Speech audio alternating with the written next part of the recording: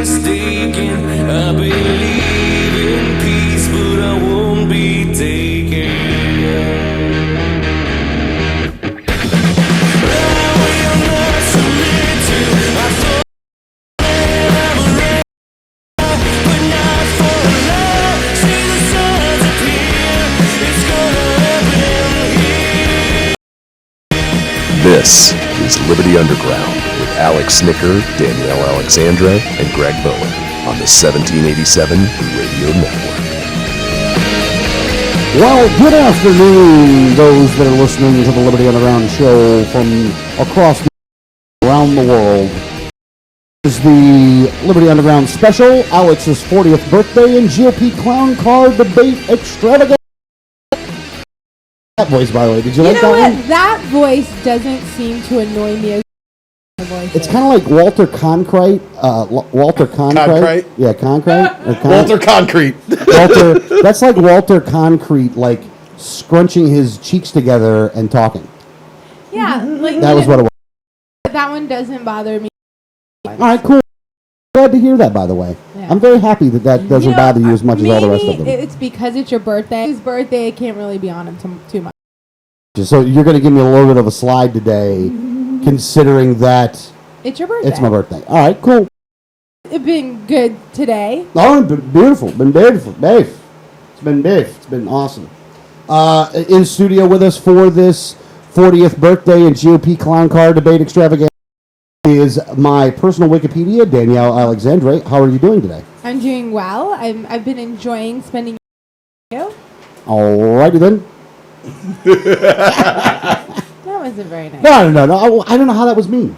I don't even know how that was It mean. was like, oh, I don't care. I didn't say that at all. That's not what I said at all.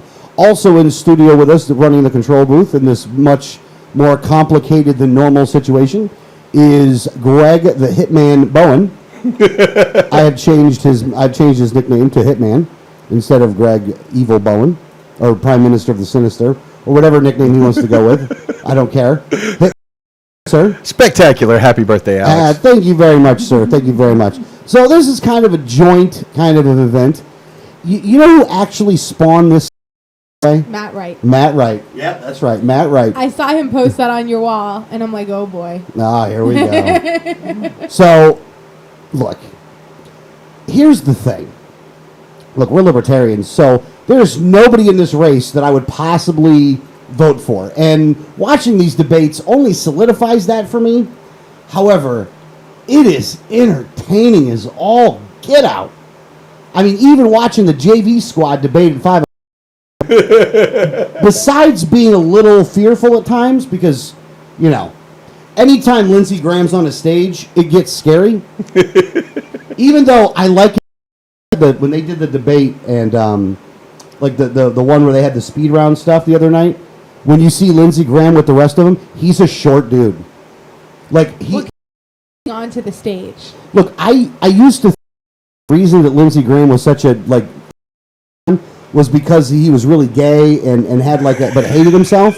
So I actually thought he was just like a closet homosexual, but and was such a self-hating one that he wanted to destroy the world. I have a whole different take on it now. I think he just has Napoleon complex. It's a short man.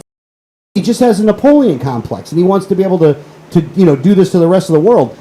I got to tell you though, out of all the guys and girl that were in there, not well. Let's get to that when we get to the top 10. So today what we're going to do is going to be a little bit special. 7 o'clock. So from 7 to 9, talk about the prior debate, talk about the upcoming debate.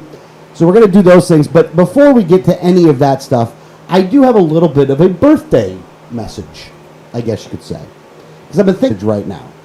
Okay, go ahead. Greg's smiling. What are you smiling about? Are you scared? Should be. Why should I be? Did you find what I asked you about? I did. Okay, cool. But go ahead, give you a birthday message. What did you ask? Just don't worry about it. Just do your birthday message. That's your problem, yo. That's my problem, huh? All right. Look. 40th birthday is like one of those big ones, right? Like that. This is like a milestone kind of birthday or whatever, right? Yeah, it is. I wish I felt 40. Like I wish I felt like I was. Then I would think that would have more meaning. But I don't feel 40. I kind of feel 12. You act 12. And You act 12. 8, but I feel 12. That's right. That is what Mikey what Ethan said to you today. You're like, well, I kind of feel 12 because well, you act 8. So I don't really feel that old, but I know I am technically that old. At least that's what my mother says, based off of my birthday. So I was thinking about it, and look, a couple years back, I had made a swift change in my life, where if I would have done it from this point moving forward, they would have called it midlife crisis, but I wasn't in midlife, so I made a swift change. And whenever you get to a birthday, you kind of sit back and think about your life, where you're at, where you're going, all this other kind of stuff. And while if you'd have asked me 10 years ago if I would have been doing this now, Right. I'm still very happy. I don't know if that makes any sense. Well, yeah, I mean, when you look, you're 40 now. Do you have to, take your life as a whole? Because everyone kind of says, I'm going to be doing things, or I'm going to be at this level when I'm 40. But and those always adjust as you age. But are just personal life, professional life, all of it? Are you happy with where you're at right now? Yeah, I got to tell you, look. I wish we were further along with a lot of the stuff that we're doing. Right. But we're along a path though, and that path is a path that I'm happy with. So I'm happy with the decisions that are being made. It's always would be nice to be further along than you are at times. Well, yeah, and especially everybody wants to be more financially sound and stuff like that. I get that. So I would rather be for better perfection. But I'm really otherwise that I'm actually pretty happy with now, and I'm happy with the path along life that I'm going with. So I'm happy. So that part I think is actually pretty good in that aspect. And I don't really do craps about birthdays for the most, because all this worked together and was able to kind of they did this debate on this day. We bombed Hiroshima today, years ago, though, not today. We didn't bomb them today. But in taking a look at where we're at, all that kind of stuff, overall pretty happy. I can't really. That's good. I know. We kind of took some time last weekend, the past weekend, and went out and stuff. And you'd said it then. You're like, all in all, I'm really happy with where I am in life, And so that makes me happy that you can kind of hit that 40th birthday, and instead of thinking about all the things that you'd like to be doing right now, happy with what you are doing. Yeah. I think, like I said, always want more success and all that kind of stuff. But other than that, pretty happy. So it's kind of funny, the birthday portion of the show, other than if somebody chimes in on something, is over.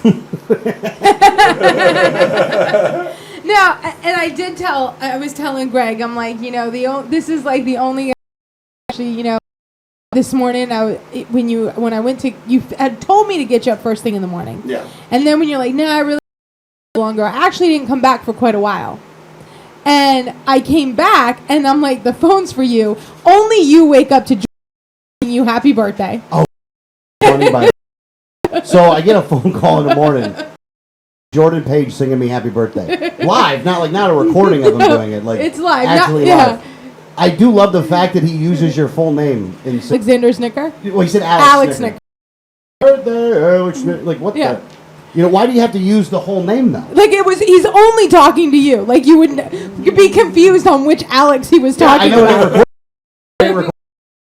No, so I thought only this guy wakes up, and then I was like, I'll make something nice. So he wakes up, and I'm like, here's fresh cinnamon rolls and orange juice, and like all day long it was like, everyone's messaging him. I'm like, what? Only this spoiled on his birthday.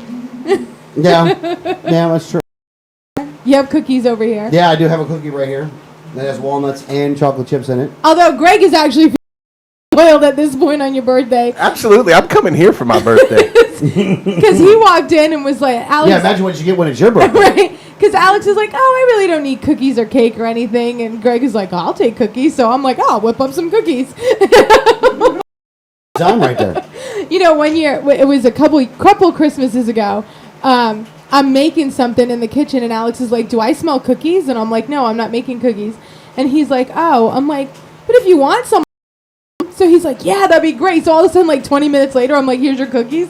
He's like, you got cookies that fast? for them? Did you not want them? Like I was, but you asked for the cookies. She's quick, man. She's got her game on point. I gotta Yeah, say. she does, boy. You ain't. You know, I even took a shower that was even cold too. Sweating. Well, it's just. It's not helping. All right, so the next thing we probably should do is look. I watched the debate. Okay, so we watched these. There's 2 debates going on. There was already one that happened. There's going to be one that happens at 9 o'clock. So we got a lot of time in between the 2. Yeah, the JV game took place before prime time. Yes, it did. I did not get to see a lot of. I kind of went in and out of the room while that was on, but I was making your dinner because I wanted to make sure you got a nice dinner for your birthday before we came. So I didn't get to see all of it, but I did hear Alex yelling at the TV for an hour and a half. Okay, look, hold on, let's back up to all of that stuff first. Look, we're libertarians. We're not voting for any of these guys. Phenomenal entertainment. Something that the entire, the political world is focused on right now is these debates. Not just these debates, but the Democrat debates that are going to happen too with all the communists. So, we're going to have all these things to watch. So I think as libertarians, we should definitely watch them. We should provide commentary when we can, so people can understand what actually a real good foreign policy looks like, minus the every candidate on stage that wants to go to war. And just varying degrees of when they're going to start World War III. In this debate, you had, here's who was in this debate. JV debate had Rick Perry, had Santorum, Bobby Jindal, it had George Pataki, Jim Gilmore. Yeah. Did I already mention Lindsey Graham? Yeah. Oh, I did? Carly. Yeah. That's it, right? And that's it. Yeah, that's that was it. That was. So that's guys that are at 1% kind of guys. And an unscientific, unofficial poll just from my Facebook feed, my friends seem to think Carly Fiorina won the JV debate. Although they all seem to be upset that Fox allowed speeches and didn't do any questions. They didn't really do a whole. I mean, they did. They asked them. They were crappy questions. It was slow pitches to tee up their speeches. And they as didn't, per usual. Yeah, and what they didn't do is they didn't really challenge them really, and they weren't answering questions. And I got to tell you, out of all of them, Pataki, I thought actually did the best. I don't like Carly Fiorina because she just I don't trust the lady, and 2 I don't like her. About her that just rubs me the wrong way. Like she's only there because Clinton's in the race. I don't have anything personally against her, but the few clips that I did when I was kind of coming in and out of the room, I mean, she didn't seem to have, most of them were just giving speeches. She also didn't seem to have a good handle on things. I didn't feel like she was presidential. I kind of understand why she's in the bottom. And in fact, I think all of them as they, Rick Perry's kind of opening seemed very whiny. I felt like none of them actually seemed presidential. I mean, there's a couple of the candidates we're going to see at 9 o'clock. I completely vehemently disagree with on almost every issue. At least I feel like they have at least I feel like they should be there running for president, even though they will never earn my vote. Yeah. Right. And I do think the funniest, and Bobby Jindal? You did. Okay. You mentioned them all, I promise. You didn't miss them. Jindal's one of the funnier candidates because the guy is from India and he sounds like he's from Texas. Yeah. It is very, seeing a black person with an English accent. If you're seeing the blowfish for the first time. Yeah, you're expecting something different when he talks. Yeah. That at all, and I get that with him. And honestly, these guys pretty much scare the with the Fiorino doesn't actually totally scare the crap out of me.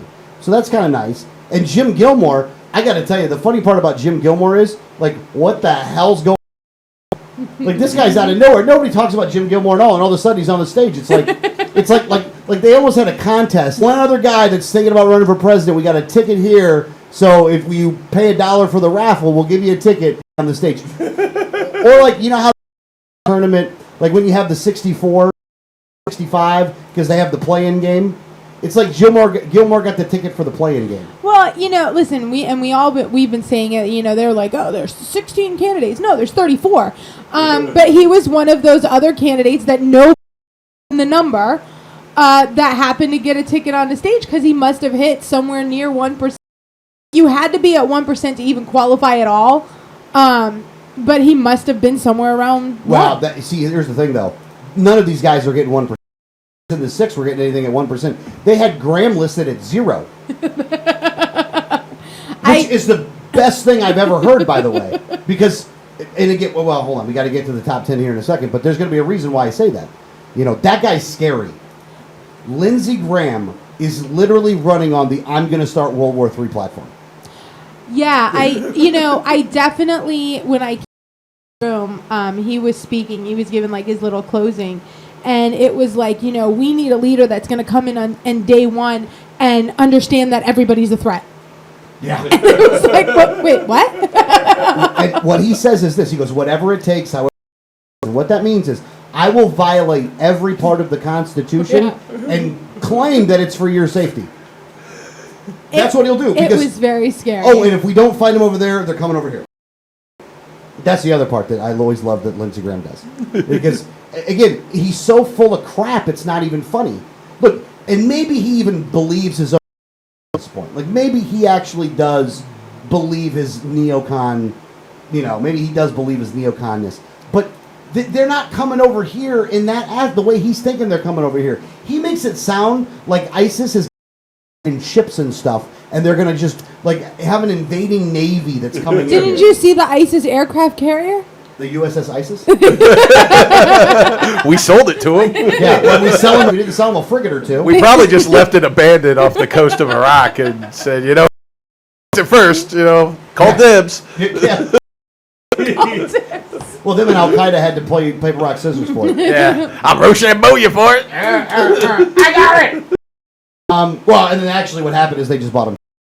We're going to have more fighting in the region if we don't give them each one on both sides. Buying a toy for your kid. You know who I would love to see as a debate moderator, by the way, for this? Glenn. Okay, two people I want to see as debate moderators for this, by the way. Okay, what's your choice? The second. I would actually like to see Ben Swan, and not just because he's just that damn pretty. I mean, he is. I'd like to see Edward Snowden moderate. Oh, because he knows, yeah. Oh, really? According to the documents I have. I would really like to think Glenn Greenwald would be a great moderator for a debate. Yeah. Or Ben. Yeah. Oh, crap. Oh. Coming into studio right now is a man that is trying to grow a beard so he can look like a surgeon. Tommy Freud. Tommy, you actually have a mic and earphones. Earphones over here. Sorry for putting you over in the corner. But me in the corner. Tommy in the corner. Tommy, would you like one of Alex's birthday cookies? I can go get you one. I think I'll save that for a little later. Okay. Dinner, so You got anything working I'm over there? still all dressed up. At all. Hang on. Well, I not test set that up mic? that mic. I had not. Gee, man, Eddie. Come on. It's all a conspiracy. See, against I Tom. give you cookies, made you dinner.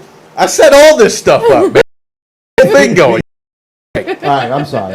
You're right. No, you're right. We'll get All right, go ahead and talk into the mic, All Tommy. right, can you hear me? No, No. I don't think so. All right, we'll let you fix this thing up here real quick, and then Something we'll get you just going. That might have happened. Go ahead. All right. Yeah, I think I can hear myself. A little bit more. He's low though. He's low. Can you bring him up? Bring him up. Bring me Oh, up. yeah, there we go. There we go. Oh, Oh, yeah. right. oh yeah. Tommy, how are you doing tonight, sir? Good, good. Happy birthday, my Thank you, friend. sir. Enjoying it so far. I'm sure a debate night as well. So Yeah, it was Lots like of fun. it was like they did it on purpose. I think they did. Actually, I'm pretty sure. I hope they did. It's a conspiracy. It is. Yeah. But it was did you like a get to- birthday Did present. you get Here to you watch go. any of the JV? Just a little bit. It was horrifying, but just a little bit. It was a good JV squad. I it was on, all of a sudden he popped on. I've never even heard Gilmore. Gilmore. Miller Gilmore. Miller. Happy Gilmore was Miller on the JV Fillmore. Don't, don't worry about it. I think he got his own name wrong when he was up there. Too. I put a piece of cookie in my mouth. I'm like, oh, let Tommy and them talk about this. And then I'm like, wait, Miller? See, that's how much I cared about him. You know, that's how much. That's how much the American public cares about him. Exactly. Too. I'm sure the 5 people in Virginia that like the guy, I'm sure they were all excited. You know, I'm sure his family and friends were excited. Actually, I'm sure his family and friends were just excited that he won the raffle in order to get on stage. They're like, oh my god. Hi, Mom. I wish. Hi, Mom. I'm here. Yeah, maybe we should mention that the GOP field was so large that there are candidates who did not make the JV cut. I know there are. Oh yeah. This is scary. I think they said this is like the largest. So, and now we were at a candidate forum talking about like, hi, Mom. We were at a forum at Congressional in 2012 where a candidate who was very young actually did go up there and he was like, my mom's mom. Oh yeah. Yeah, we're. You know what? I think Tom even knows who the guy we're talking about is. His name was Snow. Michael Snow, I think. Oh, Michael Snow? Oh my gosh. He was a school substitute teacher back when I was in year. Was he really? He was. Yeah, he actually went to my freshman year, and then he was a substitute teacher by my senior year. So After that, Mr. Snow. After that, do you think that he interned for the Politburo? You know, he still leads the Tarpon Democrat Club, from what I understand. No. Yeah, Oh he's my still- It's a God. club. So he did. He's still down there. He put on the candidate forum when I was running a couple of years ago. Yeah, so. well, he was at one of the candidate forums and literally said, like, well, my mom's here. We drove together. Hi, Mom. That was funny. I'm like, oh my gosh. Only candidate I've ever met that I wouldn't shake his hand. Like No, he- there's lots of candidates well- that you've met that you refuse to shake their hand. Okay, let me say, he's the only grassroots, like up and coming candidate or whatever. right, okay. That because normally with any candidate, even if you're like or you're just a little grassroots guy and you're or I won't hate on you. I don't care where you. I don't get mad at where you stand on the issues. This guy, after listening to him, I was so incensed. Even shake his hand because he's so like listening to his. He was a communist. Yeah. Oh, yeah. Like, yeah. there's no getting around that, though. It was like Bernie Sanders, but made Bernie Sanders look like a capitalist. I was going to say Bernie Sanders are on steroids, pretty much. Yeah, pretty much. Bernie Sanders on steroids. Yep. But he loved his mom. He loved his. Well, look, you can't fault the person no matter what for loving your mom. Look, I don't understand why you want to enslave her, but if you then how are you going to love the American people? that's a good point. It was just, does he know he's running for Congress? Like you know that the bench on the dim side is pretty weak when that guy was the nominee. He's like, hey, Mom, my mom's here. Like when libertarians are making fun of you, man, that's a problem. I mean, seriously. Like when we say, well, that guy. What are you gonna do? Like we should not be allowed to say that, but we did. I don't even understand. There are a couple counties here where the Dem party is so weak that we know a couple of the Dems and we're like giving them advice on how to build. Yeah. But we feel so bad for him. Like It's I feel so bad. Like, all right, Somebody needs to help you. about social media and stuff like this is how it works. What? but counted. It emails to everyone all at once. This is Twitter. You send what is known as a tweet. And we have done that. I do have to say, like, we actually have done that with people. All right, now that Tommy's here, though, we can really get into what I consider to be the meat of the 9, and that is the pre-debate top 10. Who's the scary running for office? Well, let's first run down the field of who's in this debate. Okay. You want me to go ahead? Yeah, All yeah. 34 of them? Well, no, just the Just prime the time. debate. Just prime time. Okay, so we've got real estate magnate Donald Trump, former Florida Governor Jeb Bush, Governor Scott Walker, former Arkansas Governor Mike Huckabee, retired neurologist Jim Carson, Texas Senator Ted Cruz, Florida Senator Marco Rubio, Kentucky Senator Rand Paul, New Jersey, Ohio Governor John Kasich. Now, the first question I have, though, is Who it said Cruz? with Christie up there, are we considering it 11 candidates? 13, actually, probably. 13 and a half. I do believe that they have exceeded the weight limit of. And I'm a bigger guy, so I'm allowed to make fun of Christie for that shit. Even though I ain't even close to being as big as Christie is, man. That guy's got me beat for What did I days. say to That guy Greg? looks like he ate me. I said to Greg after everyone ate dinner, I'm like, "Show my love with food." See how much I love Alex? Somebody is loving the crap out of Chris Christie right now, I gotta tell you. Love this cat. Now, in the top 10 scariest candidates, I am going to include everybody running. So the Democrats are involved in this as well. There's no libertarians that scare me. So I'm including everybody, though. So Bernie Sanders is in, Clinton's in, the rest of them, Jim Webb, Martin O'Malley, Lincoln Chafee, Abe Lincoln, I don't know, Biden, whatever. So we're going to go, let's do a top 10 here. And we're going to be able to move things around. So it's not just me making the top 10. Let's move things around. I'm going to go with the 10th scariest guy or girl in the race. I think I'm going Dr. Ben Carson.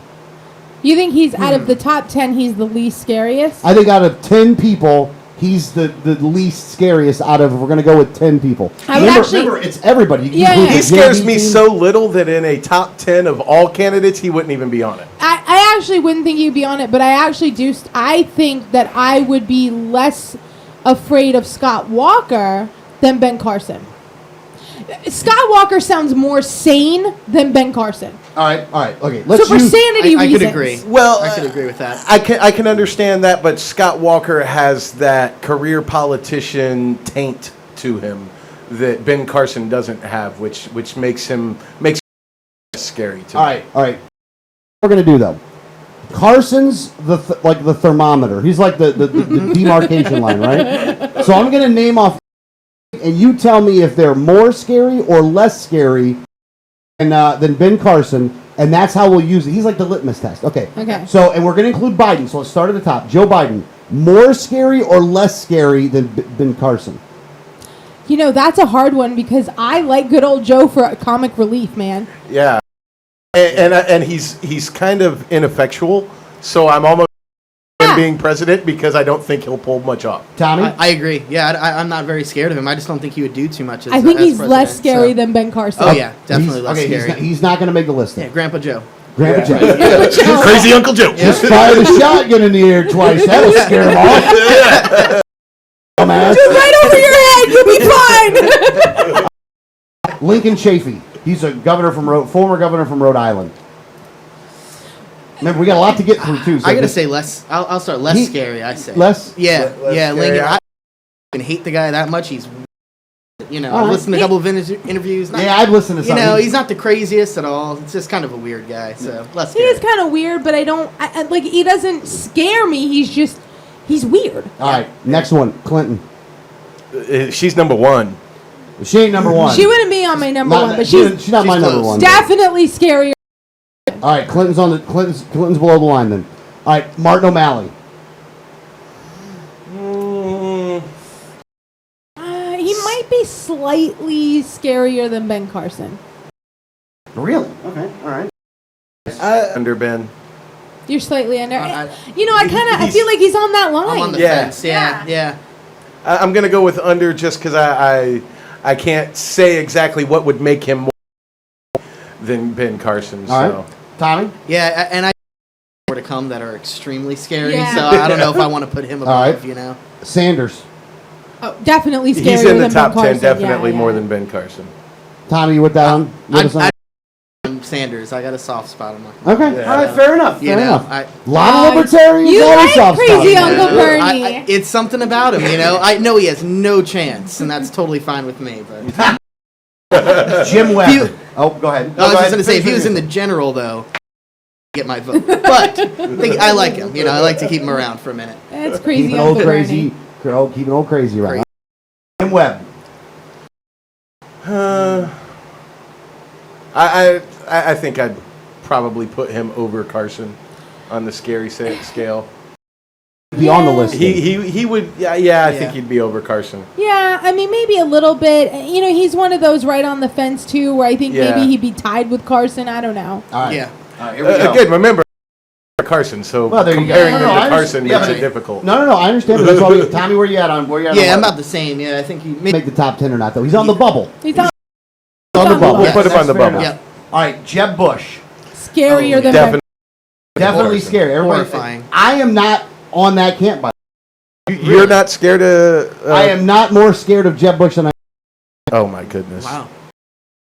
I think he'll go to war a little too easily for me. Okay. I actually like him on a lot of other things, but I think he's a little too quick to go to war. Yeah, I think he would still listen to a lot of the same advisors his brother and his dad did. So Yeah. I'm probably wrong on that though. I'll freely. Chris Christie. Oh, definitely Oh, scary. Like, that's not even a... Yeah, he's definitely Carson, but my biggest concern with Chris Christie in the White House is the major uptick in healthcare expenses for the administration. I mean, And he's food, gonna have to grocery bill. Yeah, he's gonna have to have an on-call heart surgeon, I think. I mean, if dude he's ate in the like White House. $200,000 food at one football stadium. Yeah, he ate a Firehouse Subs, the franchise. Hey, the one that, hold on, Tommy. Where you at with Christie? I mean, I already know where you're at, but- Christie is horrifying. I mean, what do you say? He's gonna bring the FBI in to go raid everybody in Colorado to get rid of the pot. Yeah. I mean, enjoy your pot while you can. He says marijuana users don't have self-control. Are you kidding me? How can Exactly. No, yeah, he is horrifying. He's almost to the number one for me personally. Okay, all right. Well, he's up there. All right, all right. yeah. You don't want to put a star next to that one? All right, Ted Cruz. Scarier than Carson? Yeah. Yeah, a little bit. You know, and the thing is I like to hear him speak because he reminds me of Nathan Lane. So like I'm actually waiting for like some birdcage reference of like Armand. You know? Let me ask you guys a question about Cruz. Tommy, where are you at on Cruz? Well, let me Oh, ask Tommy scary. first. Okay. Okay. I don't like him at all. Let me ask you about Cruz though, and this is a kind of a serious question. Like Bernie Sanders, he will correctly identify a problem without giving the right solution to the problem. And he talked about how McConnell lied to him about, I don't remember what the issue was right now this very second. Cruz is a guy to me that will call out both parties, call out his own party, but the plan he's got doesn't seem to be very good. You guys follow where I'm at on that? I'm with you on that. I think Bernie's actually better at identifying the problem than Cruz is, but where you're coming from, I understand.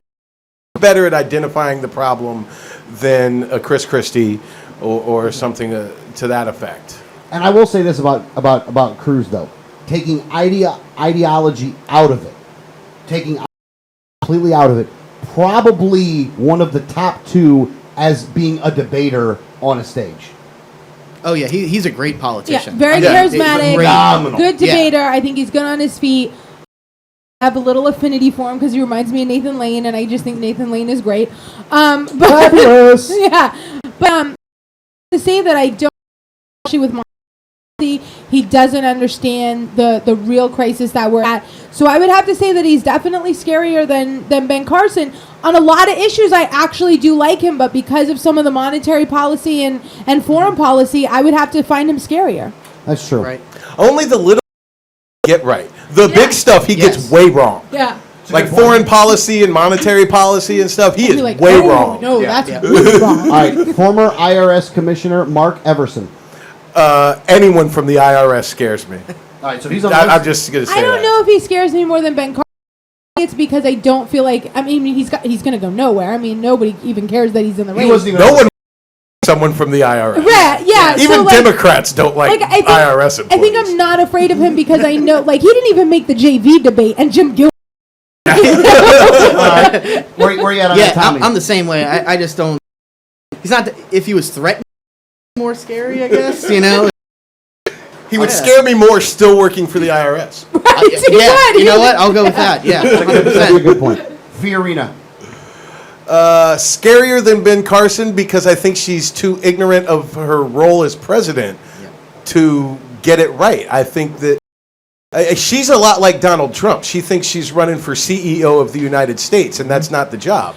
I have to say that I find her less scary than Ben Carson, only because some of the things that Ben Carson has said have been really, really far out there to the point of not being sane. And I do feel that at least she, like, I actually think Ben Carson is a pretty dumb person. Like, he may be a great brain surgeon, but he is an idiot in everything else. Yep. So I actually find her less scary than Ben Carson because I feel like she could balance her own checkbook, and I don't believe Ben Carson could. Okay. All right. Tommy, where are you at? Yeah, Danielle made some good points there, actually, because I Carson pretty crazy. But I will have to say, actually, after the JV debate, I have to say I think she's scarier, actually. She kind of horrified me earlier, the few chances I did hear her. So. All right, she's back on. She's on the bubble at least, though. She's Yeah, on the bubble yeah. at least. I made a good point there. Great point. I can see Ben Carson being like, what are all these numbers here? I don't know what you guys giving me here. All right, Jim Gilmore. Kind of not scary at all. Didn't even know who he was. All right. Yeah. Here we go. U.S. Senator Lindsey Graham. Let me just write that in. Scary, there. scary. I think he's got to be Really up. He's like Jason Voorhees scary. Like, Yeah. there are horror movies. There are movies that I have watched. Oh, Tommy, anything else you want to add to the Lindsey Graham one? no, horrifying. I don't know what else I can say.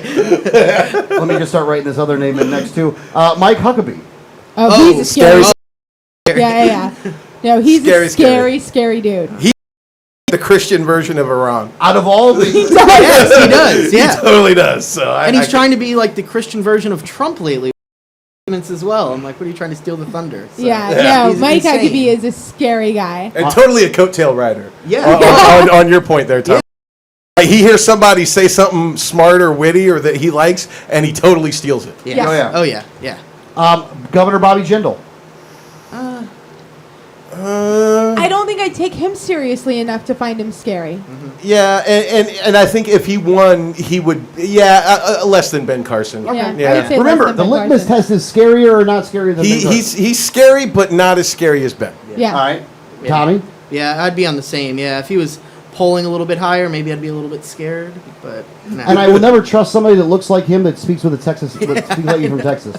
Like, if you're not, if you're going to look like that, then speak like that. Like, hiding something. You're racist. No. He's hiding something. I'm not the racist one. I would. I like it though. I actually, it's like when Remember that one comedian? Oh, go ahead.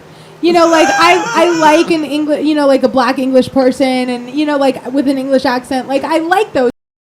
I like that it's not the norm. So that actually doesn't bother me at all. A job in crisis in Louisiana when the hurricanes hit and things like that.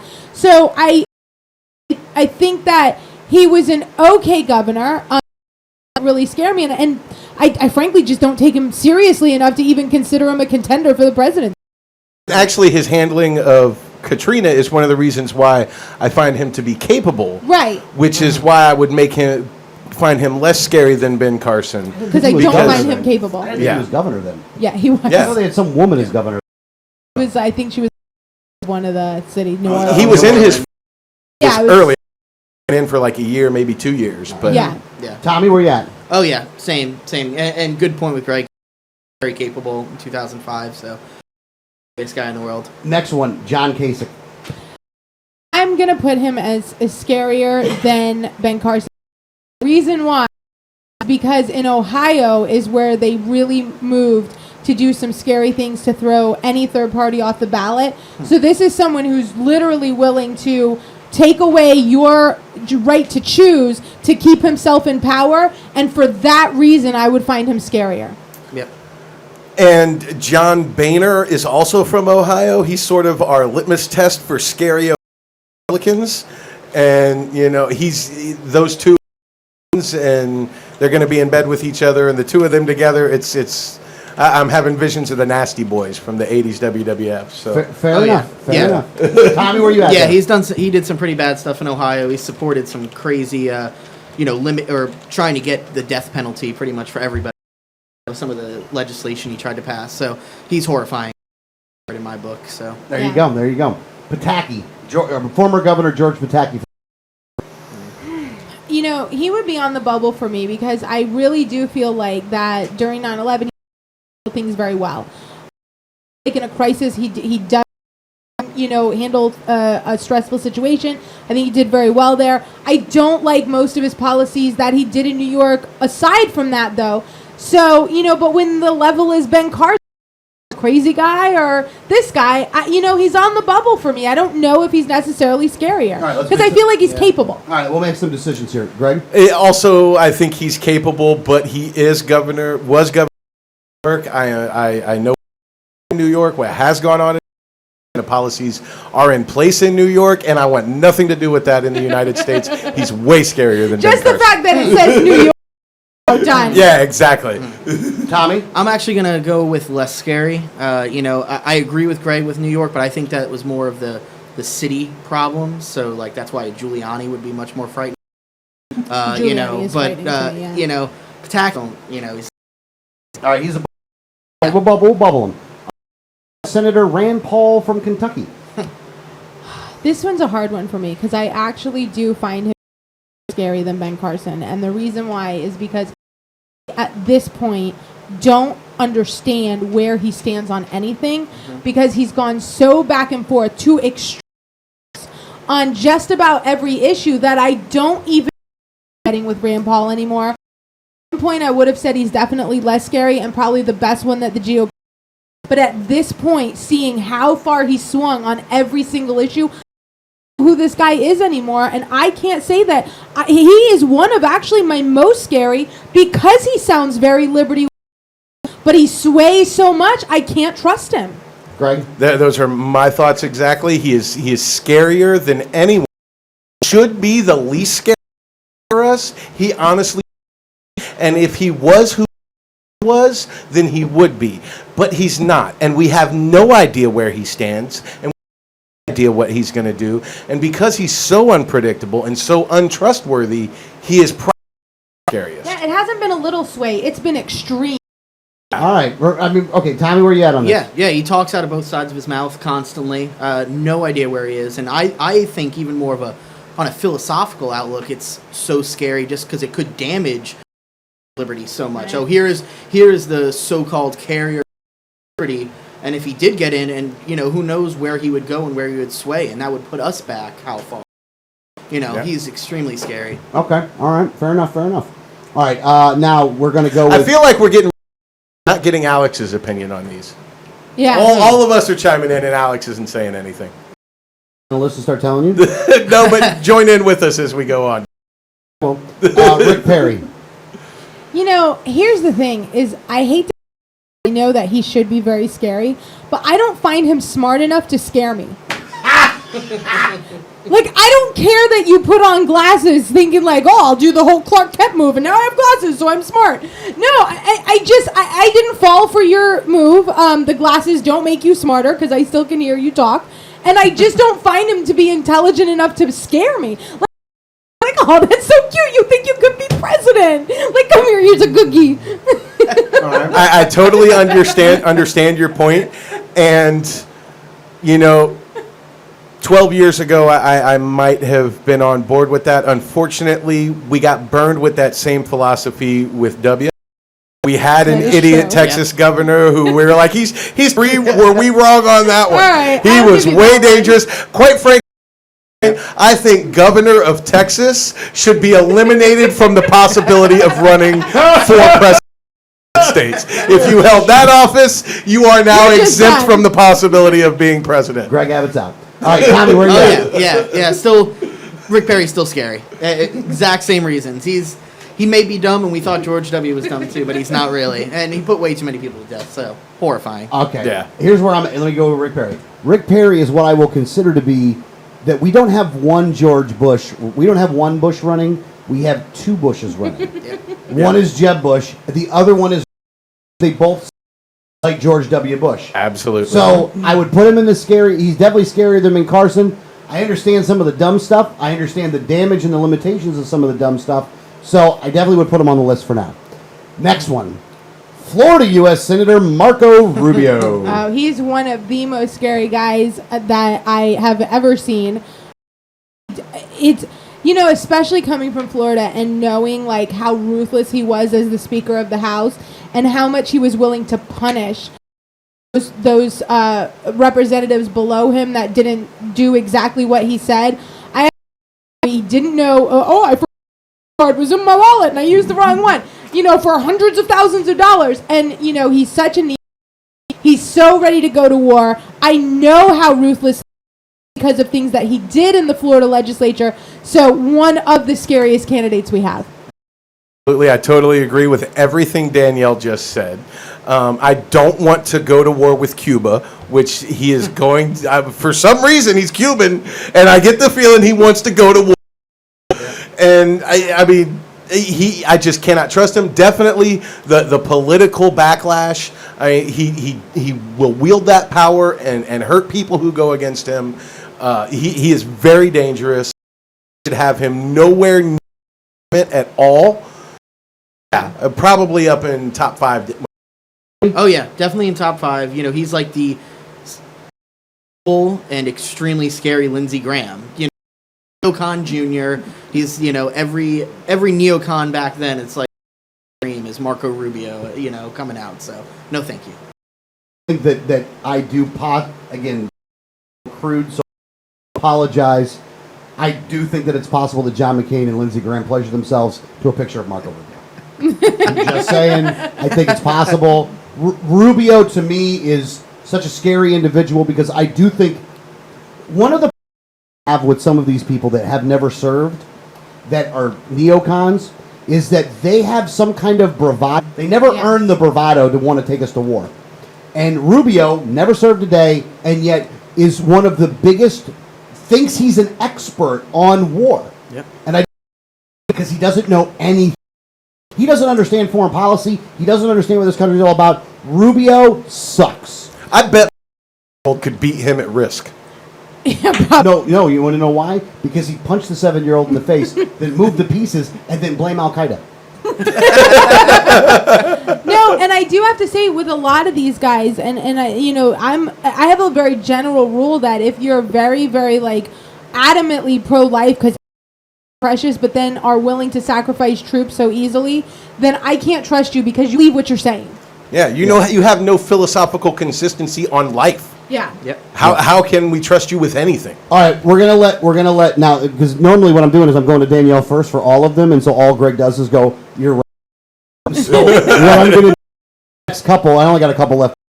For the next couple, I'm gonna let Greg go, then I'm gonna let Tommy go, and then I'm gonna talk on the other one. So Rick Santorum, go. Oh, so frothy. So frothy. Oh, man. I'm already writing it down. So. He is another one that, like Mike Huckabee, would like to turn this into a Christian version of Iran. He wants a theocracy.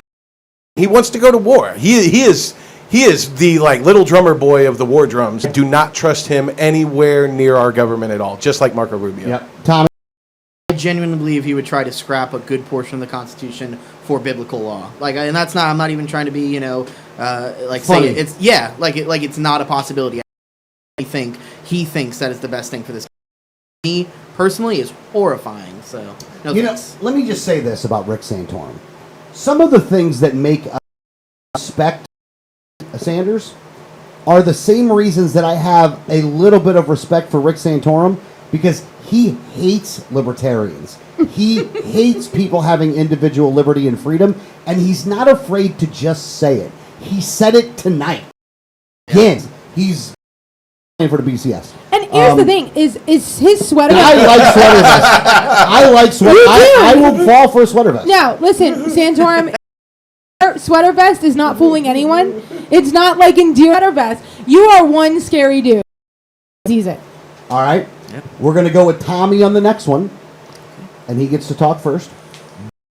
Trump. Well, that's easy. I don't even know how this all works. You got Trump, and you got Santorum, but if I was going to pick two to have, that's exactly the way I would have done it. Okay. The feelings I have for Donald Trump as a human being, let alone being president, he's horrifying in every way you could think of. He's not a capitalist. He's not, everybody's talking about how, he's so great in the private sector. That doesn't equate to being a great president, because he used the system to get where he is today. He's not in favor of the market. He has no know-how about it. And just because he says things that offend everybody and why a lot of people like him, I will never understand it. I just don't get it at all. I'm going to go next. And what Tommy just said was exactly right, by the way. There is a huge difference between being pro-business and pro-markets. And represents the special of pro-business. Now, pro-business is not going to fix this country. It's not going to save this country. Pro-market will fix. Trump doesn't understand. I've posted about this, and I said this before. He's a fascist. And he's a fascist at a time in which the political or the economic might of the United States is at a very low point right now, whether people want to admit it or not, because the emperor has no clothes at this point, which means if he wants to start a trade war with China, then we lose. We don't win that war. We lose the war unless we're going to nukes, and then we're just going to destroy the whole world. So what he thinks he's going to be able to do, he won't be able to do. He's a phenomenal salesman. He's a phenomenal marketer. He is a genius in those aspects. I will not question that whatsoever. He's leading the polls right now when he shouldn't be in the position, nor the role that the president plays, nor the limitations that it has, nor anything when it comes to actual economics. Again, free market economics escapes the man because he was buying off the Clintons in order to make sure he could get political favors later on. Good business. I mean, it's good business. Right now, but that's not the kind of guy we need. Definitely scarier. Definitely on the bubble for a top 10. Danielle, where are you at? I almost would love to say that Donald Trump is too stupid to be scary, but no, he's like the exact opposite. He's so stupid and so just demeaning and just everything that he really scares me. And even the people that are like, oh, well, he was so great in the private sector. The guy claimed bankruptcy. And the only reason he survived the first two is because his rich daddy bailed him out. So, this wasn't even someone who was so great in the private sector. And even now, he never answers a policy question. He answers a policy question with an infomercial or watch or, come to one of my resorts. So, I mean, this is just the most... Not only is he a scary person because he's polling so high, but this is scary that he's even being taken seriously because this should be a sideshow fringe candidates that everybody thinks is just ridiculous. And why are you even running? The fact that he's even on this stage, it scares me for the entire country. Quite frankly, Vermin Supreme should be taken more seriously than Donald Trump. Donald Trump is the biggest scumbag in this country that is well known, and everybody is holding him up as if he's the savior. Yeah. He's like the Messiah for the United States, and it's freaking ridiculous. The man is frightening, and no to care. I mean, it's like everyone in this country has a freaking goldfish memory. Seems to care that he has run in the last 4 presidential races, and he absolutely destroyed the Reform Party run seriously. Yeah. He is single-handedly responsible for the end of the Reform Party and the reason why there is no viable third party right now. The most viable third party in this country he killed and passionately and laughed about it. You know what the problem? You remember when Chris ran for governor as a Democrat, and we looked. You mean at in 2014? Yeah. Yeah, I remember involved in that race. You guys no, I completely forgot. Still trying to catch up on sleep from that. What are you talking about? All right, so hold on. Remember when Chris ran and we gave all the Democrats crap because they showed themselves to be hypocrites for basically a Republican, right? Mm-hmm. This guy was a Democrat. Yes. His policies were Democrat or fascist, depending on which way you want to look at it. Could be the same. But he's definitely not even what you would consider to be a conservative. Well, he hates Mexicans. He is actually the personification of why there is no difference between Democrats and Republicans. Right. Yeah. Donald Trump is it right. Donald Trump can claim to be a Democrat and be believed. He can claim to be a Republican and be believed and never change anything about himself. Yeah. He's on the list. Last one before we got to start whittling down here. Let's take a break after this one. After this one, we'll take a break. Because it'll be 8 o'clock. Yeah. Scott Walker. I wish I found scary because I know that I should, but I don't. I think the problem with Scott Walker is when we're looking at the field here.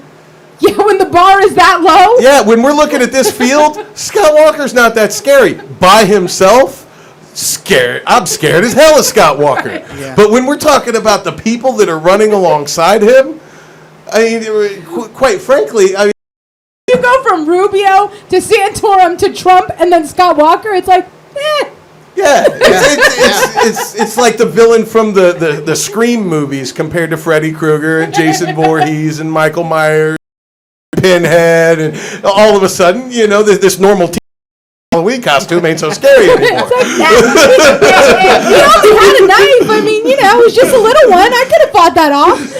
Yeah. Tommy, where you at? Yeah, like you said, I mean, especially the list that we just went down, it's like hard to that out that he's that scary. It's like, but yeah, as Wisconsin governor or anybody else, if somebody was to ask me totally separate, I would say he's super scary. But compared to everybody else, it's probably not in the top 10. Yeah. All right, He was following on the heels of Donald Trump. He was. True. Because he should be much scarier than that, but he's following Donald Trump. So he's like, All right, let me say this about Scott for one of these guys. None up of there. them. No. Never. But with that being said, Scott Walker is that is second least scariest out of all of them, and in some way, I kind of like him. I don't hate Walker. I don't hate the guy. I saw what he had to go through up in Minnesota or up in Wisconsin. I saw what he had to go through up in Wisconsin. I like some of the policies that they enacted. I saw how much it killed the other people. He ended up they did a recall election on him. I did. Yeah.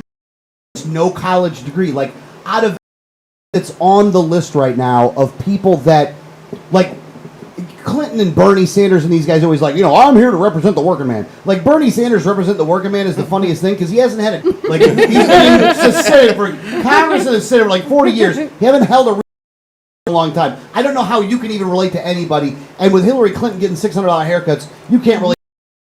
I think that Scott Walker is probably the one guy that can probably relate to most people. Again, I don't agree with him on some policy stuff, but Walker definitely does. I got to tell you, out of all the candidates, like almost the least for me. Other than, we'll get into that in a second here, but so I would definitely put him on the list. Okay, so here's who we have.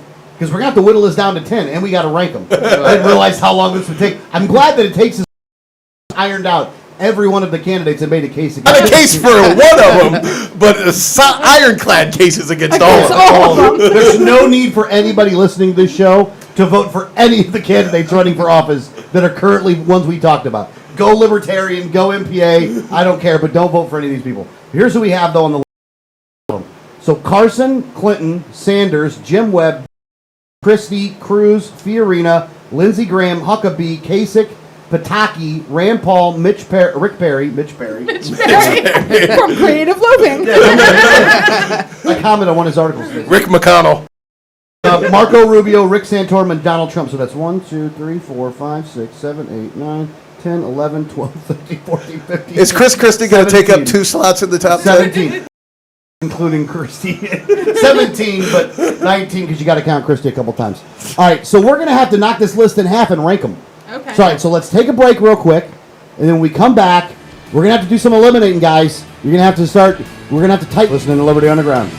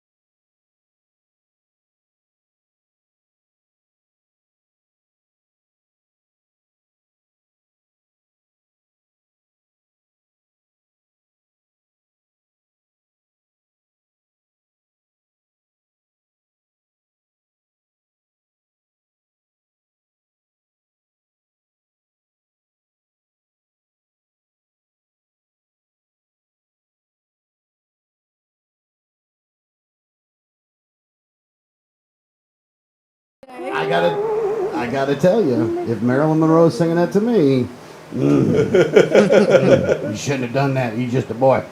I don't like that voice. Yeah. That one you don't like, though, huh? Oh, yeah. That's a fun one, though. All right, so French fried taters.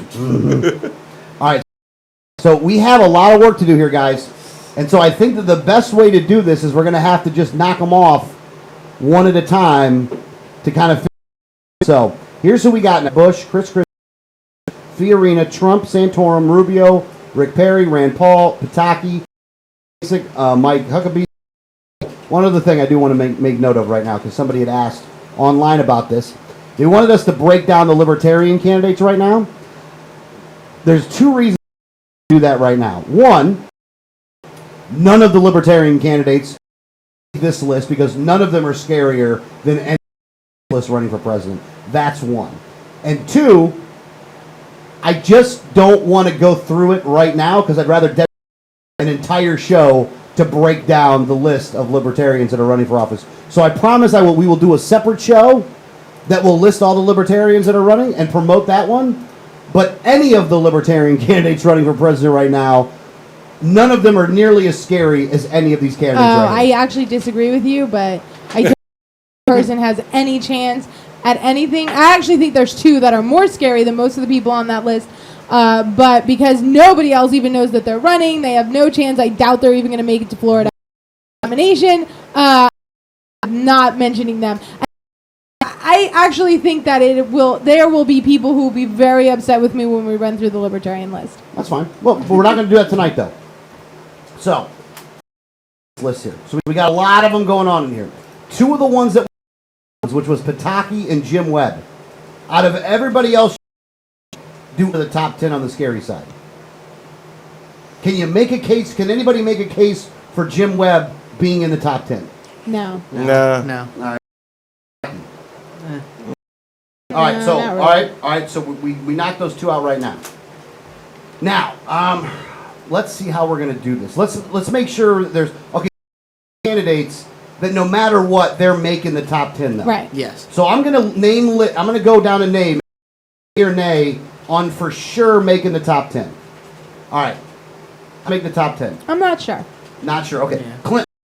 Yes. All right. That one was coming. All right, so let me circle Clinton. Sanders. Yes. Yes. All right. Tommy. I'd say no, but we got enough yeses on that one. Bush. Yes. Yes. I would say no, but you guys outvoted me. Christie. Yes. yes. Yes. Cruz. Yeah. I'm not sure because I know we have 17 of them, and depending on how many spots we have, I may knock him out of my top 10, but I wouldn't rule him out, but I wouldn't say he's a definite. Right now, him out of the top 10, it just doesn't automatically put him in the top 10. Okay. Yeah, I would go with keeping him out for right now. All right, Yeah. so Fiorina. I would say she's on the bubble. Yeah, put her on Yeah. the bubble. All right. He remains. Yeah. All right, so Huckabee. Yes. Yes. All right, now, update right now. 1, 2, 3, 4, 5, 6. So we got 6 right now that we've already circled.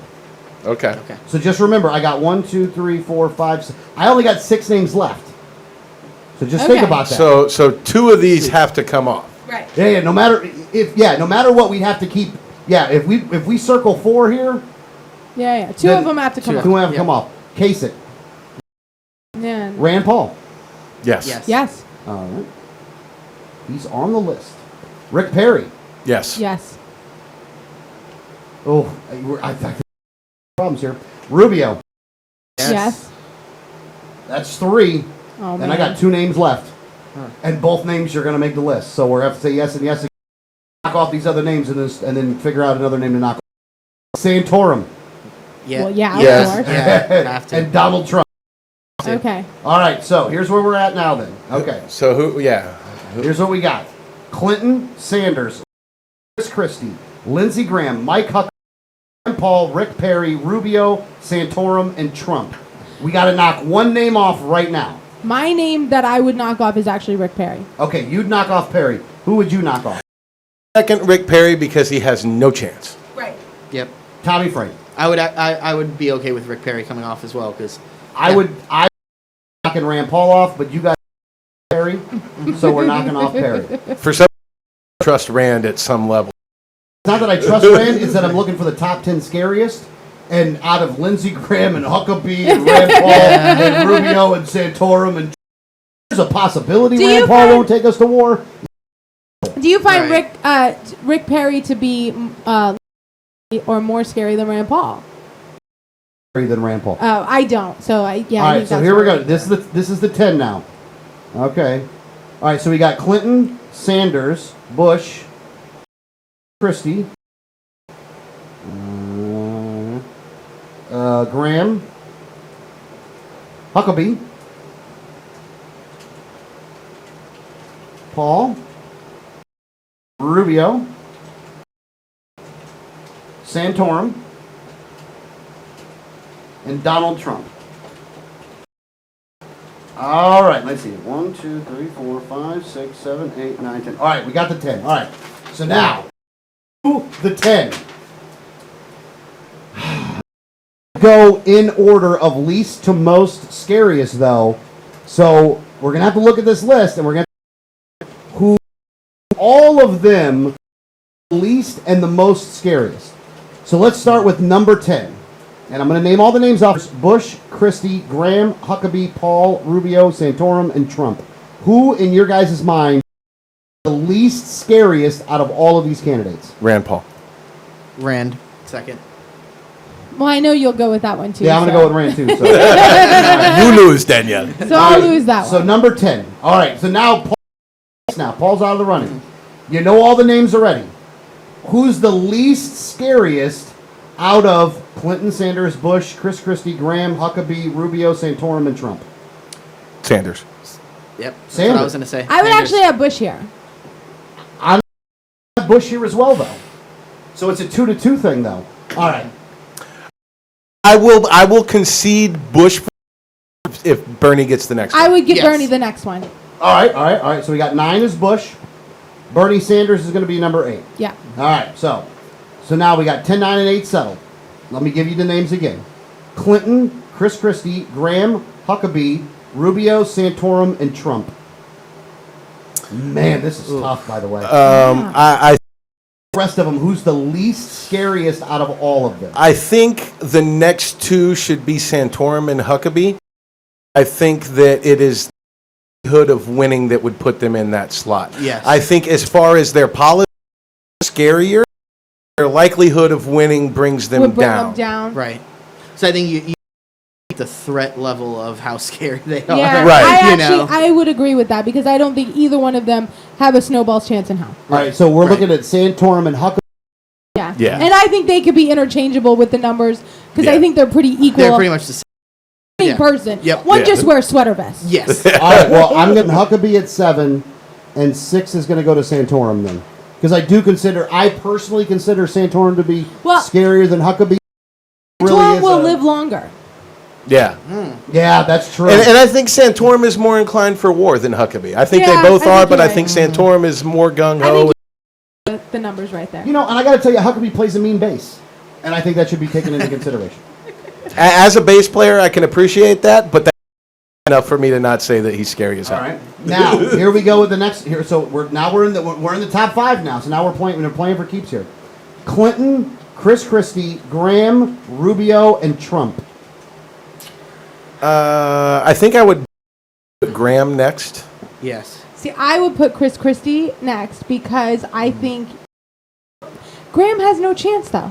Yeah, see, that's the Yeah, level, threat yeah. level, I would have to put Graham because I actually think Chris Christie would eat his way to the presidency. Yeah, he could competition. Yeah, and I will eat you. he will win the Hold on, primary hold on. by Let me eating the make other a candidates. case hold on, guys. Let me make a case for Christie here. There's possible he can have a heart attack and die. Oh, that is true. Then I want to know who his VP candidate is. Who is Because It would be a VP Southerner. candidate could Yeah. be like Hold on, someone who worse. has he said would be a VP candidate for him? It would be a Southerner. I would guess Marco Rubio. I would actually. say probably that I would think they'd that put Rubio in. Yeah. I think Yeah. I think there's a lot of these guys that are gonna go for Rubio. Rubio. Yeah. Oh yeah. Yeah. I think he'll be the VP pick this year. All right, so that's a good point, by the way. Hold on. All right, so we're gonna put Graham next, though. Yeah. So Graham's Yeah. gonna hit the 5 spot. Hole. Christie at number 4. Christie. I can do number Christie four, 4. yeah. Yeah. I do have an agenda here. There is somebody that I want to be number 1. All right, 3. Here we go. Clinton, Rubio, and Trump. Out of the 3, who's the leader? I would say Man. Trump. Clinton. Tommy, Yeah. where are you going with this? With Trump for number 3. Yeah. Ooh. That But you got to remember the options are Rubio, Clinton, and Trump. Oh man. Makes it a little easier to swallow at 3, doesn't it? I already have my top 3 figured out, so I know where I'm going. I will with this. actually go with Trump as well, just for the reason that he got in. Hopefully, he would have no idea what he was doing, and somebody else would do something for him. I don't know. Danielle, where are you at? I would still say Clinton. I think she's the out of those 3, she's the third least, I guess. Trump on this one. Okay. I got to go with Trump on this one. I'm actually Rubio and Clinton scare me more. All right, so we're gonna go with 3 here. All right, so we're picking the winner and the runner up here. Clinton and Rubio. I'm going to Danielle first. Who's scarier, Clinton or the Rube? Rubio for sure. Who's scarier, Clinton or the Rube? Here.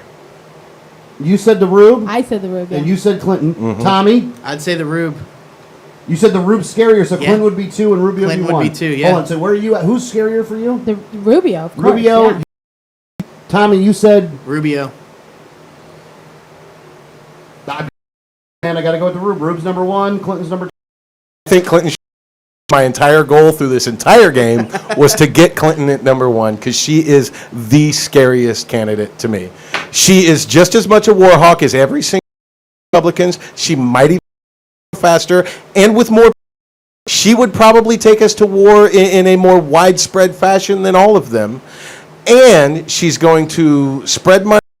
Everybody, especially her friends, the middle class that she claims to champion is not any of that money. And I think the entire world would be worse off for a Hillary Clinton presidency. Tommy?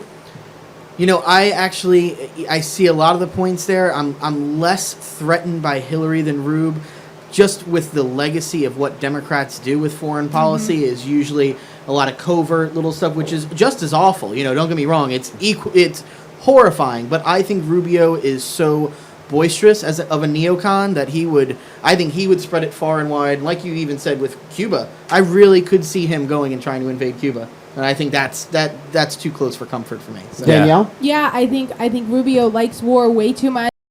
He still is very theocratic, so I think he still would like to replace a lot of parts of the with Yes. theocracy. I think he's hell bent on going to war, and like I said, we've known this because of the way he was here in Florida. Not that we don't, but I guess it's because I think I actually didn't think Bill Clinton was as bad of a president. She would at least take some of the things that he did, because in all honesty, even still looks at Bill Clinton pretty well, and I think that she would as a legacy that she would at least be similar to that. So I actually find Rubio to be much scarier because plus he wants to go to war like day 1. Okay. All right. Let me lay out my case here for 2 and 1. I think that for the reasons that Clinton could have gotten number 1 are to do with everything that you guys talked about. But in addition to that, I don't think that any woman that is in the White House would be safe any longer with Bill Clinton being the first husband and really having roughshod run over all the interns. And I think that war on women that would happen there is pretty bad, and there's going on in the White House. They'd have to get rid of the maternity leave policy because Who's nobody'd be raping all working. the women? It's Bill Clinton. I think that Clinton would rape a lot of women.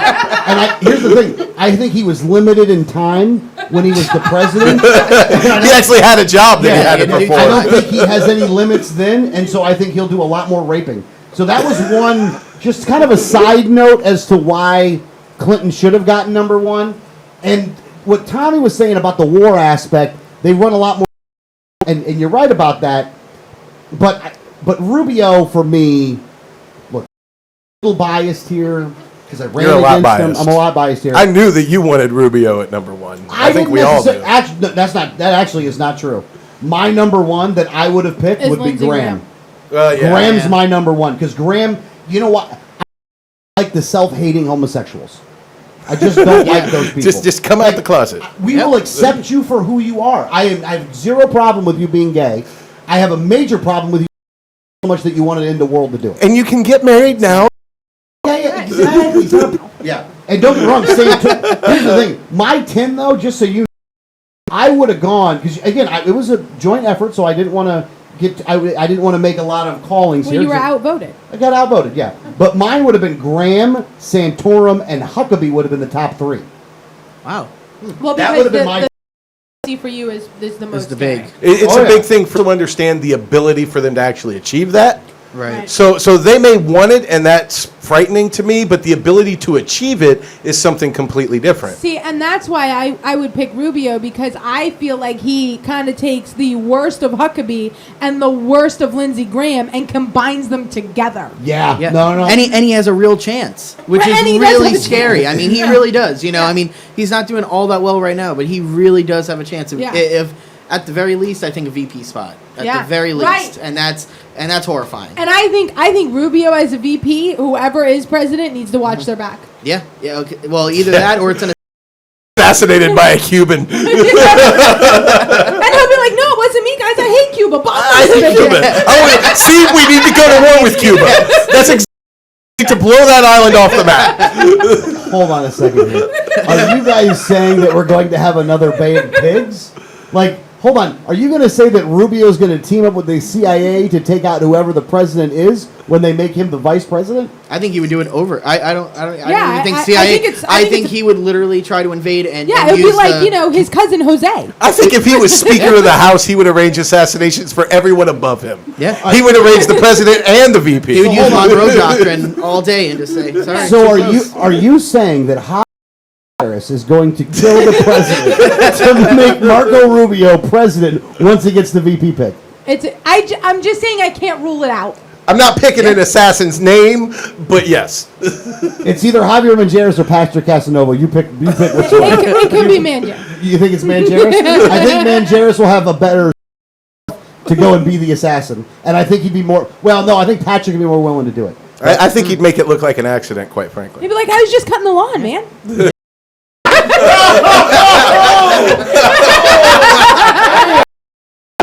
And for anyone who thinks that's racist, he was actually a service person. It's not because he's Spanish. It's because he owned a lawn service. That was just too funny. That was great, by the way. Okay, so let's just to reiterate the list again: scariest to least scariest. Number 1, Marco Rubio.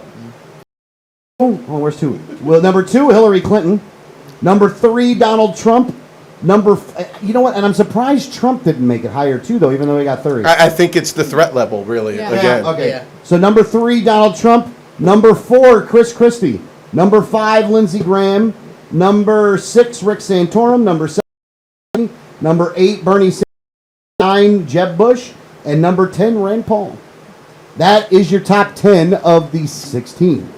You know, and I know some people are not going to agree with this list. I know that really put Bush all the way up there. Put him up there. I think you need to post that list at least to Facebook. Yeah. Well, I and can't do it right now because then I start typing and then I ain't talking. And you it's a whole know, problem. the thing that I find, and listen, out of 34 candidates, I mean, even more because we put the Dems in. So out of all these candidates, I mean, he's still like number 9. You know, I mean, the guy's scary, but I think that there are a lot of things I actually like about Jeb. I actually don't find him to be bad on things like immigration. There are policies that he has that I like. He did cut regulations when he was the governor of Florida. I mean, he did do some good things. I think he was very good in the state of emergency when we got hit with a bunch of hurricanes, where he told the feds, "No, we got this. We're Florida. Screw you guys." So, I mean, there are things I like about Jeb. I don't like him on education because obviously he's, I love me some Common Core. I think that on foreign policy, but I do think that he would at least think about it instead of going to war on day one, and that's why I'd put him. Still scary dude, would never in a million years get my vote, but out of that list, I can't put him at the top. My problem with Jeb is if there isn't a hurricane, something else to distract him, he has absolute tunnel vision on the issue. And he is so focused on that and has such the hardcore right-wing, fake pro-life attitude about it. I cannot in any way support him, and I have a big problem with him because of that. And he would have to be so distracted by other things all the time to keep his hands out of that issue that we would have just to keep him distracted. I think with 18. Hold on a second, because just dropped. So Greg Bowen is saying that he will have home-brewed inside job terrorism in order to try to an issue. Is that what you're saying right now? I actually think for Jeb, $18 trillion in debt is enough to occupy for the first 4 years. I gotta go with days. I gotta go with Greg on this one. I don't enough money. Go ahead, Tom. Yeah. Well, I was just going to say what I really dislike, because I actually don't hate Jeb as a person. I met him when I was a real little kid when he was campaigning with George, first time around. And I don't hate him as a person, but what I really dislike about Jeb's legacy in Florida is the Terry Schiavo issue. Mm-hmm. To me, that was a nail in the coffin for you. Like that was literally scary what he was doing, trying to take over the life of another and basically saying, there's no choice, that you can have over your own body. So that for me is like a nail in the coffin for Jeb, no matter what. Otherwise, but that's it. And that couples with my same point. It's that Definitely. meddling in people's decisions, lives that he is into. He thinks that that's his role. I wasn't too much when the Schiavo thing came about, or whatever. But let's talk about this for a second, just because I'm curious. From my understanding of the issue, is that you had a husband who said support because that's what she wanted. Because that's what he claimed. That's what she wanted. Yeah. And you had a family that said we wanted to keep her on life support because that's what they thought that she wanted. And in that aspect, didn't Bush come in and say basically that the father, or the husband, had the right to end it? No, he said the opposite. Yeah, he said the opposite. The court is actually what ultimately tried to use the will of the Congress because he tried to use the force of his brother to change everything. I mean, it was really, you really want to talk about federal takeover. I mean, he tried to meddle, He tried to take the family side, saying that every life deserves a chance to see if she recovers, even though every doctor was saying that she would not. He just felt like you can't take, her life and things like that. So, no, he did the exact opposite. Now, the courts did end up coming in and saying that the husband probably did have a lot more intimate knowledge of what she wanted to do as an adult in her life than what her parents did, and that's why they ruled the way they did. But it was that Jeb actually was on the opposite side of that. Yeah. Okay. All right, fair enough. All right, I'm glad that we got all that squared away. So, let's see here. Is there anybody else? Now, with Clinton.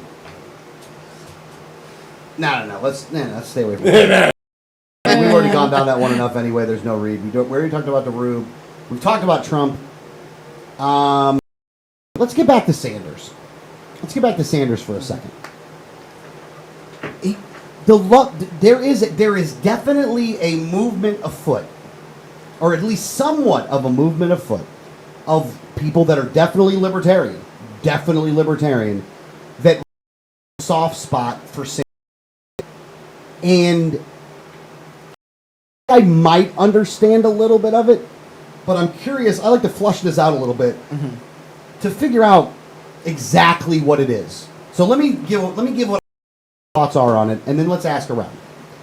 And I know not everybody in this room might feel this way, but it seems to me that Bernie Sanders is anti-corporatist, at least, and it does seem to me that when it comes to the corporate that corporations have and what he calls the problem, and that's what is like about Bernie Sanders. Explanation? Well, it's hard for me to say because I don't like Bernie Sanders. And I get the whole, he's crazy Uncle Bernie and he's a long shot and, he does, identify correctly. But the more and more I hear from him, the more I don't think he's even identified correctly. I think he has a few good quotes that people like hold. This is his. So I don't like him at all. I actually find him to be quite scary because he's that very nice kind of I'm the underdog, so like me, and people are hold on to 4 or 5 of his quotes that are very, and so when you look at his policy overall, I mean it's kind of terrifying stuff.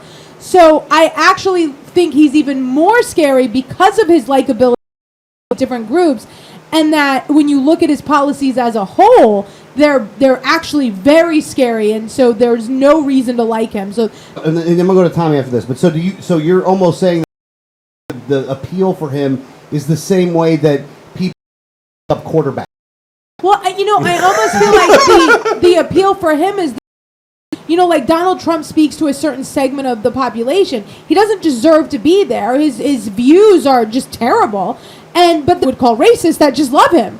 And I think that Bernie Sanders has this great appeal to this certain segment, and the segment that he's appealing to doesn't really even understand his policy. It's really scary. So as Donald Trump appeals to the racist, right, Bernie Sanders appeals to the economically ignorant. Right. Well, hold on. Now, Tommy, let's hear you on this one, because a part of me understands this. So I want to hear from you though.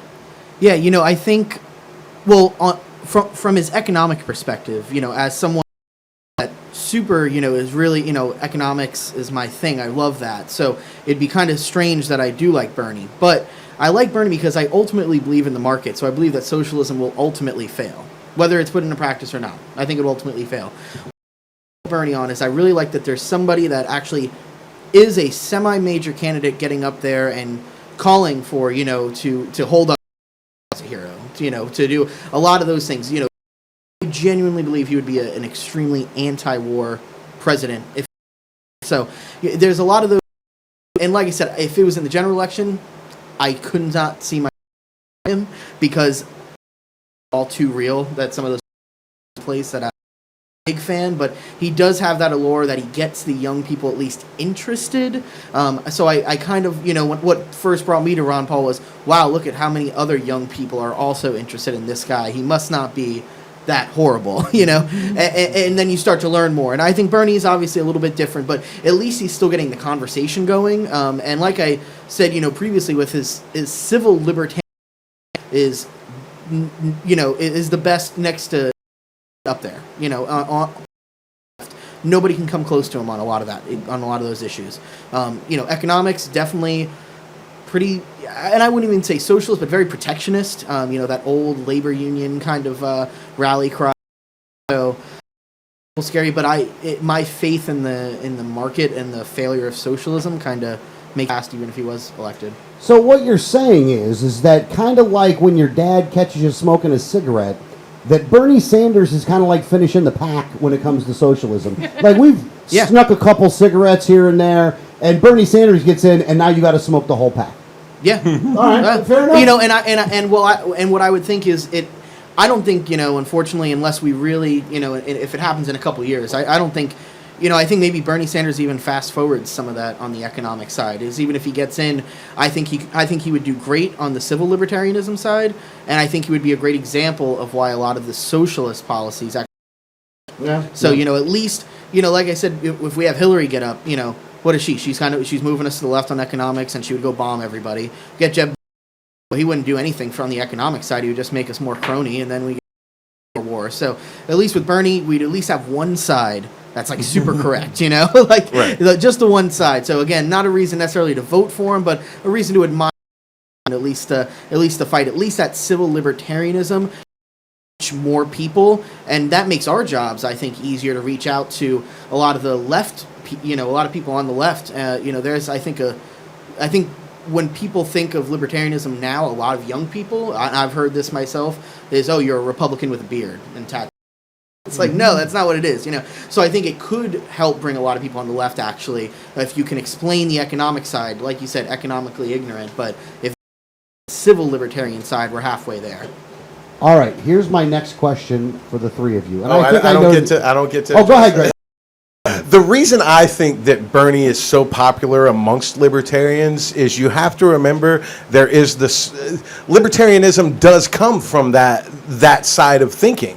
It does come from the left, and it does spawn really from communist thought, and have a large portion of libertarians that are ANCOMs, anarcho-communists. Right. So Bernie speaks to those people, and actually Bernie Sanders is not very far ideologically from them on anything. So the ANCOMs amongst the libertarians are definitely going to support Bernie Sanders because he actually is more in line with their ideology than somebody like Gary is. You're going to get a lot of support from that leftist side of the Libertarian Party for Bernie. Like Tommy says, he's an incredible civil libertarian. When it comes to the left side, we're often saying, we agree with the Democrats on civil issues, and we agree with the Republicans on issues. And when it comes to those civil issues, he's dead on. 100% of the time, he's right. He's staunchly anti-war. He's a lot of things that he says that libertarians are going to agree with. And the libertarians that put less importance on the economic and more importance on that side are definitely going to side with Bernie and be infatuated with him and want to. That's why he's actually creating a rift amongst the libertarians, because you've got the libertarians who are economically strong. You've got the ANCAPs, the anarcho-capitalists, that are basically the thema to the ANCOMs. I mean, these people fight amongst each other more than Democrats and Republicans do. And so he's creating a divide amongst libertarians because the ANCAPs fully are against Bernie Sanders, and the ANCOMs are fully in support of him, would rather have him than Gary. So that's kind of where that Bernie Sanders amongst libertarians from. And he's going to be a popular candidate always amongst libertarians because of that. I wish I had another title other than libertarian. I feel always so boring because I don't consider myself any of the rest. I don't even know where I stand on those. All right, now, next question. And I think I'm pretty sure I know the answer to it. Just right off the bat would be no, but I'm going to ask you to stretch. Oh, okay. Is there anyone out of the people that we listed, and I'm talking all of the Democrat candidates, all of the Republican candidates, is there any of them that you could even possibly see yourself voting for? Any of them? Crazy Uncle Bernie. Yep. All right. For exactly what. So Bernie, you're there for. Now the odds of you doing it are slim to none, right? If you had to go, well, maybe one, it'd be that. Absolutely. Tommy, same thing. Yeah, I'd have to. It would ever come to that, but I could see if I Like gun to your gun head, to the head. Yeah, you gotta pick one on the list. Yep. All right. The trigger. Okay. Okay, don't get me wrong. Here's where I'm at. Gun to my head. Danielle's like, do it now. I'm not waiting for more socialists to come. Yeah, just do it now. Hold on. My pick would not be Sanders, by the way. My pick, gun to my head. I don't know. I don't even know. And hold on. Let me look at this list again. I have to say, gun to my head. You'd go with Rand. Either him or Walker. Walker would be above Rand for me, but no, I mean, honestly, I wouldn't want you to pull the trigger. Here's the thing: is like in 2008, the Liberty Bar and was running mate, and I did not vote for him. I didn't vote for him either, and I didn't vote for anyone. And that's the thing is, like, I wouldn't even vote for that I didn't like. There is no way anyone on that list would ever get my vote. The least one I hate the least is Scott Walker, but even him, gun to my head, pull the trigger. All right, next question. Prognostic. Now again, we realize that you may not want these things to happen, but I'm asking you to make a pick as to what you think is going to happen. Who wins the Democrat nomination? Oh, Hillary. Hillary seems to be the anointed one. I have no reason not that it's not going to be Hillary. But with the way Obama came up, I mean, think about this. At this point in that race, Obama was still nowhere to be found. He wasn't. No, he Yes. wasn't even announced at the time. Yeah, I mean, So- he was not even announced as a presidential candidate. Nobody knew who he was. So we're still at a point we don't even know yet that could get the nomination. And who knows what public opinion is going to with crazy Uncle Bernie. He's getting a lot. There's a lot picking up behind him. More and more people supporting him that are absolute liberals. It's going to be the Democrat nominee. And last year at this time, they were supporting Hillary, but now they're behind Bernie. So it's difficult to say. I would think it's going to be that we can count on it. I think the only one that would beat is if Joe Biden gets in. All right, Tommy. Yep. People Biden. I was actually just about to say, I actually think I think if there's one more thing that comes out and really strikes Hillary, because it's just not going good early. I mean, and even as someone that's just a crazy Republican, no, it's not be a Joe Biden who I really strong. I think the media has been talking about it. Yeah. I think very purposefully. I think it's been to start to introduce that, trickle that in, and I know it doesn't have a lot of time, but I think it's going to be probably Uncle Joe. Yeah, and I have to say, Uncle Joe is not as scary as Bernie to me. He really actually comes across as a pretty nice guy, but not even a nice guy as a person, but like a nice guy in policy. Like, or with those people, what And are he you would talking? speech would be like a comedy special. would be. I mean, I actually almost want it just for that. I'm not sure if I'm willing to sacrifice it all, but it would be pretty hilarious. I had my grandmother, and she's not around anymore, but my grandmother when she had dementia, she would always know that the was Joe Biden. and we would say, who's the president? I don't know. What's my name? I don't know. Who's the vice president? Joe Biden. He's so nice. Yeah. All right, so it's between Biden and so you said Clinton, right? I said at this point, without Biden could beat her, but at this point, Hillary's going to take it. Now, and where were you at again, Greg? I'm going to go with Hillary, but it's still too unpredictable. It's still All right, too early. Tommy? Without Joe in it, I'll have to say Hillary, but I think I'm very confident he's going to come in. I think it'll be Biden. I think it's. And I think, and I'm going to a Clinton right now, even though I do understand your guys' point. All right, Republicans winning the nomination. Go Jeb. with Danielle first. Oh, he's going to win Florida. He's loved here. Jeb. He's got it. He's Jeb, for you? the anointed one. Tommy, where you Jeb's at? got it. Jeb? Yeah. Yeah. I'm going with Jeb too. All Yeah. right. Now, love that we're doing all this. All right, so now. We need to take a Oh, we break. gotta Let's break? take a break. We got 15 minutes till the Yeah. debate starts, so All let's right, take a all break right, now. Let's take a break now. All right, let's take a break. We get back. I got a couple more questions before we get live on the debate thing, and then we'll get to the Republican president. You're listening to Liberty Underground.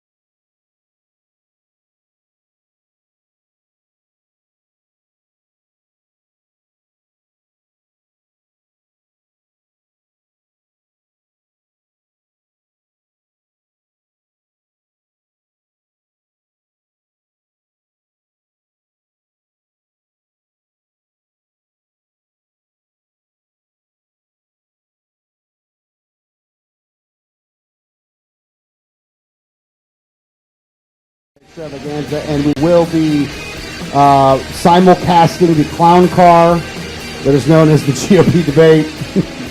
I think that we've done a pretty good job of the whole thing. Okay, but look, tonight though. Can we just call this the Duggar family reunion? Oh boy, that's it. All right, so but on tonight's stage, so you got Walker, you got Trump, you got Rand Paul, you got Kasich, you got Huckabee, you got let me just get here, Ted Cruz, Chris Christie, Carson, and and Jeb Bush. We're waiting for Danielle to get back too. Well, out of tonight's thing, though, what do you expect to see? I expect to see. Oh, you got to turn him on. Oh. All right. Not used to a fourth mic. I don't think Jeb's going to do well. Really. I don't see him doing well in a debate. I don't think it's going to matter in the end. But I think I see and Cruz actually doing really well. I think Huckabee and Cruz will. I think Trump will do well. I think I think there are too many people on this stage, and they're going to outshine Jeb. Jeb is a very milquetoast candidate. I mean, he's a moderate, which is a win. Yep. You know, he's moderate and mild, so he's not going to do that well in a debate with 9 other people. You know, he's not going to shine, but continue to have support, and he's going to make it through. And ultimately, as it's whittled down, he's going to come out and be a lot more powerful. I actually think he's going to have the least amount of gaps because he plays a little close to the vest. Yes. He doesn't kind of get into. He doesn't really get where it would better the other. He's a smooth talker, but he does keep things kind of close to the vest, and he kind of knows what not to say. So I actually think he's going to have the least amount of gaps, which will be a good thing. In looking at who's on the stage, that may win him the debate. All right. Next question I have for you guys. No. Well, let me get to this question, then we'll get to the other question. So Clinton and Bush, nominees, Republican, Democrat. Well, I think Bush wrapped up. I think Bush is the evil that you know when it comes to Floridians. I think that he's actually, people don't feel like he was a bad governor. So I think he secures Florida, and with us having so many, we have such a sway in our votes. I think he wins it because of Florida. Yeah. You're talking about the ultimate win, the Who big ultimately win. Bush? Yeah, it's going to be Jeb. He's just Tommy? got. Actually, take the other just because I think that it depends. It depends on how much the right can actually mobilize under Jeb, which I don't really think they can. But I think they'll actually be able to mobilize under Hillary. I think there's still don't hate Obama. I really do. His approval ratings are not the worst. I think they're going to vote on a continuation of Obama. If Hillary can frame it that way, I think she'll win. If not, then then she lost. All right. I actually will tell you, I'm going to give it to Jeb, but I'm going to give it to Jeb for one reason and one reason alone, and that's the Hispanic vote. I think that he will do for Republicans the best as far as Hispanic vote goes, because out of those two people, Clinton and Jeb speaks perfect Spanish. He's married to a Mexican. And the Hispanic vote will be who decides this thing. And I think that the Hispanic vote's going to go to Jeb, and I think Jeb wins. Yeah, it's going to go a long way for Jeb that he's going to be able to do events and do appearances where he speaks Spanish from beginning to end, and it's totally to reach out to that Latino vote. Yeah. And he's gonna dominate in that demographic simply because he's going on Univision, and he's going to speak. He's going to understand what those people are saying and be able to respond to what those people are saying, and they're going to be speaking Spanish when he does it.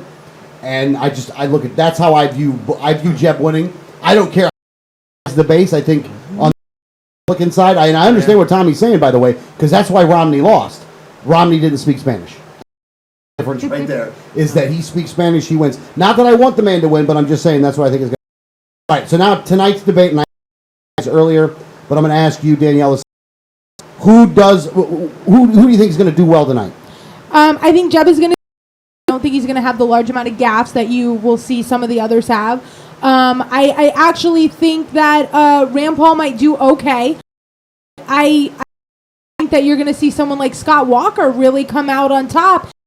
He is kind of that. It's almost like the adult in the room. So I think it's going to go between Scott Walker and Jeb Bush doing the best tonight. All right. And I'm going to ask Greg first, then go to Tommy, then go to Danielle. Who kills themselves tonight? That's a I'm kind of leaning towards Chris Christie as making the biggest fool out of himself. Not just because of his weight, though. Well, no, says that Donald Trump is going to say the stupidest things, but the thing is, he's been saying stupid things and people love him for it. So I think that Chris Christie is going to say stupid things that are actually damaging to his chances. So I think that, much to Danielle's point, whereas Jeb has the best chance of having the fewest gaffes because he's going to say the least, I think Chris Christie is going to try and say the most and end up, stepping on his own PP because of it. All right, Tommy? I don't know if I could pick a particular person. I would say that whoever tries to challenge or take a shot. I actually think I have a couple that I think are going to do very bad tonight. I think it's going to be kind of campaign Carson. I think he's going to say some. He's not doing well enough to be able to counter, to hold that saying crazy things. And I have to agree. I think Chris Christie's really going to. I think in the foot tonight. So I think those two you may see out be, doing even worse because they were already kind of on that line anyways of getting in. I think them really hurt their chances tonight.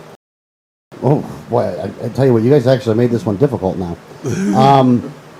Who's going to do the worst? I think that Huckabee is going to do something stupid, and I think that Kasich is stupid as well. So I'm going to go with Huckabee and Kasich. Now, the next question you hear. Okay. Well, they were going to start. They're already 8:50. taking the stage. Yeah. All right. Well, they're taking the stage now, so turn it up.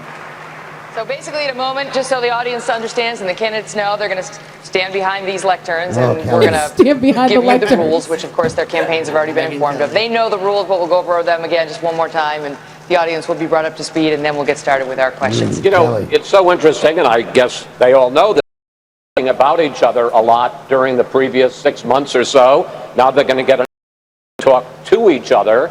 And obviously, this is all part of the process of the American people here in this hall and across the nation trying to sort out who should be the Republican nominee for president in 2016. So this is part of the great American process. All right, gentlemen. Or the clown car. Thank you. Please go to your podiums. That was awkward enough. Let's. That's a good start. I'm glad he called it awkward because I'm like, well, you're going to go behind your podium. So It's really? important to point out that this debate obviously is the top 10 in polling.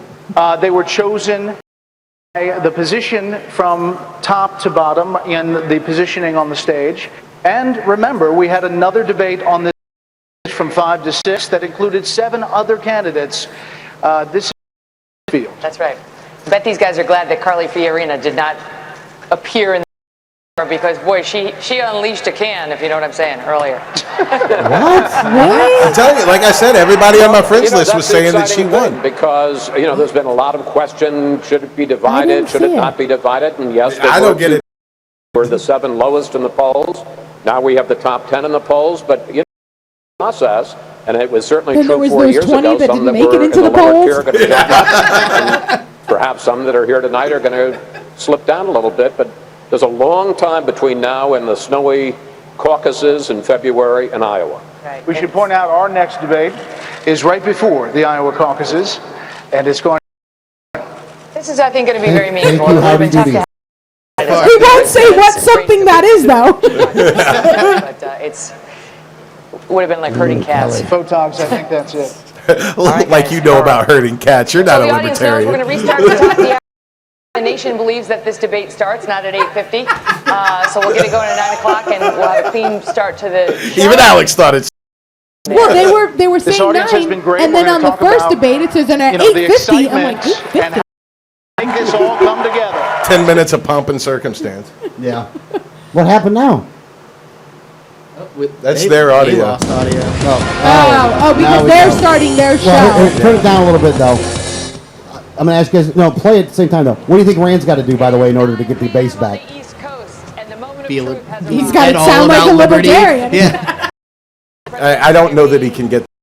He's changed too much. So Okay. much. All right. He's a chameleon. Along with my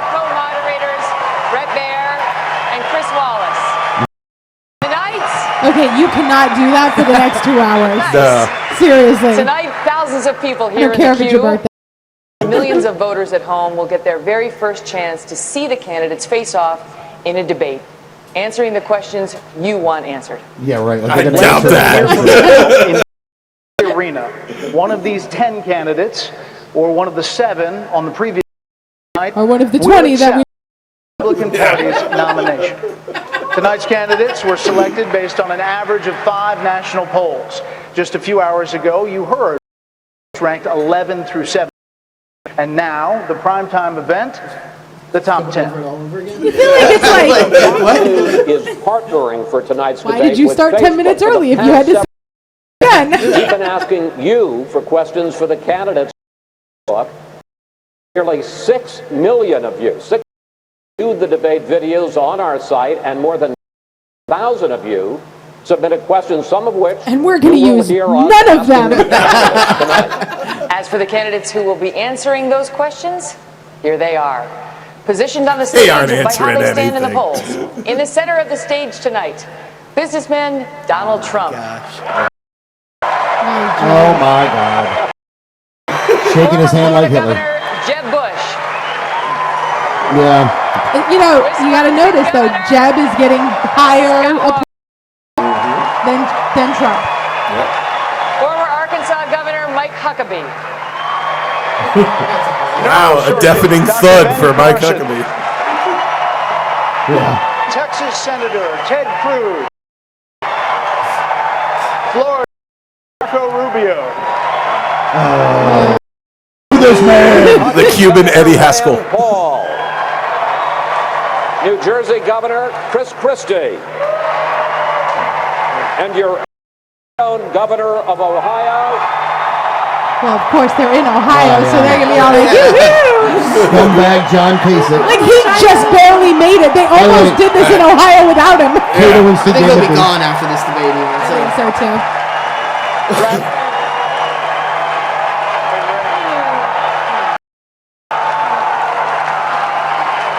Brett, I think you would call that a home field advantage. It might be. It might be. We'll see. Listen, the rules. Well, then he's gonna It talk. might be. They're simple. 1 minute for answers, 30 seconds for follow-ups, and if a candidate runs over, you'll hear this. No? We also have a big crowd here with us tonight in the home of the Cavaliers, as I mentioned. And while we expect them to be enthusiastic, as you heard. We don't want to take away from the valuable time for the candidates. Basically, they're saying, we're "Shut up." looking for somewhere between a reaction to a LeBron James dunk and the Cleveland Public Library across the street. Somewhere there, we'll find a balance tonight. Without further ado, let's That begin. wasn't funny. Gentlemen, That wasn't funny at all. how much you love hand-raising questions. This is why I don't watch Fox. So we promise this is the one tonight. They have The to only raise one. their hands like kindergartners. Is like, there anyone on stage, and can I see hands, who is unwilling of the Republican pledge not Loaded run question. an independent campaign against This is that totally person? about Again, Donald I want Trump. you to raise your hand now. Raise your hand now if you won't make That's that pledge bad. tonight. Greg, you can see it. Donald Trump is the only one raising his hand that will not make that pledge to support the eventual. Good. Mr. Trump, Actually, good. Yeah, I actually that's like the only that. thing I you're like about standing it. on a Republican primary I debate fully stage. understand. Rand just The went down place in my where the book because he didn't do the RNC same will thing. give did not. the nominee the nod. I fully understand. And that experts say an independent run will certainly hand the race over to Democrats and likely another Clinton. That's such a Say Dumb fallacy. question. Yeah, that's a that you fallacy. can make that pledge. I cannot say I have to respect the person that if it's not me, the person that wins, and I'm leading by quite a bit, that's what I want to do. I can totally make that pledge. If I'm the pledge, I will not run as an independent. But I'm discussing it with everybody. But I'm, talking about a lot of leverage. We want to win, and we will win. But I want to win as the Republican. I want to run as the Republican nominee. So tonight you can't say if another one of these. This is what's wrong. I mean, Okay. this is what's wrong. He buys and sells politicians. Rand. This is Rand. Oh, Rand, don't. Oh, He's no. already bet on the Clintons, okay? So if he doesn't run as a Republican, maybe he supports Clinton, or maybe he Rand runs just as went an up in my independent. book on that. He's already bets because he's used to buying politicians. Plenty of money. Point. Good No, point. but it To be is a clear, good you point. can't But make at the we're end of the gonna- day, we're going to he's move being on. You're not gonna you make the need pledge. to I will fall in not line make with the pledge at party. this time. They like that answer, right?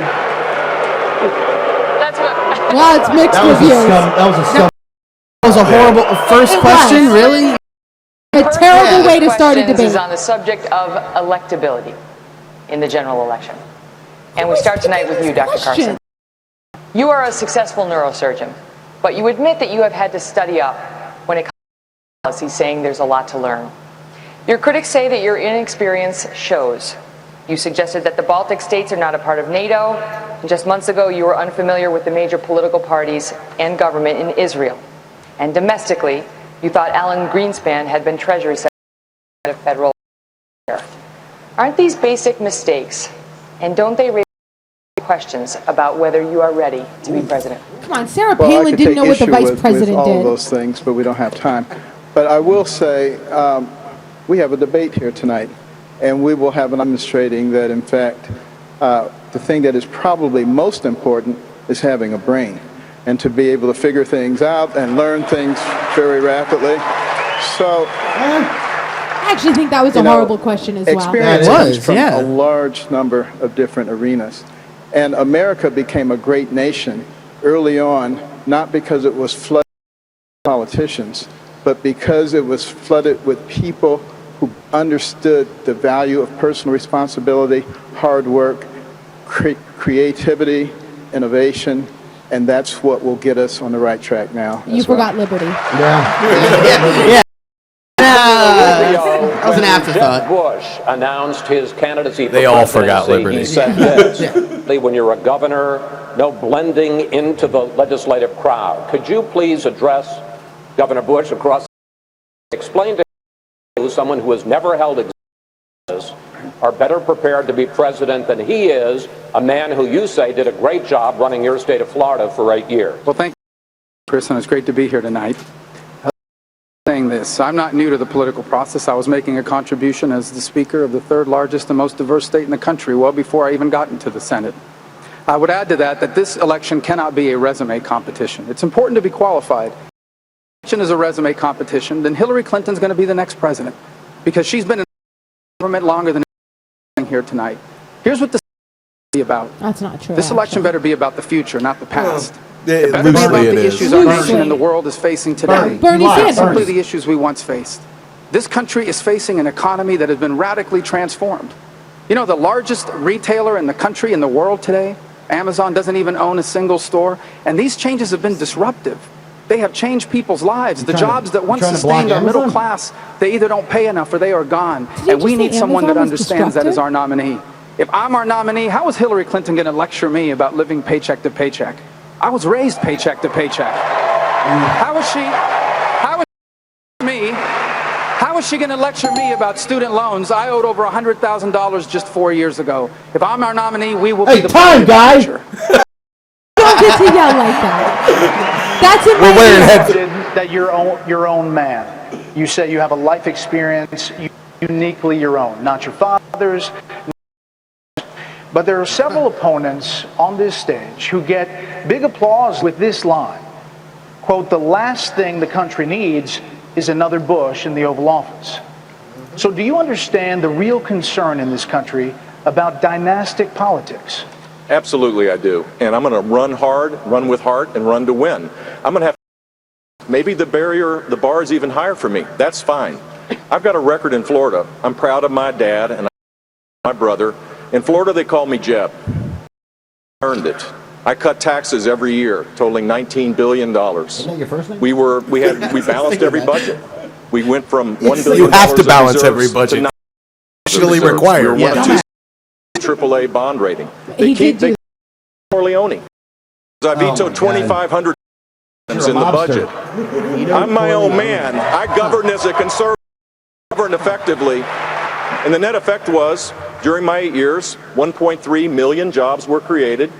We left the state better off because I applied conservative principles in a purple state the right way, and people rose up. Well, at least he knew the state was purple. Created jobs under a bubble economy. Very hard. Just like you said, playing it close to the vest, not saying anything stupid. and you don't use a politician's filter. Not without its downsides, in particular when it comes to women. You've called women you don't like fat pigs, dogs, slobs, disgusting animals. Your Twitter account Only Rosie O'Donnell. And you raped your ex-wife. No, it wasn't. Yes. Your Twitter account.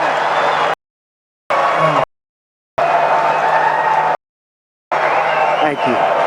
For the record, it was well beyond Rosie O'Donnell. Yes, I'm sure it was. Your Twitter account has several disparaging comments about women's looks. You told a contestant on Celebrity Apprentice it would be a pretty picture to see her on her knees.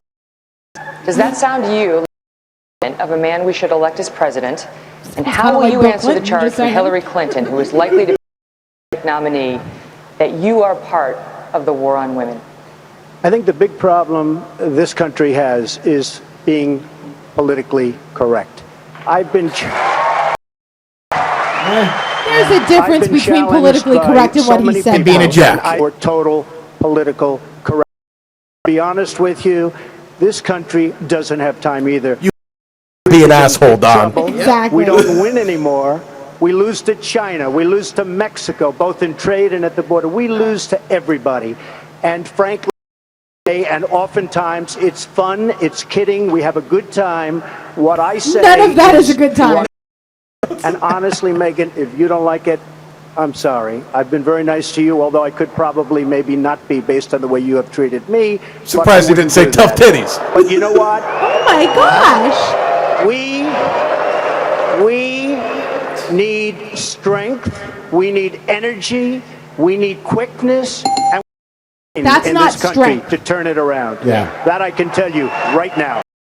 That's not strength. That's not strength at all. Having strength of asshole is not strength.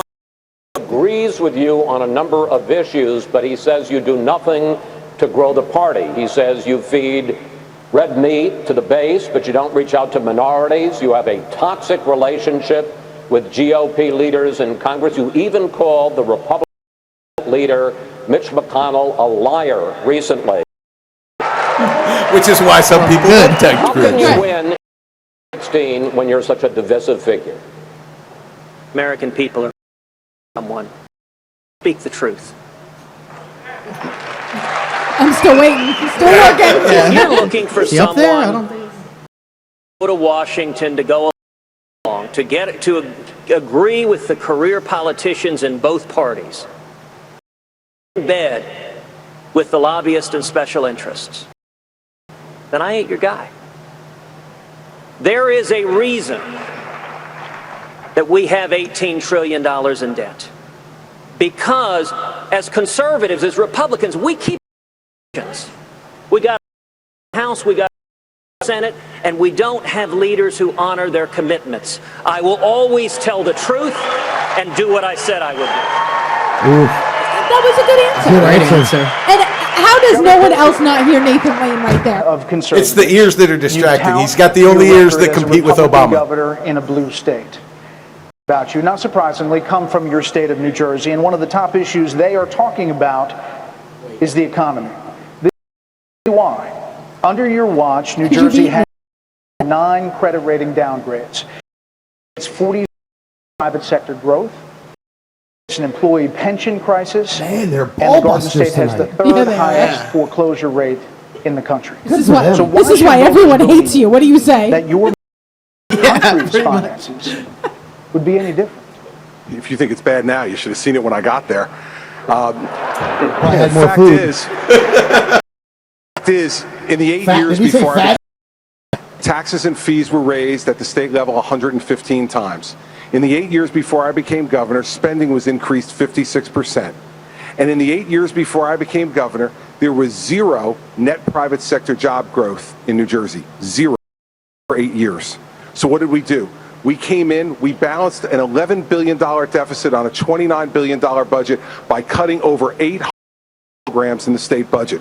We brought the budget into balance with no tax increases. In fact, we vetoed 5 income tax increases during my time as governor. We cut business taxes $1 billion, and we cut regulation by 1/3 of what my predecessor put in place. And what's happened since? 192,000 sector jobs in the 5.5 years I've been governor. We have a lot of work to do in New Jersey, but I am darn proud of how we've brought our state back. Ooh, right at 30 seconds. Love it. He was that right at the time. He was waiting for that. Governor Walker, Very proud like a cheeseburger. He didn't blow you've it. consistently I'm said that you want to Yeah. make abortion illegal, even in cases of rape, incest, or to save the life of the. You recently signed an abortion law in Wisconsin that exception for the mother's life, but you are on record as having objected to it. Would you really let a mother die rather than have an abortion? 83% of the American public in favor of a life exception. Are you two out of the mainstream on this issue to win the general election? Well, I'm pro-life. I've always been pro-life.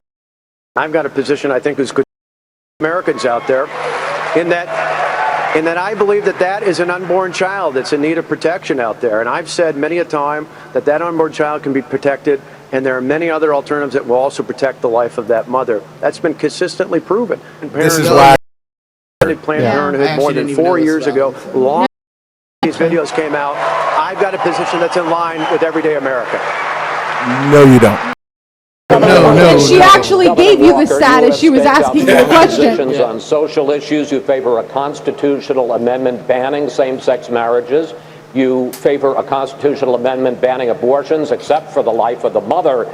Millions of people in this country agree with you, but according to the polls, and again, this is an electability question, according to the polls, more people don't. So persuade enough independents and Democrats to get elected in 2016.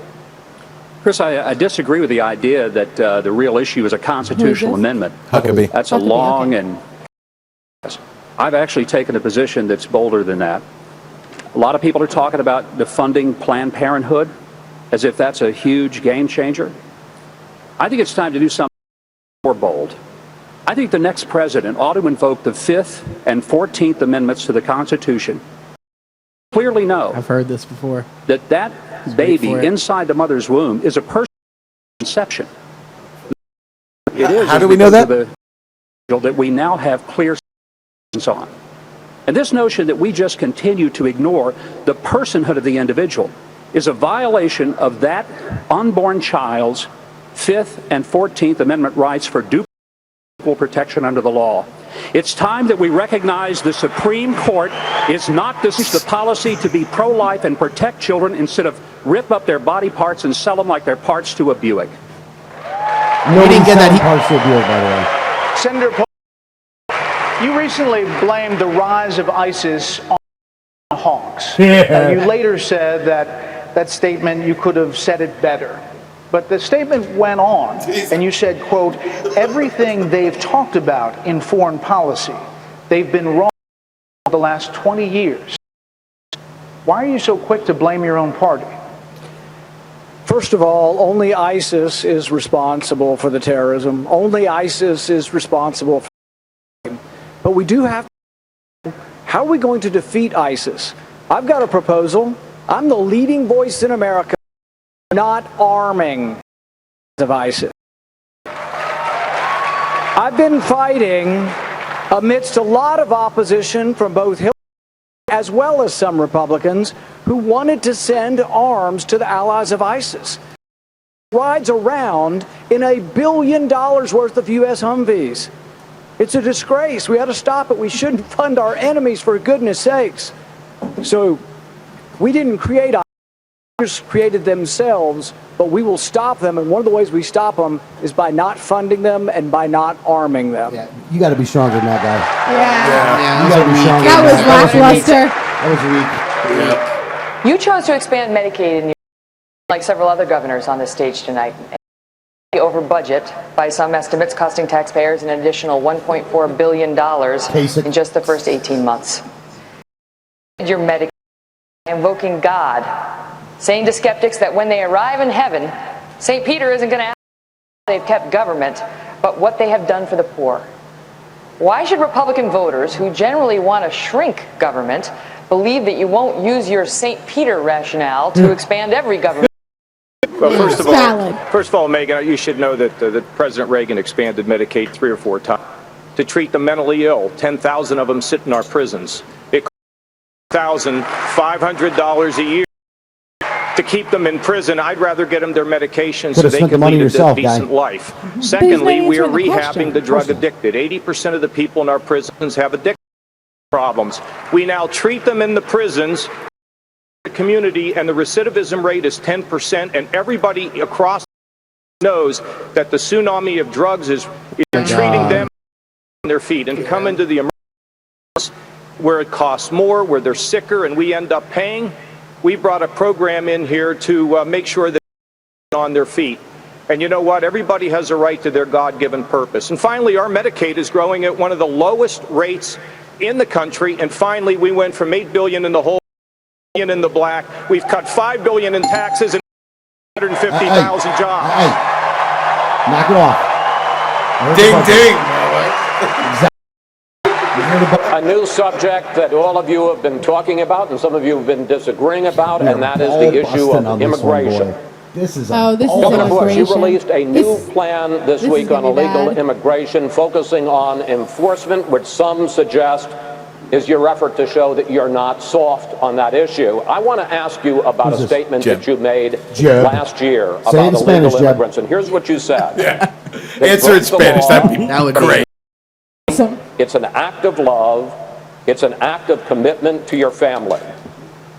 Do you stand by that statement, and do you stand by your support for earned legal status? I do.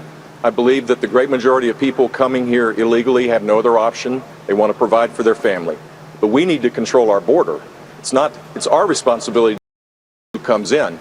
So I this, and yes, this week I did come up with a comprehensive strategy that really mirrored what we said in the book, which is that we need to deal with E-Verify. We need to deal with people that come overstay. We need to be much more strategic on how we deal with border enforcement. We need to eliminate the sanctuary cities in this country. It is the fact that are not following the federal law. There's much to do. And I think rather than talking about this as a wedge issue, which Barack Obama's done now for 6 long years, the next president will be that president. We can turn this into high sustained economic growth. And there should be a path to earn legal status for those. Earn legal status, which means you pay a fine and do many things over an extended period of time. Thank you, sir. God, I hate it when they go over there. But you're going to be saying this all night long. It's going to be the Mexican is the border. Bush has called those remarks, quote, extraordinarily ugly. I'd like you're right next to him, talk to him directly and say to that. I would like you to manufacture a fight. You have said that you have punch him in the face. The Mexican government is doing this, but that you have evidence you have refused or declined UFC to was share. Use this first presidential debate to share your proof with the American people. So, if it weren't for me, you wouldn't even be talking about illegal immigration. Oh, you wouldn't even be talking about it. This was not a subject that was on anybody's mind until I brought it up. It was a subject that everybody was talking about before Donald Trump. Mexico is sending. Except the reporters, because they're a very dishonest lot, generally speaking, in the world of politics, they didn't cover my statement the way I said it. The fact is, since then, he said many killings, murders, drugs pouring across the drugs coming in. And I said, we need a wall to be built quickly. And I don't mind having a big, beautiful door in that so that people can come into this country legally. Jeb, to build a wall, we need to... Did he just say Jeb needs to build a wall. We're a coastal country, coastal state, dude. Mr. Trump, a wall. 30 seconds. What evidence do you have? The criminals across the border. That is what he said. Border people that I deal with, that I talk to, they say this is what's happening. Our leaders are stupid. Our politicians are stupid. And the Mexicans are much smarter. And they send the bad ones over. Don't want to take care zero of them. evidence. I really believe stupid leaders of the United States will do it for them. And that's what's happening, whether you like it or not. Damn! We're going to have more for the candidates on illegal you know what? Then they're be racist. brown people. All right, turn it down. All right. Go check on the boy. Real quick. All right, let me question though on this. Hey man, where do you beginning on this one? So far, where are we at here? Did anybody move on to the list? Because I got to tell you, I think I put Walker on the list. Walker's gotten scarier. And Huckabee went up. Huckabee went up. And just on Huckabee's statement, which he didn't say outright, but basically what he was saying is he was going to use federal troops to go in and shut down guy for now to defend the GOP. Yeah. That's what Rand Paul, hold on, where we at? Wanted to defend the GOP in that one. Look, he's trying to win a Republican nomination. That one got you some points with some Republican question now. You know what I mean? They'll never ask him that question. How about Rand's answer on the blaming the Republicans one? Yeah. That was weak. All get out. Beyond weak. You know, that was They exactly what he's been softballed that doing. one for him. Oh, He's got bigger nuts than he. Yeah. All right, but on the stage though, who's got the biggest sack right now though? Out Trump. Trump. Well, yeah, but not in a good way though. Yeah. You know, no, you gotta. The one with the first question, I thought he actually handled it great, and I do that was like, okay, that's like the one thing I like about him. You know, other than that though, yeah, that immigrant question. It's really he doubled down. You know, he said no, to send him over. I couldn't. You know, that's Our Mexican government's smart. They're we're stupid. Look, people eat that stuff up though, man. Yes. They eat it up. Believe it too. Like. It's almost like this, like in a weird way, the wild conspiracy. Oh, go ahead. Well, I want to interject something because we do have people chatting on YouTube. Difficult for me to follow. They're a little upset. I want to let you know what I responded with on this. My response was, if you don't want to watch it on Fox News, this is what we're here to do. So would you agree with that, Alex? Too much. We got to be a little more careful. We got to be a little. I agree. If you don't want to hear. You can go watch it without our commentary on Fox News. Oh yeah, that's true too. Though. No, that's one true. on Look. with Fox News. Oh, wait, we're back. We're back though. We're back. We're back. Let's get back in there. On illegal immigration, we kind of end fanger there. So let's continue the conversation. Governor Kasich, I know you don't like to talk about Donald Trump, but I do want to ask you about the merit of what he just said. When you say that on the American that the Mexican government is sending criminals, that we're being bamboozled, is that an adequate response to the question of illegal immigration? Chris, first of all, I was just saying to Chris Christie, they say we're out. We need to take lessons from Donald Trump. Donald Trump is a nerve in this country. He is. He's hitting a nerve. People are frustrated. They're fed up. They don't think the government is working for them. And for people that want to just tune him out, making a mistake. Now, he's got his solutions. Solutions. You know, look, I balanced the federal budget as one of the chief architects when I was in Washington. Since I was a military reformer, I took the state of Ohio from an $8 billion hole and a $350 job loss to a $2 billion surplus and a gain of 350 jobs. The point is that we all have solutions. Mr. Trump is touching a nerve because people want the wall to be built. They want to see an end to illegal immigration. They want to see it, and we all do. We all have different ways of getting there, and you're going to hear from all of us tonight about what our ideas are. All right. Well, Senator Rubio, let me see if I can do better with you. Is it as simple as they're stupid, their leaders are smart, and all of these illegals coming over are criminals? Well, let me set the record straight on a couple of things. The first is the evidence is now clear that the majority of people coming across the border are not from Mexico. They're coming from Guatemala, El Salvador, Honduras. Those countries are the source of the people that are now coming in its majority. Defense. The problem is if El Chapo builds a tunnel under the fence, we have to be able to deal with that too. And that's why you need an E-Verify system and you need an entry-exit track. All sorts of other things to prevent illegal immigration. But I agree with what Governor Kasich just said. People are frustrated. This is the most generous country in the world when it comes to immigration. There are 1 million people a year who legally immigrate to the United States. People feel like we're being taken advantage of. Despite our generosity, we are being taken advantage of. And let me tell you who never gets talked about in these debates. People that call my office, who have 15 years to come to the United States, and they paid their fees, and they hired a lawyer, and they can't get in, and they're wondering maybe they should come illegally.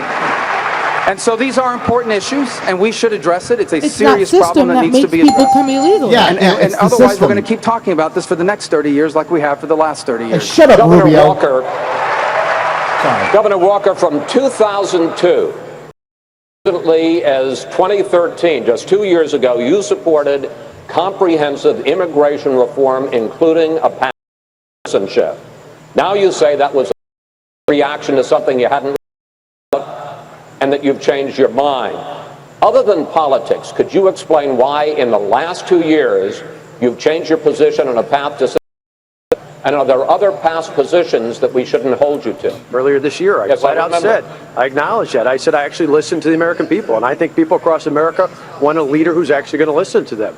I talked to border state governors and other elected officials. I looked at how this president, particularly through last November, messed up the immigration system in this country. Most importantly, I listened to the people of America. I believe we need to secure the border. I've been to the border with Governor Abbott in Texas and others, seeing the problems that they have there. There's international criminal organizations penetrating our southern-based borders, and we need to do something about it. Secure the border, enforce the law, and go forward with a legal immigration system that gives priority to families and wages.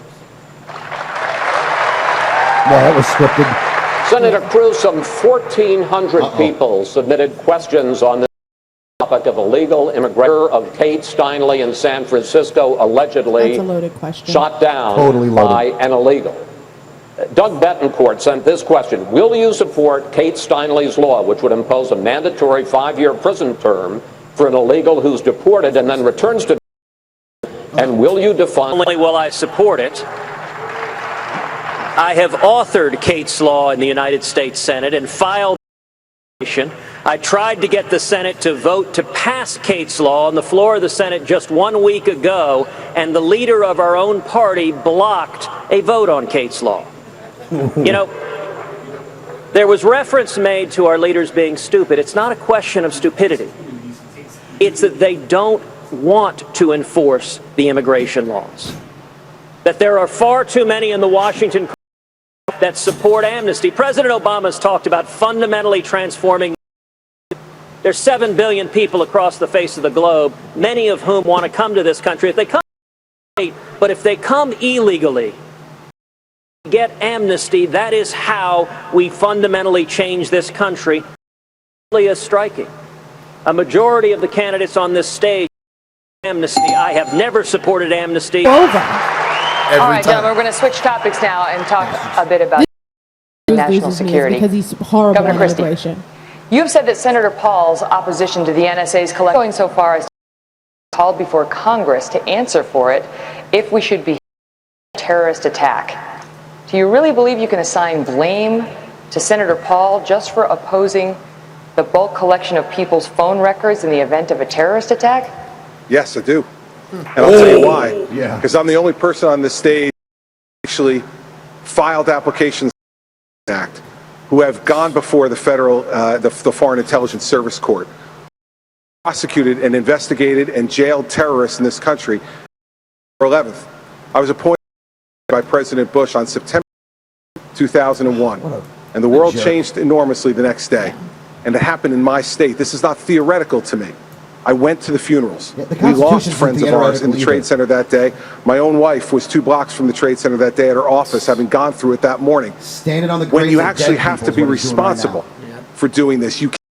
We did it for 7 years in my office, civil liberties and protecting the homeland. And I will make no apologies ever for protecting the lives and the safety of the American people. We have to give more tools to our folks to be able to do that, not fewer, and then trust those people and oversee them to do it the right way. As president, that is exactly what I'll do. Take away from the. I want to collect from terrorists, records from innocent Americans. The Fourth Amendment was what we fought the revolution over. John Adams said it was the spark that led to our war for independence, and I'm proud of standing for the Bill of Rights. I will continue to stand for the Bill of Rights. And Megan, that's a completely ridiculous answer. I want to collect more records from terrorists, but less records from other people. How are you supposed to know, Megan? Use the Fourth What are you supposed to? Amendment. How are you? No, I'll tell you how you get a warrant. Let me tell you something. Get a judge to sign a warrant. Senator. Go ahead, wait, Governor Christie, make your point. Listen, Senator, when you're sitting in a subcommittee just blowing hot air about this, you can say things like that. When you're responsible for protecting the lives of the American people, what you need to do is... Here's the problem, Governor. You fundamentally misunderstand the Bill of Rights. Every time you did a case, warrant from a judge, I'm talking about searches without warrants, indiscriminately of all Americans' records, and that's what I fought to end. I don't President Obama with our records. I know you gave him a big hug, and if you want to give him a big hug again, go right Oh, that's a burn. That's a burn. That was a good one from Rand, actually. That was a good one. That's a Paul burn. You know, Senator Paul, you know, the hugs that I remember are the hugs that I gave to the families who lost their people on September 11th. Stand on those graves.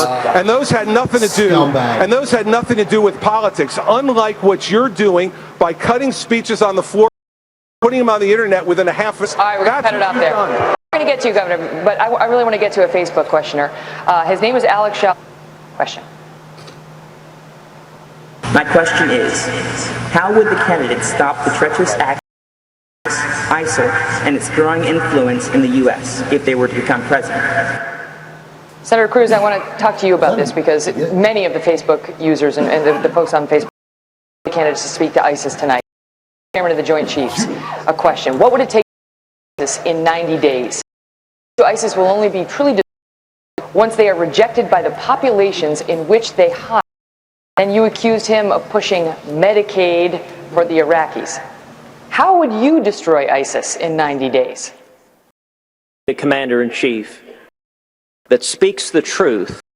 We will not defeat radical Islamic terrorism so long as we have a president unwilling to utter the words radical Islamic terrorism.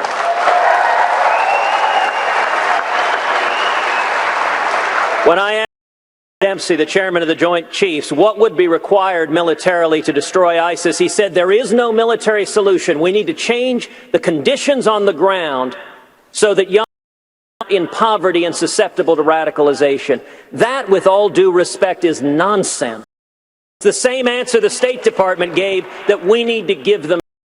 What we need is a commander-in-chief who makes clear, if you join ISIS, you wage on America, then you are signing your death warrant. You don't see it as an ideological problem? In addition to a military one. Megan, of course it's an ideological problem. That's one of the reasons why I introduced the Expatriate Terrorist Act in the Senate that said if any American travels to the Middle East and joins ISIS, that he or she forfeits their citizenship to come back and wage jihad on Americans. Yes, it is. And let me contrast Obama, who at the prayer breakfast essentially acted as an apologist. He said, well, gosh, the Crusades, the Inquisition. We need a president who has the courage that Egypt's President al-Sisi did when he called out Islamic terrorists who are threatening the world. Governor Bush. For days on end in this campaign, you struggled to answer a question about whether, knowing what we know now, you would have invaded Iraq. Megan. I remember it too. And ISIS, of course, is now thriving there. You finally said no. The families of those who died in that war, who say they liberated a country and deposed a ruthless dictator, how do you look at them now and say your brother's war was a mistake? Knowing what we know now, with faulty intelligence and not having security be the first priority when we invaded, it was a mistake. I wouldn't have gone in. However, for the people that did lose their lives, the families that suffered because of it, I know this full well, because as governor, every one of them that I could find, to tell them that I was praying, I cared about them, and it was really hard to do. And every one of them said that their child did not die in vain, or their wife or husband did not die in vain. And so why it was difficult for me to do it was based on that. Here's the lesson that we should take from this, which relates to this whole subject. Barack Obama became president, and he abandoned Iraq. He left, and when he left, Al-Qaeda was done for. ISIS was created because of the void, and that void now exists. We need to stop the for sure, because the Iranian mullahs have hands, and we need to take out ISIS with every tool at our disposal. Governor Walker, in February you said that we needed to gain partners in the Arab world. Which Arab country not already in the U.S.-led coalition has the potential to be our... What about additional ones? We need to focus on the ones we have. You look at Egypt, probably the best relationship with Israel, at least in my life, incredibly important. You look at the Saudis. In fact, earlier this year, I met with Saudi leaders and leaders from the United Arab Emirates, and I asked them, what's the biggest challenge in the world today? Set aside the Iran deal. They said it's the disengagement of America. We are leading from behind under the Obama-Clinton doctrine. America's a great country. We need to start leading again, and we'd have allies not just in Israel, but in the Gulf. Dr. Carson, in one of his first acts as Commander-in-Chief, President Obama signed an executive order banning enhanced interrogation techniques in fighting terror. As president, in backwater boarding. Well, thank you, Megan. I wasn't sure I was going to get to talk again. Don't worry. Probably the best thing for you, guy. You may rue that request. You may win because you weren't talking. You know, what we do to get the information that we need is our business. And I wouldn't necessarily be broadcasting to everybody what we're going to do. You know, so you would just torture people. Fine. This mindset of politically, there is no such thing as a war. You haven't declared it, so we're not fighting one, Greg. There is a difference between the left, torture of course, and will say interrogation. Carson doesn't believe in the Geneva Convention. Carson doesn't believe in fighting stupid wars. Now, what you have to remember is we want to utilize the tremendous influence we have to win wars. And I've talked to a lot of the generals, a lot of our advanced people, and believe me, if we gave them the mission, which is what the Commander-in-Chief does, they would be able to carry it out. And if we don't tie their hands behind their back, they will do it extremely effectively. Gentlemen, the next series of questions deals with Obamacare and the role of the federal government. Mr. Trump, Obamacare is what you call a disaster. Complete disaster, yes. Saying repealed and replaced. Correct. Now, 15 years ago, you were a liberal on health care.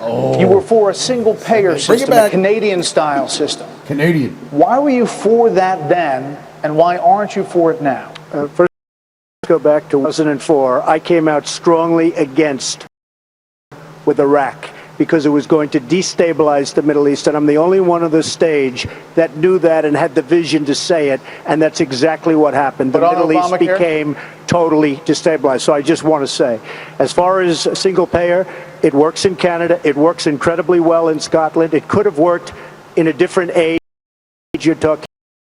What I'd like to see is a private without the artificial lines around every state. I have a big thousands and thousands of them. If I'm negotiating in New York or in New Jersey or in California, I have like one bidder. Nobody can bid. You know why? Because the insurers are making a fortune because they have control of course, with the exception of the politicians on the stage. But they have total control of the politicians. They're making. Get rid of the artificial lines, and you will have yourself great plans. And then we have to take care of the people that can't take care of themselves, and I will do that through a different system. Hey, Mr. Trump. Newsflash. I know. Hold on, Senator Paul. Newsflash. The Republican Party's been fighting against a single-payer system for a decade. So I think you're on the wrong side of this if you're still arguing for a single-payer system. I don't think you heard me. You're having a hard time tonight. All right, Mr. Trump, it's not just your past support for single-payer health care. You've also supported a host of other liberal policies. You've also donated to several Democratic candidates, Hillary Clinton included, Nancy Pelosi. Tonight. You explained away those donations, saying you did that to get business-related favors. And you said recently, buy them quote, off. when you give, do whatever the hell you want them to do. You better believe it. So what specifically did they Double do? down. If I need them, you know, most of the people on this stage I've given to, just so you understand. A lot of money. That was Marco. You're welcome to give me a check, Donald. They're fundraising now. Charlie, I have Donald. If you end your campaign, I hope you will give to me. Good. Okay. Sounds good. Sounds good to me, Governor. I will tell you that our system is broken. I give to many people. Before 2 months ago, I was a businessman. I give to everybody. When they call, I give. And you know, I need something from them 2 years later, 3 years later. I call them. They are there from the broken system. So what'd you get from Hillary Clinton and Nancy Pelosi? Well, I'll tell you what. With Hillary Clinton, I said, be at my wedding, and she came to my wedding. You know why? It's because I gave. Foundation that, frankly, that foundation is supposed to. I didn't know her money would be used on private jets going all over the world. It was. But you got more than that, guys. President Trump, thank you. Hold on. We're gonna move on. We'll come back to you, Governor Walker. Just 1 second on this, though. We spend a lot of time about Hillary Clinton and pitting us back and forth. Let's be clear. We should be talking about Hillary Clinton on that last subject, because everywhere in the world touched is more messed up today than before she and the We have many questions to come. Many questions to come. Valid point. Who is that? Scott Walker. And bring it back. Will you abolish away the powers and cut the size of the IRS broadly? They're not libertarian. For Facebook users, Facebook persons, as well as obviously conservatives. But you're decade after decade, or probably year after year, decade after decade, it does. In fact, it gets bigger. Republican. So the question is, at this point, it's simply too big. Any one person, Republican. It's not axis of power that has controlled the donor. It's the political class who does the dance that the donor class wants. And the result is federal government keeps getting bigger. Every person on this stage who has been a governor will tell you that the biggest fight they had was not the other party, wasn't even the legislature. It was the federal government, who continually put mandates on the states that we had to suck up and pay for. The Constitution. This is power, whether it's the EPA. There is no role level for the Administration. Still one news service is the fair tax, which is a tax on consumption all along. What I agree with is that we need a significantly changed taxation system. I've advocated is based on tithing, because I think God's a pretty fair guy. And he said, if you give me a tithe, it doesn't matter how much you made. If you had a bumper crop, you don't owe me triple tithes. You have no crops at all. So there must be something in here like that. And that's why I've advocated a proportional tax system. $10 billion, you pay $1 billion, you make $10, you pay $1. And everybody gets treated the same way. And you get rid of the deductions, you get rid of those. And right. Governor Bush. And I have a lot more to say about it. We're going to come back to you, Dr. Carson. One of the few people on advocates for Common Core education standards. People on this stage vigorously oppose federal involvement in education. They say it should all be handled. President Obama's Secretary of Education, Arne Duncan, has said that most of the criticism of Core is due to a, quote, fringe group of critics. Do you think that's accurate? No, I don't. The federal government should be involved in the creation of, directly or indirectly, the creation of curriculum or content. That is clearly a state responsibility. I'm for higher standards. Measured his brother owns in an abundant school choice, ending social promotion, and I know how to do that. Governor of the state of Florida, I created the first statewide voucher, statewide graduation rate 50%. Senator Rubio, why is critically important in the 21st century? We do need curriculum reform. And if a parent is unhappy with what their child is being taught in school, they can go to that local school legislature or their governor and get it changed. Here's the problem with Common Core. The Department of Education, like every federal agency, will never be satisfied. They will not stop with it being a suggestion. They will turn it into a mandate. In fact, what they will begin to say to local communities is, you will not get federal money unless the way we want you to do it, and they will use Common Core or any other requirements that exist nationally to force it down the throats of our people in our state. You agree with your old friend? You know what? He's definitely my friend, and I think the states ought to. And if states want to opt out of Common Core, fine. Just standards are high. Because today in There you America, go. a third of our kids, after we spend more per student than any country in the world other than a couple of Still with rounding the errors, to be litmus honest with you, 30% are career ready. If we are going to compete in this world we're in today, there's no possible way we can do it with lowering and dumbing down everything. Children are going to see that their kids won't be able to get a job in the 21st century. Oh my We have God! many Now he's more standing on. a host of topics here from Quicken Loans Arena in Cleveland. Stay with us. All right. Okay. You stand out as the best choice for the Republican nomination. All right. How do you intend to Close- go about Hey, student? knock it down. All right. So, we're in the next commercial break here. What's going on, guys? How are we feeling right now? Up on the fear scale for you? I think Rand comes down a little bit, just 'cause, at least during the debate. Yeah. And I think he's coming off very combative. I don't think he's making his points as well as he should be. I like the thing is I think that we all know what he's trying to say. We're liking it, but he's not actually saying it. he's not actually saying it, and he's saying it and trying to stay as Republican as he can. Yeah. Yes. He's still towing that line, and he's very combative. I actually think that does not work in his favor. I think he's trying to get himself on the front page. You know, Paul versus Trump is what he's trying to get, and I think that's really all it is. Yep. I think he's making a play right now. Yep. Going against Trump, and look, it's a risky play. It is. But there can be a reward to that. All of the press goes to Trump. But if Rand can be on the stage to be the combative one, then Rand's the guy that they're all going to interview next too, though. So it's not a play to do well tonight. It's a play to have a bunch of interviews the next day, like tomorrow and tonight and tomorrow. That's the play. It's going to be made there. Yep. Is going to be between those two. Got to tell you, if you're where he now and you need to have, that's a though. It is a place. I think it's a bad place. I for him overall. Oh, I don't. Well, here's the thing. The problem is slicker than Trump. That's the problem. Is you got to be.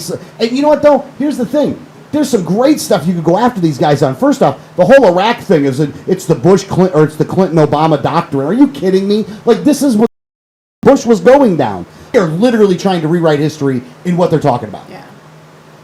So, anything else that was that stood out for? I just don't see. I mean, I'm hoping that Trump goes down a little bit in the polls after this because I don't think he's not answering any of the questions. He's saying whatever he wants. Most of it sounds ridiculous, and I just can't see a top like this. Where's the border? I thought the video, I think he's appealing very crazy. I don't see him going major. We look at it as, that's a major gaffe, but I think the people that love him will love him even more after this. Yeah. Well, look, here's the thing, though. The Clinton stuff, though, I think that's got to hurt him a little bit. I think the universal health care stuff's got to be a little painful, too. That's got to be. That's got to do That's something. a bad answer. He's admitting he's buying politicians and then saying that's what's wrong with Washington. The part I don't understand how that guy still has support. Like, that's the part that kills me. Yeah. He literally gets on stage and announce, she'll do I'll do whatever I say to do what do. I say to do. Like, and what did you, hold on, you had to pay her to go to your wedding? Like, what kind of a loser are you that you have to pay somebody to go to your wedding? Like, that's such a it's not even funny. You mean you really donated to the Clinton Foundation so the favor you could call in was to get her ass at your wedding? Yeah. Are you kidding? Pathetic. For somebody that's going to talking dude, that's a BS answer. Yeah, of course it is. Straight up BS answer right Yeah, there. what exactly did you have her do for you for all that campaign money that you gave her and all the money you gave to her foundation? Because it was more than showing up at your wedding. Exactly. That was a crap answer. Foreign policy stuff, those guys are just crazy. All of them Just sound like nuts. neocons. We need to earify and build a wall and build a fence. Like Rubio now wants to build a fence instead of a wall, so now the argument's between a wall and a fence. And he wants a fence so they can see him pointing and laughing at him on the other side. Yeah, exactly. Hey, what's going on the screen, by the way? It went to break and it's been black. Okay, so it's everything right now, right? It just went to black? As far as I know. Okay, all right. Well, that's cool then. As far as I know, there's still anybody pulling ahead in your mind on this one? I hate them all. I still hate every single one of them. I do not like any one of them any more than I did before this started. I do not like them. I do not trust them. Okay. Punditry wise, has anybody scored some points that you were like, oh? I think Walker did slightly just at the end there. He kind of tried to pull it back together. So, like you were saying for a minute, he really pulled it back together. Hey, we should focus on Hillary. So, yeah, from a political punditry side, I'm still horrified what he was saying before about abortion. But I still think from that side, I think he scored some great points. Sane one. I think everybody was fighting. Everybody was going back. Kind of went. Listen, we're kind of missing the big point here. We need to get back to it. I think he did come out really well there. All right, hold on. It seemed like everybody's trying to challenge Donald to try and do what Rand's doing and get that press of, oh well, he challenged in the debate, and it's really not working. I think it's ultimately going to play better for Donald than anybody. Yep. Well, but yeah, it's hard to look. If you're going to get in the mud with a pig, the pig's going to beat you because you got experience, and that's what you got going on right there. Hold on, though. I will say this: how funny was the fundraiser?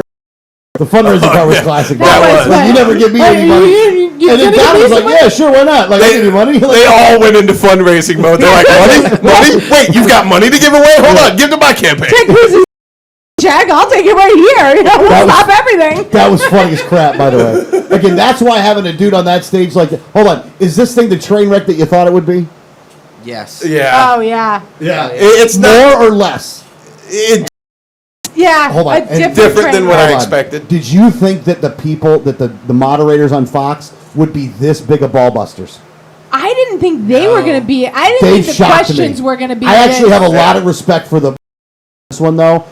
I know the first answer was kind of crappy, but they've been consistently ball busting the entire time. How are we doing over all there? of them. It's still black. Do we have to, Try to refresh? Is there volume? Because did you turn the volume all the way down? No, it's a black screen right now. Maybe it's a black screen with volume now. It looks like it's coming back now. I think we're still on break, man. You think we're still on break? It could be. They could be taking longer breaks. They're going bit long stretches. They got to pay for their time too. Yeah. No, we're back. Hold on, let's get in this.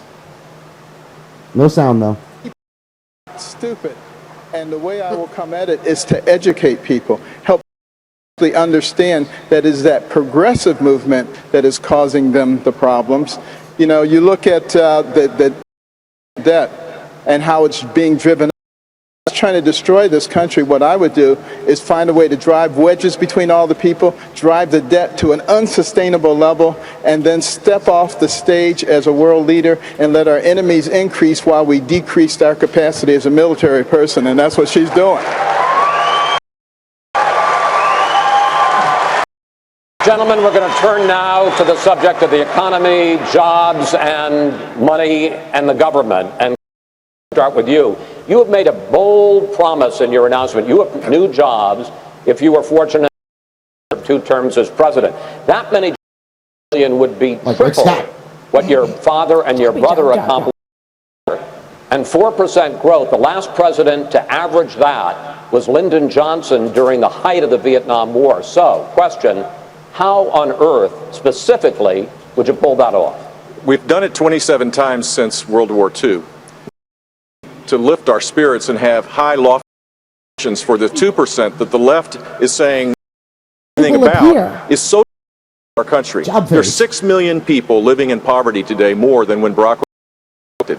6.5 million working part-time want to work full-time. We've created rules and taxes on top of every aspiration of people, and the net result is we're not growing fast, income's not growing. A 4% growth strategy means you fix tax code. You get in and you change every aspect of regulations that are job killers. You and replace it with something that doesn't suppress wages and kill jobs. You embrace the energy revolution in our country. This president and Hillary Clinton, who can't even say she's for the XL pipeline even after she's left, give me a break. Of course we're for it. We should be for these things to create high sustained economic growth, and frankly, fixing our system and turning it into an economic driver is part of this as well. Governor Walker, Alex is a time Nazi. When you ran for governor of Wisconsin back in 2020, you promised that you would create 250,000 jobs in your first term, first 4 years. Inflation added barely half that and ranked 35th in the country in job growth. Now you're running for president and you're promising an economic plan in which everyone will earn a piece of the American dream. Given your record in Wisconsin, why should voters believe you? Well, the voters in Wisconsin elected me last year for the third because they wanted someone who aimed high, not aimed low. The unemployment rate was over 8% to 4.6%. We more than made up for the jobs that were lost during the recession, and the rate in which people are working is almost 5 points higher than it is nationally. You know, people like Hillary Clinton think you grow the economy by growing Washington. The report last year showed that 6 of the top 10 wealthiest counties in America were in or around Washington, D.C. Us in America understand that people, not the government, creates jobs. And one of the best things we can do is get the put in rein in all the out of control regulations, put in place in all the above, give people the skills that they need to succeed. Tax code. That's what I'll do as president, just like I did in Wisconsin. Governor Christie, I engage you and Governor Huckabee in a subject that is a big issue in both of your campaigns. You say that to save the system, you want to raise the retirement age and to cut benefits for Social Medicare, and you say that some of the candidates on stage are lying.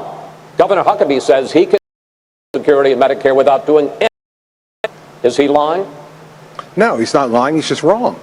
I mean, so there's a difference. Listen, I'm the only guy on this stage who's put out a detailed 12-point plan on entitlement reform, and here's why. Because 71% of federal spending right now is on entitlement service. 71%. And we have spent the last hour and 5 minutes talking about the other 29%, and no time on the 71%. And that makes no sense. Now, let me tell you exactly what we would do on Social Security. Yes, the retirement age 2 years and phase it in over 25 years. That means we'd raise it 1 month a year for 5 years when we're all living longer and living better lives. Secondly, we would means test Social Security for those making over $2 million a year in retirement and who have $4 to $5 million in liquid assets saved. They don't need that Social Security check. It is meant to be to make sure that no one who's worked hard and played by the rules and paid into the system grows old in poverty in America. If we don't deal with this problem, it will bankrupt our country or lead to massive tax increases, neither one that we want in this country. He's just plain Governor wrong. Huckabee, you say that changing entitlements, the kind of thing that Governor Christie is talking about, would be breaking a promise to the American people. And you say that you can keep those programs, save Medicare without those kinds of reforms, which is a broad tax on consumption. Please explain to Governor Christie how that would work, how you could save these programs without the kind of painful reforms he says we need. Let's all be reminded 60 million Americans are on Social Security. A third of those people depend on 90% of their income from Social Security. Nobody in this country is on Social Security because they made the decision when they were starting work at 14 that they wanted to trust some of their money with the government. The government took it out of their check whether they wanted them to or not. And if a person goes to 65, they're going to spend 51 years with the government. Whose fault is it that the system is screwed up? Is it the recipients or is it the government? And if Congress wants with the retirement program, why don't we let them start by changing their retirement program and not have one instead of not getting rid of Social Security up to $700 billion pay for Obamacare. It's always that the government figures that they can do this off the backs of people, many of whom are poor and depend on that money. And I just think it's fundamentally lying to the people and stealing from them, and we shouldn't be doing it. Who is that?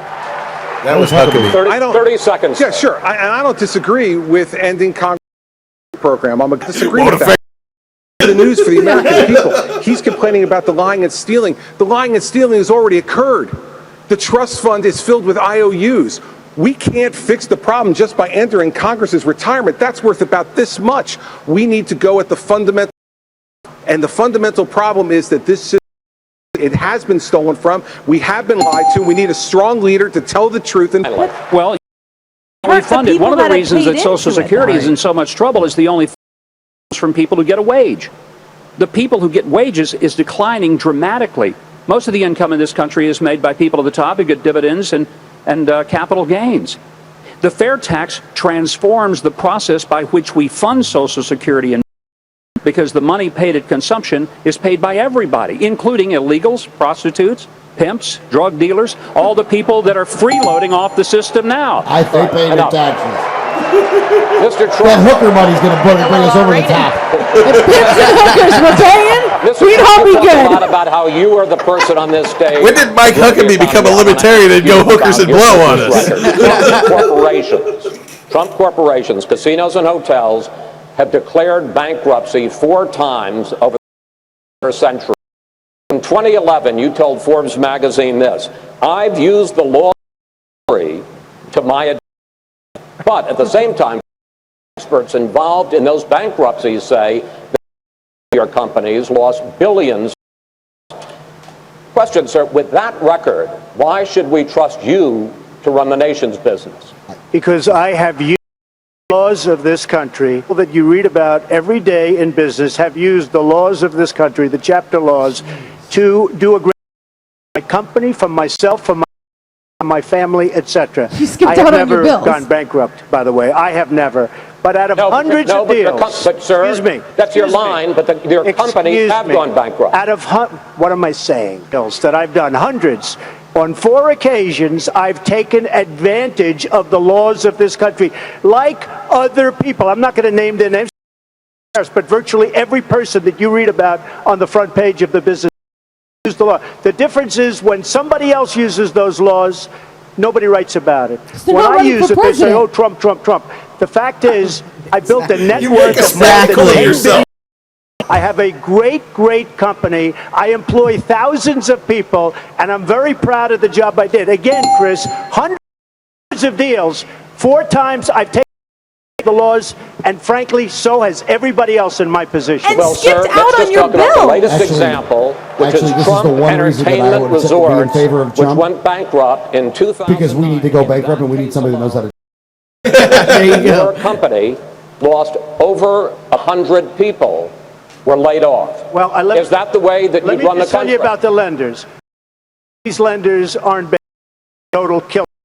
Not the nice, sweet little people that you think, okay? You know, Chris, you want to know. I had the good leave Atlantic City, which, by the way, Caesars just went bankrupt. Every company, Chris can tell you, every company virtually in Atlantic went bankrupt. Every company. And let me just tell you, I had the good sense, and I've gotten a lot of credit in the financial pages. I left Atlantic City before it totally cratered, and I made a lot of money in Atlantic City, and I'm very, very proud I want to tell you that. I'm very proud that I took advantage of them and bailed. $19 trillion, and they need somebody like me to straighten out that mess. That's ridiculous. Oh, no, he's a loser. Rubio. He didn't pay his Senator bills. Rubio, more than 3,000 people sent us questions about the economy and jobs on Facebook. And here is a video question from Tanya Sialka from Philadelphia. Here she is. Philly. Describe one action you would do to make the economic environment more favorable for small businesses and entrepreneurs and anyone dreaming their own business. That's a great question. Senator, how do you answer Tanya? That's a great question. First of all, it begins by how we live in today. Radically different from the one we had. It's an economy that now has placed us in global competition with of other countries around the world. Now, the big companies that have connections with Washington, they can affect policies to help them. But the small companies like the we're talking about, they're the ones that are. The first thing we need to do is we need to even out the tax code for small businesses so that we lower their tax rate to 25%, just as we need to lower it for all businesses. We need to have a regulatory budget in America that limits the amount of regulations on our economy. We need to repeal and replace. And we need to improve higher education so that people can have access to the skills they need for 21st century jobs. And last but not least, repeal Dodd-Frank. It is eviscerating small businesses and small banks.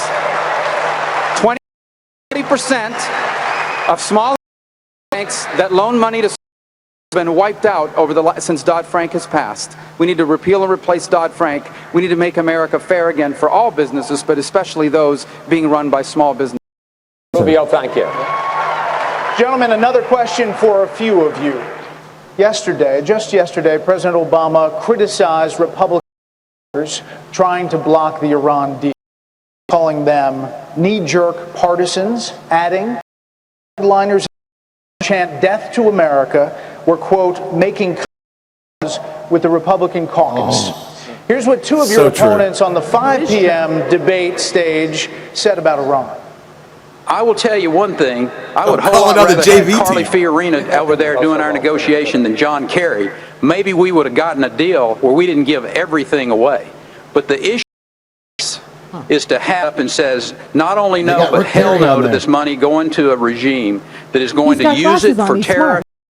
Does not lead. The world is a dangerous and a tragic place. This is a bad deal. Obama rule of negotiation. Yes, our allies are not perfect, but Iran is at the heart of most of the evil that is going on in the Middle East through their proxy. They're fighting. This first, Governor Walker, you've said that you would tear up the Iran deal on day one. If this deal is undone, what then? Well, first off, let's remember, I still remember as a kid tying a yellow ribbon around the tree during the 444 days that Iran Graves of soldiers held 52 Americans hostage. Iran is not a place we should be doing business with. To me, you terminate the deal on day one. You reinstate the sanctions authorized by Congress. You go to Congress and put in place even more crippling sanctions in place. Convince our allies to do the same. This is not just bad with Iran. This is bad with ISIS together. And once and for all, we're going to stand up and do something about it. It's yet another example of the failed foreign policy of the Obama. Tear up the deal on day one. This is Paul's. I oppose the Iranian deal and will vote against it. I don't think that the president negotiated from a position of strength, but I don't immediately negotiation.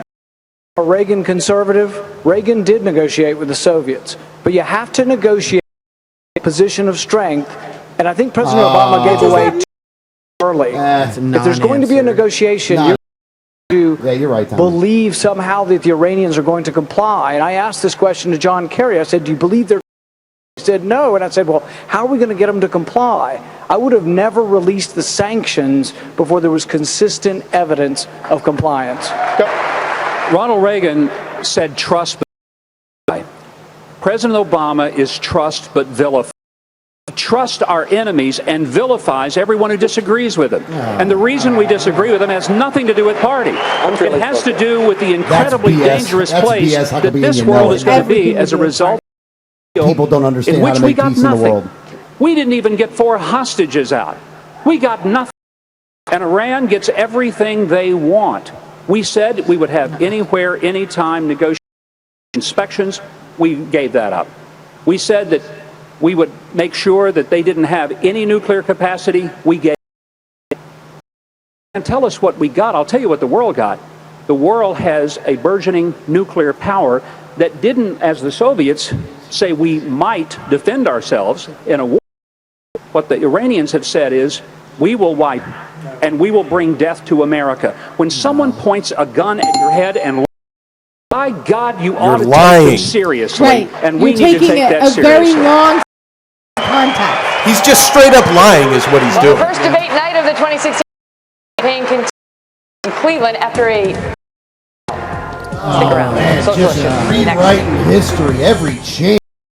I mean, seriously, though. I need to write an article about Iran with the United States. I need to write an article about security and when and how it was broken and how these motherfuckers are complicit in it and support it. And every day they are behind what was done to break security. Yeah. They don't know what actually happened. It wasn't a great plan. It's not a system I support. But when it was put in place, it worked until LBJ dismantled it and said, I want this money. Yeah, that's what it was. They took the money. Correct. And they have been taking money out of it ever since. And nobody's talking about not taking the money. They combine Social Security with the general fund so that shit like this on a debate and say, oh, we spend over half of our budget on entitlements. No, we don't. We spend over half of our budget on the military-industrial complex. Yes. Yeah, that shouldn't have been part of the budget. Yeah, and it's not because it's separate line items on paycheck and you pay a Social Security tax. And when you guys combine them together, you guys are lying. Yes. You are being disingenuous. You are being false to everyone in this country when you say they are the same, when every one of us sees on our paycheck that they are two different line items being taken out. Preach it, Greg. Damn it. I just want to punch every one of them in the face. I'm sorry that I'm offending you with my language, Danielle. I am just very pissed off after that. Passionate, boy. Watch out. It makes me, it is. It's like they talked over 30 seconds with him. That's what it's like they went over the line. It's like they went over the line. God. All right, so that round we just had right there. First off, I don't understand how they are getting away with the fact that, look, you don't have to say Iran's good guys because they're bad guys. The people in charge in Iran are not good guys. All right, yeah. ISIS right now, and then on the stage they tried to combine them like ISIS and together. No, they hate each other. To kill ISIS. They want them to be there. They want to at least be honest. You bunch of I wish we weren't allowed to use Iran, Iraq, I wish we could only use their tribal names. Oh God, it would be so much better if we people would actually understand what's going on.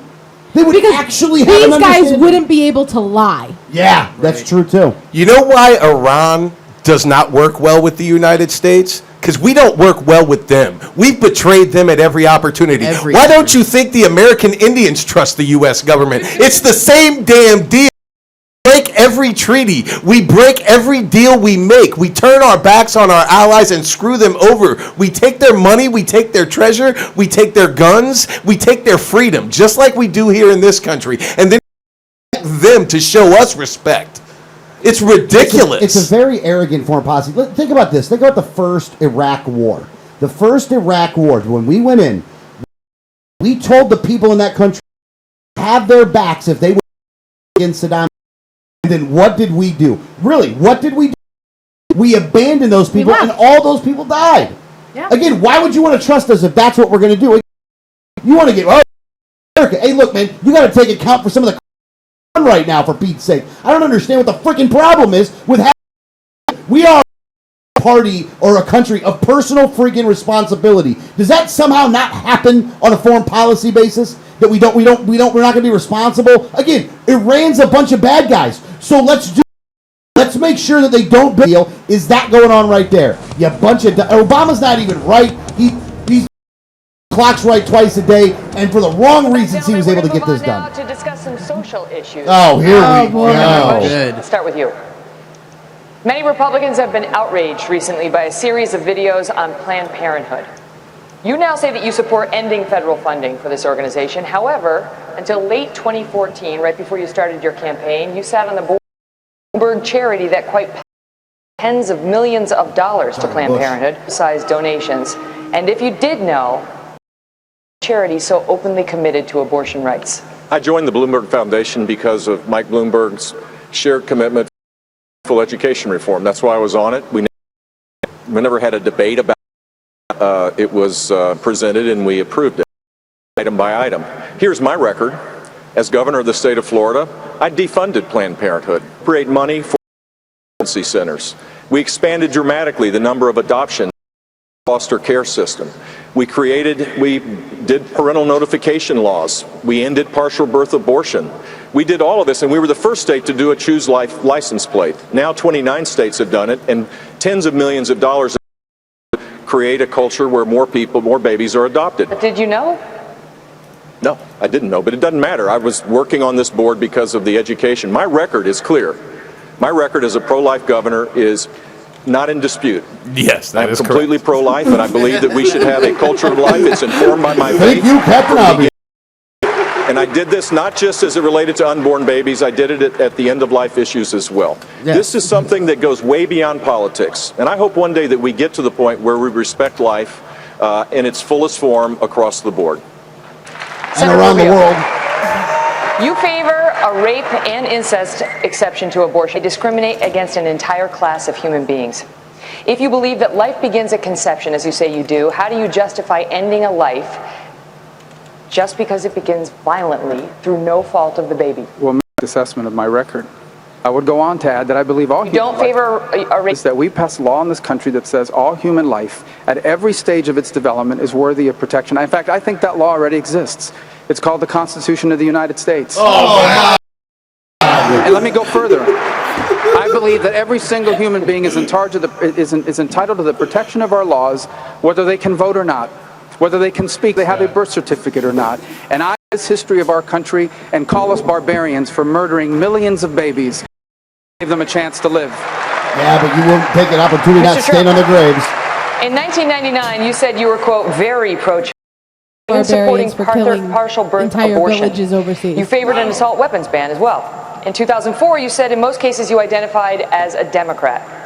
Even in this campaign, your critics say you often sound more like a Democrat, calling several of your opponents on this stage things like clowns and puppets. When did you actually become a Republican?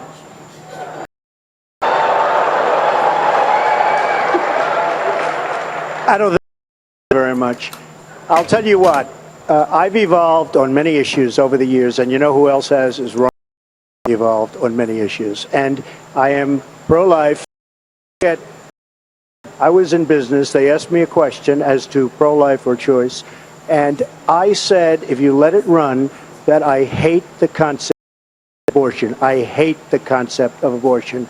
And then since then, I've very much evolved. And what happened is friends of mine years ago were going to have a child, and it was aborted, and it wasn't aborted, and that child is a total superstar, a great.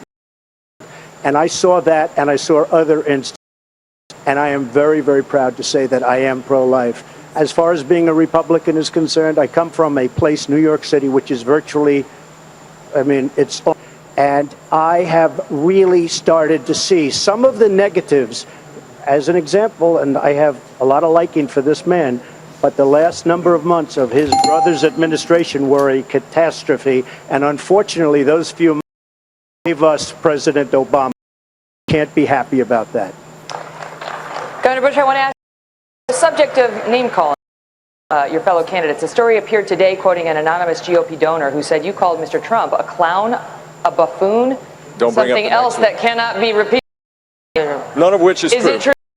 True, but I have said that Mr. Trump's language is divisive. I want to win. I want one of these people here, or the ones at 5 o'clock, to be the next president of the United States.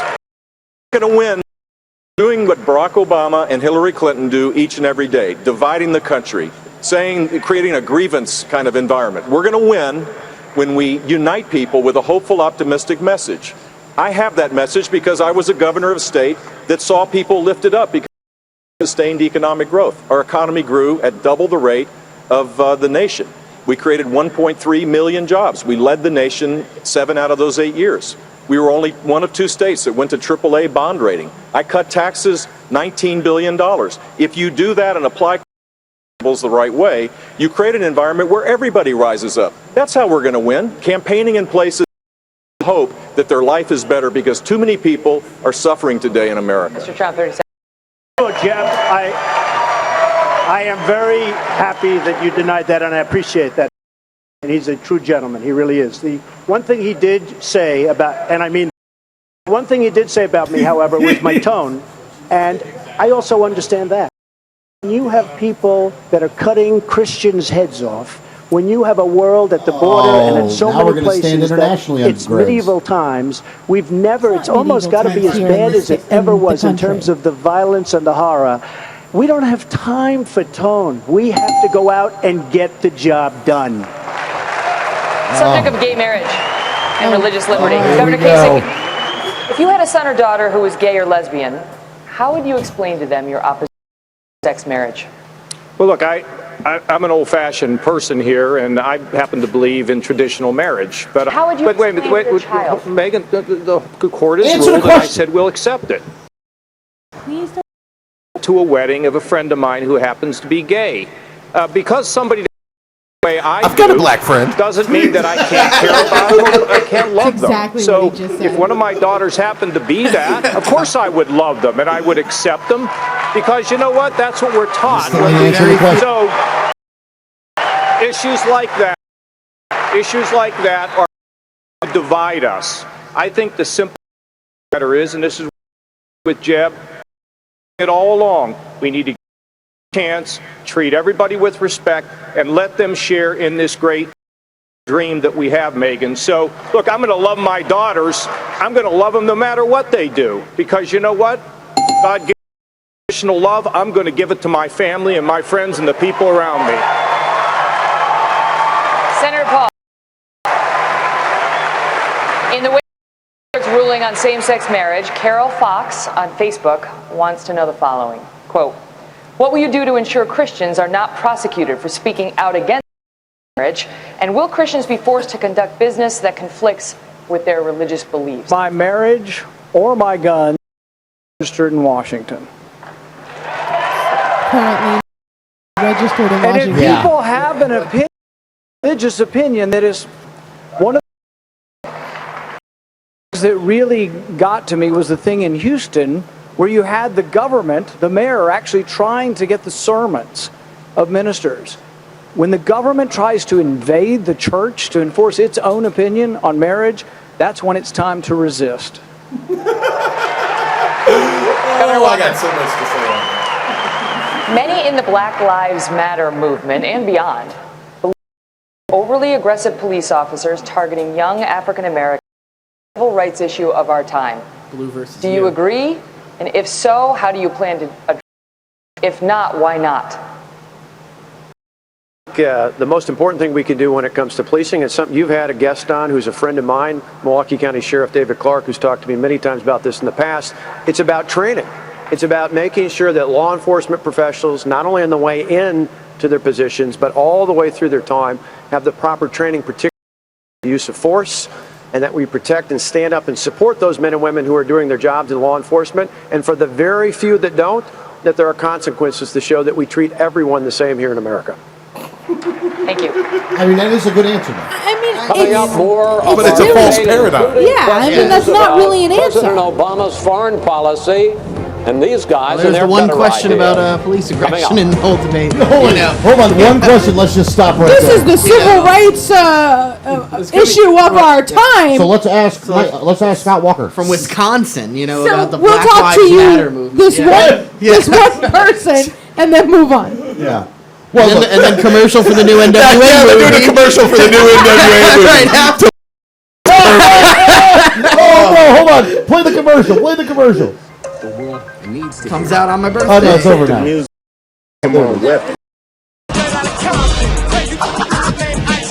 I knew there were going to be people that agreed with everything that we were saying on those records, but I didn't know it was going to have the impact that it did at all. I actually totally want to see this movie. I totally want to see that. 2 segments in a row, they just got me so pissed off and fired up, and I'm trying. That's why I had to leave in the middle of that one to go smoke a cigarette, because I'm just going to be yelling over them, and I'm already making people mad in the chat. Well, people are mad that we're talking over it, and we got a couple haters in there. What are they saying? What? Read the chat to you? Yeah, You got a computer over I'm there. not reading the chat. Tell me what. I'm not read in the one chat. one to me. I can't go on that page. Remember? Okay, fine. Fine. Let's see. I'm sorry. I'm trying to make sure that the show streams out well. Well, we got some haters on here. We got are the people on this radio show all related? It reminds me of someone's garage in southern Illinois or Indiana, where the family gets together and every Saturday night and play Candyland and eat pork rinds. You know, honestly, I wish we. I dislike How is that pork talking rinds, trash, by the way? Hey, piss off! You get your own studio. At least I got this studio, bitch. Yeah. Okay, let's not curse sorry, or sorry, insult sorry. people, please. Sorry. Too bad there are uneducated libertarians who probably listen to garbage like Alex Jones doing this stream. Oh, come on! Siri, phone records. Give me the name. Give me the name so I can say it properly. Well, let's see. This No, looks like don't. our. I don't think that.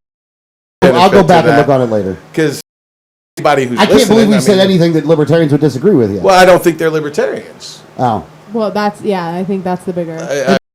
I'm glad we got haters, though. Yeah, they got nothing. They got to hate on. Yeah, They don't got exactly. haters. On us, that's fine. We got haters because we're doing something. And here's the thing. This is the first time we've ever tried to do this, and I think we've done a pretty good job so far. I like it. Yeah, I want I to do like this it. with all of them. Yeah. I'll do that. We got to do it with the Democrat debates too. Definitely we'll have get just to do as the mad. Democrats. We'll get just as mad with those. Oh yeah, for different reasons, but like just as mad. But just as Because they're all liars. Well, the thing is, these guys just aren't being accurate, and you know and I have to say, Chris Christie with his "I'm the only one up here" is really getting old. I'm sick of dead graves.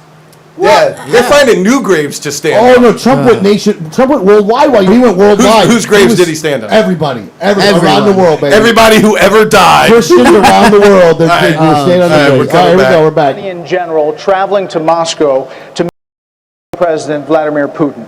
His name is General Qasem Soleimani. He's blamed for hundreds of U.S. troops' deaths in Iraq and Afghanistan. His trip to Russia, UN Security Council resolutions. Confine him to Iran. So, Mr. Trump, if you were president, how would you respond? I would be so different from what you have right now, like the opposite. We have a president who doesn't have a clue. I would say competent, but I don't want to do that because that's not nice. So why not? Because you're not nice. But if you look at the make, whether it's the nuclear deal with 24-hour period, wait, before you get to the 24 hours, you have to go through a system. You look at Sergeant Bergdahl. We get Bergdahl, a traitor, and they get 5 of the big, great killers, leaders that they want. We have people in Washington that don't know what they're doing. Now, I agree. But they do whatever you say. Yeah. We're making a deal. You would say, we want him. We want him. We want our president. All these things. We don't get anything. We're giving them $150 billion plus. They are going to be, I'll tell you what, if Iran was a stock, folks should go out and buy it right now because you'll quadruple. This, what's happened in Iran, is going to lead to destruction in large portions. Back their own money. Another new development today. Senior defense officials tell Fox they strongly suspect Russia was behind a cyber attack on the chairman of the Joint Chiefs office, emails. This comes in the wake of the Director of National Intelligence blaming the Chinese for the largest ever cyber attack, personal data of tens of millions of Americans. Senator Cruz, in your view, have Russia and China committed a cyber war? And if you were president, what would you do about it? Well, Brett, of course they have. And over the last 6.5 years, we've seen the consequences of the Obama-Clinton foreign policy. Leading from behind is a disaster. We have abandoned and alienated our friends and allies, and our enemies are stronger. Radical Islam is on the rise. Iran's on the verge of acquiring a nuclear weapon. China is waging cyber warfare. Soleimani, the Iranian general, is the head of the Al-Quds force for the murder of over 100 American servicemen in Iraq. And part of this Iranian deal, General Soleimani, the day General Soleimani flew back from Moscow to Iran was the day we believed that Russia used cyber warfare against the Joint Chiefs. We need a new commander-in-chief that will stand up to our enemies and that will have credibility. Emphasizing that Iran released our hostages in 1981, the day Ronald Reagan was sworn into office. Dr. Carson, in August of 2012, President Obama famously declared that if Syrian President Bashar al-Assad used chemical weapons, quote, that's a red line for us, and that there would be enormous consequences. 1 year later, with overwhelming evidence that Assad had in fact used chemical weapons and crossed that red line, President Obama declined to use military force against the Assad regime. As president, would you have used military force there? Well, what we have to stop and think about is the fact that we have weakened ourselves militarily to such an extent that it affects our policies. Our Navy is at its smallest size. Our Air Force since 1940. In recent testimony, the Commandant of the Marine Corps, the non-deployed units were not ready. Generals are retiring because they don't want to be part of this. At the same time, our enemies are increasing. Our friends can't trust us anymore. You know, they gave away their nuclear arms with the even give them offensive weapons. We turned our back on Israel, our ally. You know, in a situation like that, of course, Obama's not going to be able to do anything. I would shore up our military, because if you don't get the military right, nothing else is going to work. Governor Walker, as president, what would you do if Russian President Vladimir Putin started a campaign to destabilize NATO, Estonia, No, he's Latvia, not sounding good at all. Lithuania, No, mirroring the actions Putin took at the early days of Ukraine? Well, first off, for the cyber attack with Russia the other day, it's safe right now, but probably the Russian and Chinese government know more about its email server than do the members of the United States Congress. And that has put our nation believes in the old Lenin adage that you probe with bayonets. When you find mush, when you find steel, you stop. Under Obama and Clinton, we found a lot of mush over the last few years. We need to have a national security that puts steel in.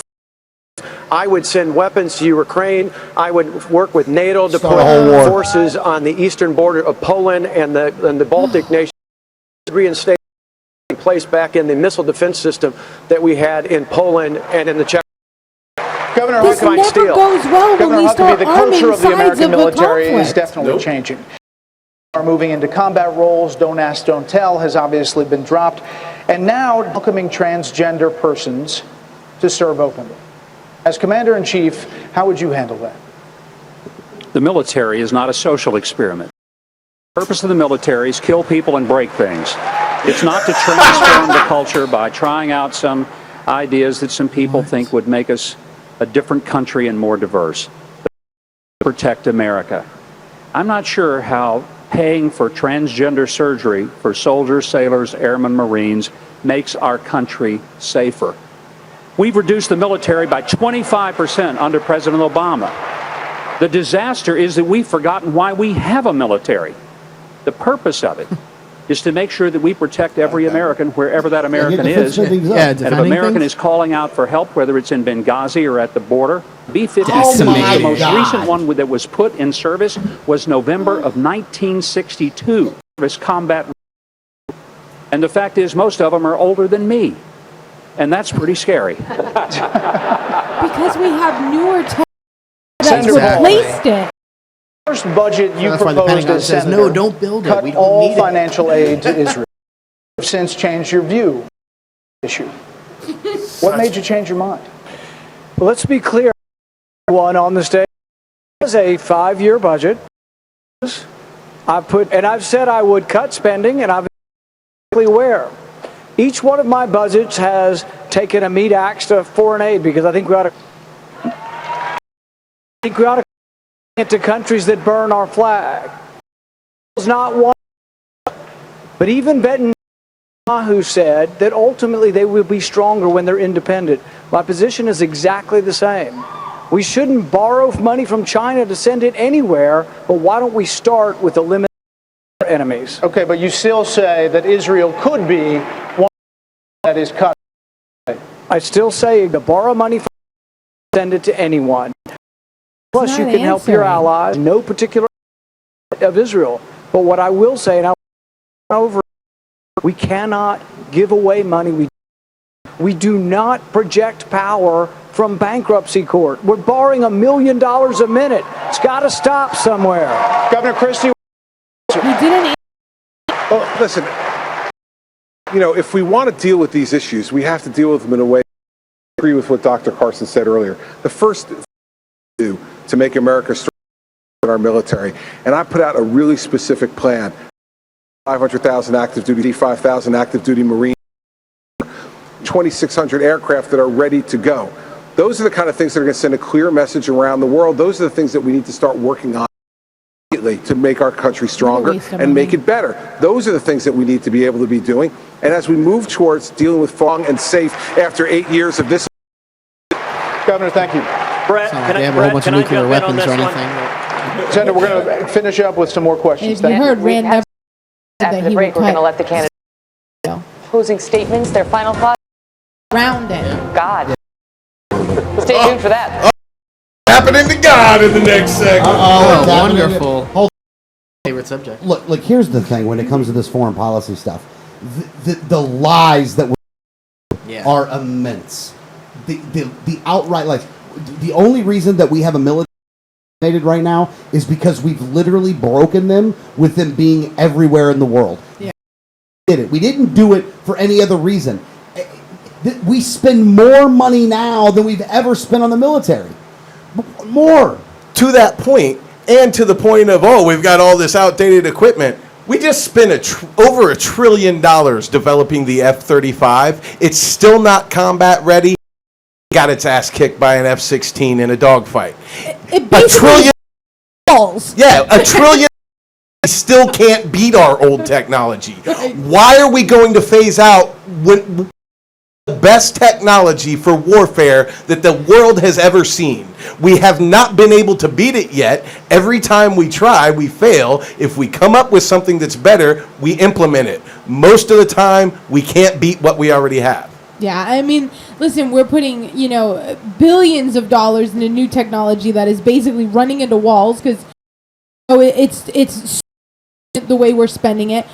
But the thing is a lot of the things that they're talking about, well, we don't have this anymore, because that was something better. We don't need ships because we have bigger aircraft that our missiles can go further, so we don't have to have a ton of ships in the sea. It's just ridiculous. Guys are like, oh, well, we need more of everything. More doesn't mean better. It just means wasting money. I don't understand. Well, I do understand. Hold on, Tommy, go ahead. No, I was just saying, they talk about military is decimated. We spend more than how many other countries, all combined, all of the top, all combined. How many? And decimated? I mean, the last time I checked, Obama was conducting crazy warfare. Sorry, he's not sending, thousands of, troops right on the, boots on the ground, but still drone bombing everywhere. We're not spending, decimating.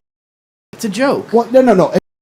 We spent a little less money arming ISIS. That'd probably be a good start. Let's find the cuts in where we're arming ISIS and the terrorists. Walker, I got to tell you, I don't know about you guys, but Walker hitting the top 10. Up my list. Walker's in the top. We can bump somebody out of this one, man, because Walker has made the.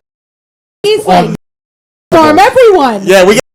No, we're totally going to redo the list. That didn't go horribly wrong with the Mujahideen, Saddam, anything like that. Did not go wrong at all. Yeah. The failure. Arming it for us. Yes. Yeah, we armed Iran and Iraq during their 10-year war. Yep. Mm-hmm. How'd that work out for us there, big guys? These are amazing. It really is. We have zero for office. Zero.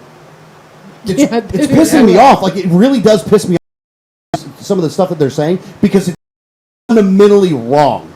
Like, and even Fox, who has been ball busters tonight, and I'll give them credit for being ball busters in some it's coming back on. Okay. Closing.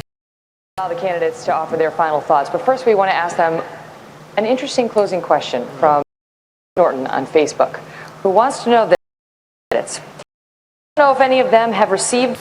They're done. Well, I am blessed to receive God every day and receiving the scriptures and reading the scriptures, and God speaks through the Bible. That was a way to answer, but not sound crazy. I'm the son of a pastor and an evangelist, and I've described many times how was an alcoholic, he wasn't a Christian, and my father left my mother and left me when I was just 3 years old, and someone invited him to Clay Road Baptist. He gave his heart to Jesus, and he got on a plane, my mother and me. Oh, wow. I would also note that the scripture tells us, you shall know fruits. We see lots of campaign conservatives, but if we're going to win in 2016, we need a consistent conservative who's been a fiscal conservative, and national security conservatives. There are differences among the candidates on issues like amnesty, like religious liberty, like life and marriage. I'm proud to fight and stand for religious liberty, to stand against Planned Parenthood, to defend life for my entire career. Proud to continue to do so as president. You know them by their fruits, but we still got to check your berries. Well, Megan, my father and his father was a coal miner. My mother's mother could barely speak English, and their son today stands on this the great state of Ohio, not only as the governor candidate for president of the United States. Like, hey, Mom, I'm here. I do believe in miracles. I've had a lot of elections. But my elections are really not about candidates. I tell my people that these are about a movement to do what? To restore balance, a movement to do things like provide economic growth, and a movement not to let anybody be behind. You know, today the And country's who's to make sure divided about the political Not behind, unless you're in a third party, We've then got you're to unite excluded. our country again, because we're Scumbag, stronger Kasich. when we are united, and we are weaker when we are divided. And we've got to listen to other people's voices, respect them. Oh, that's but why keep you in block mind- third parties in and your I state. believe- I believe in Hypocrite. terms of the things that I've read Boy, in my I gotta lifetime. tell you, good thing that God isn't with a The Lord's lightning not bolt right now picking striking us, your ass but down because because he of should how be. we respect human rights, because of good force, he wants America to be lead, and he wants America to lead. And nothing's more important to me and my friend. Governor Walker, same question. My friends that are all going to get new jobs when I win. I'm certainly an imperfect man, and it's only by the blood of Jesus Christ that I've been redeemed from my sins. So I know that God doesn't call me to do a specific thing. God hasn't given me a list, if you will, of things to act on the first day. What God calls us to do is follow His will. And ultimately, that's what I'm going to try and do. And I hope people today, even in the big challenges I took on when I had over 100,000 protesters in and around our Capitol trying to do what I thought was the right thing, it wasn't just political battles. It was ultimately how I acted, not responding in kind, not loud, and living my life in a way that would be a testimony to Him and His faith, and our faith. Senator Rubio, I want to ask you the same question, but I do want to mention a woman just came here to the stage and asked, I want to hear more about what these candidates are going to do for our nation's veterans. So I put the question to you, God and the veterans, which you may find to be related. I think God has blessed us. What? He's blessed the Republican Party with some very good candidates. The Democrats can't even find one. Oh! Ooh, that was a big burn. That was a big burn. And take a drink. And I believe God has blessed our country. This country's been extraordinarily blessed, and and that's why God has continued to bless us. And He's blessed us with young men and women willing to risk their lives and sometimes die in uniform. Not you, though, for the huh, safety Chicken and Hawk? security of our people. We have a VA that does not do enough for them. I am proud that last year we changed the law. We changed the law to give the power to the VA secretary in doing their job. And it is outrageous. They've only fired one person to date. When I'm president of the United States, we're going to have a VA that cares more about our veterans than about the bureaucrats who work at the VA. Consider how many more people are going to die because of your dumbass. You about God and His role, but also one of the issues that the public was very interested in, and we touched on it earlier, is race relations in this country and how divided we seem right now. Anything divided. Well, I think the bully pulpit is a wonderful place to start healing that divide. Did they ask that to we have Carson? the purveyors of hatred who take every single incident between people like of having a races black friend and try to make a race war out of it and drive wedges into people. And this to be done. What we need to think about, I was asked by an NPR reporter once, why don't I talk about race? And I said, it's because I'm a neurosurgeon. And she thought that was a strange response. And I said, you see, when I take someone to the operating room, I'm actually operating on the thing that makes them who they are. The skin doesn't make them who they are. The hair doesn't make them who they are. And it's time for us to move beyond that because... Putting a little Morgan Freeman in on this one. Our strength as a nation comes in. We are the United States of America, not the divided states. And destroy us or and we shouldn't. What people want to do, I want to have done.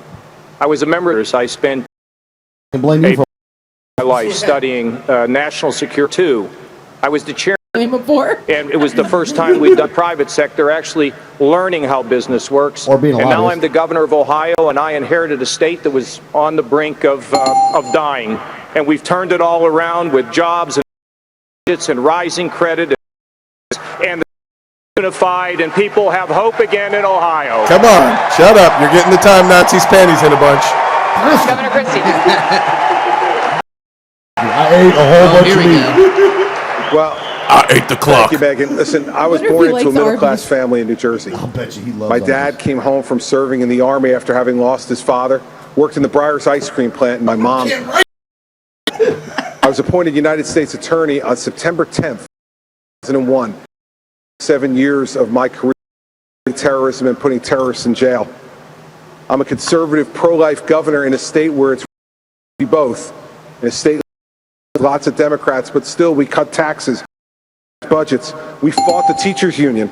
This president has had weak leadership, which has led to bad choices. We got to stop worrying and start worrying about being respected, and that's exactly how I'll lead our country. Ding, ding, fat boy, come on. Senator Paul, closing statement. I'm a different kind of Republican. I've introduced a 5-year balanced budget. I've introduced the largest tax cut in our history. I stood for 10.5 hours on the Senate floor to defend your right.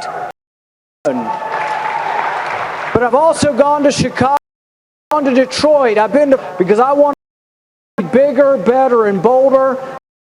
One of the states that were won by President Obama, kind of Republican. Yeah. Thank you. You know, both of my parents were families on the island of Cuba. They came to America because it was the only place where people like us. Here in the they made it big, but the very purpose of their life was to give us the chance to do things they never could. My father was a bartender, and the journey from the back of that bar to this stage tonight, it's the essence of the American dream. It's what makes our nation different. And I'm running because I want that to still be possible for the people trying to do it. I run for president because I believe just save the American dream. We can expand it to reach more people and change more lives than ever before. And that's why I'm asking for your vote. But they better already not let them greater in. than it's ever been. Yeah. And make of this century a new American century. Oh, you boy, the neocon just came out. Project for New American Century. There we go. Yeah. Perfect. If I am elected president, let me tell you about my first day in office. What I intend to do is to rescind every illegal and unconstitutional executive action taken by Barack Obama. That's right. What I intend to do is instruct the Department of Justice to open an investigation into these videos and to prosecute Planned Parenthood for any criminal violations. The next thing I intend to do is instruct the Department of Justice and the IRS to prosecuting religious liberty. I then intend to cancel the Iran deal and finally move the U.S. Embassy in Israel to Jerusalem. I will keep my word. My father fled Cuba, and I will fight to defend Did liberty. he just categorize Planned Parenthood as more dangerous than Iran? Dr. Carson. Okay. I'm just trying to keep up with these guys because they move fast. I haven't said anything about me being the only one to do anything, so let me try that. I want to separate Siamese. The elder...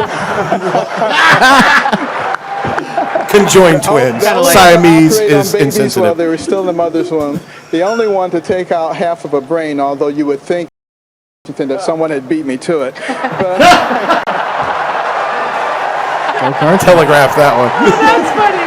That may actually be the line of the night. But I'm very hopeful that I'm not the only one who's willing to on of freedom, because freedom is not free and we must fight for it every day. Every one of us must fight for it because we're fighting for our next generation. Everything he said was anti-freedom the whole night until now. Yeah. It seems like this election has been a whole lot about a person who's very high in the polls, but doesn't have a clue about how to govern. A person who has been filled with scandals and who could not lead. And of course, I'm talking about Hillary Clinton. Good one.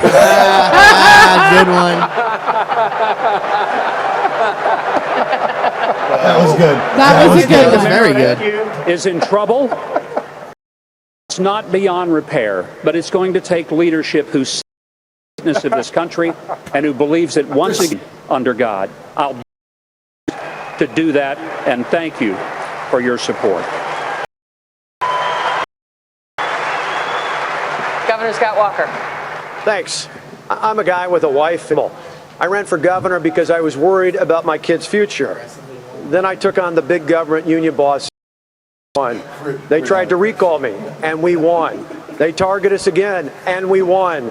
We balanced the budget, cut taxes, and turned around with big, bold reforms.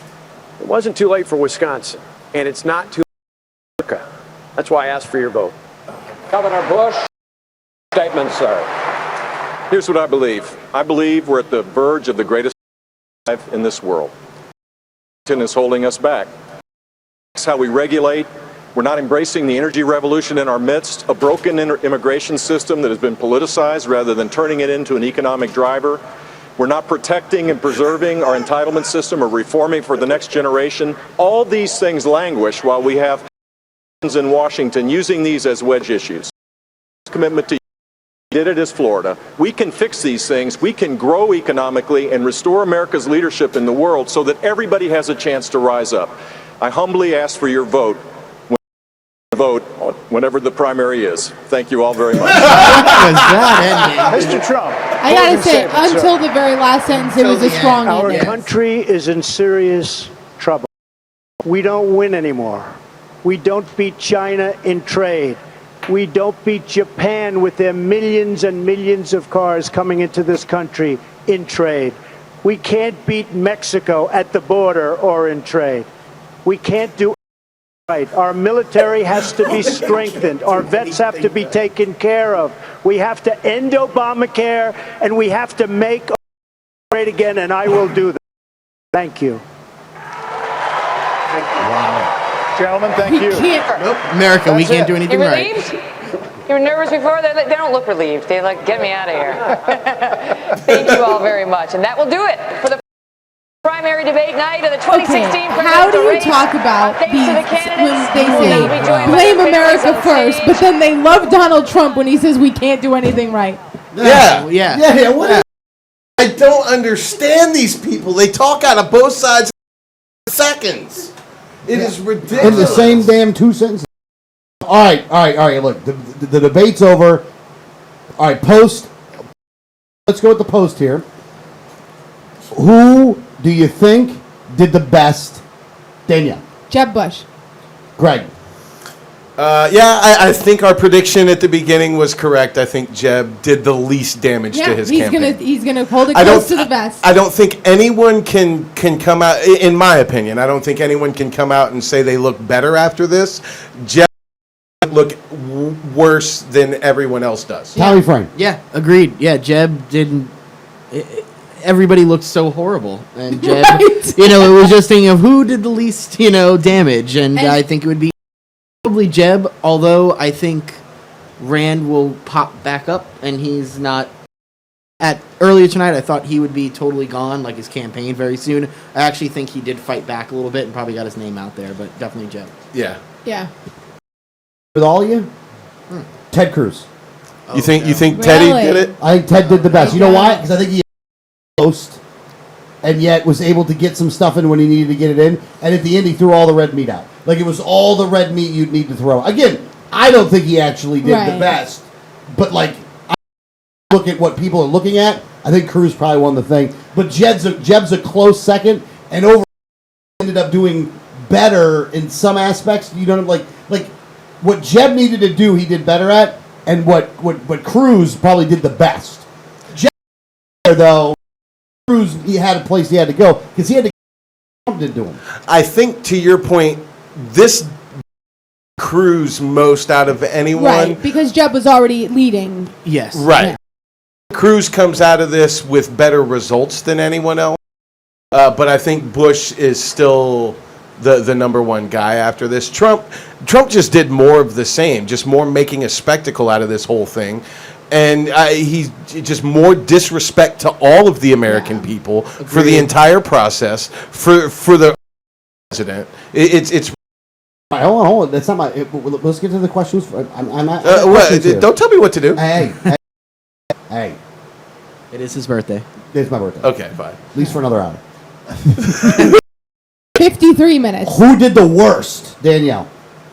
I'm gonna actually an equal. I think Donald Trump, and I think Rand Paul did a lot of damage to his campaign with overall votes. I think overall a lot of votes by combative, and I think Trump went along. He just went way too over the deep end all the time.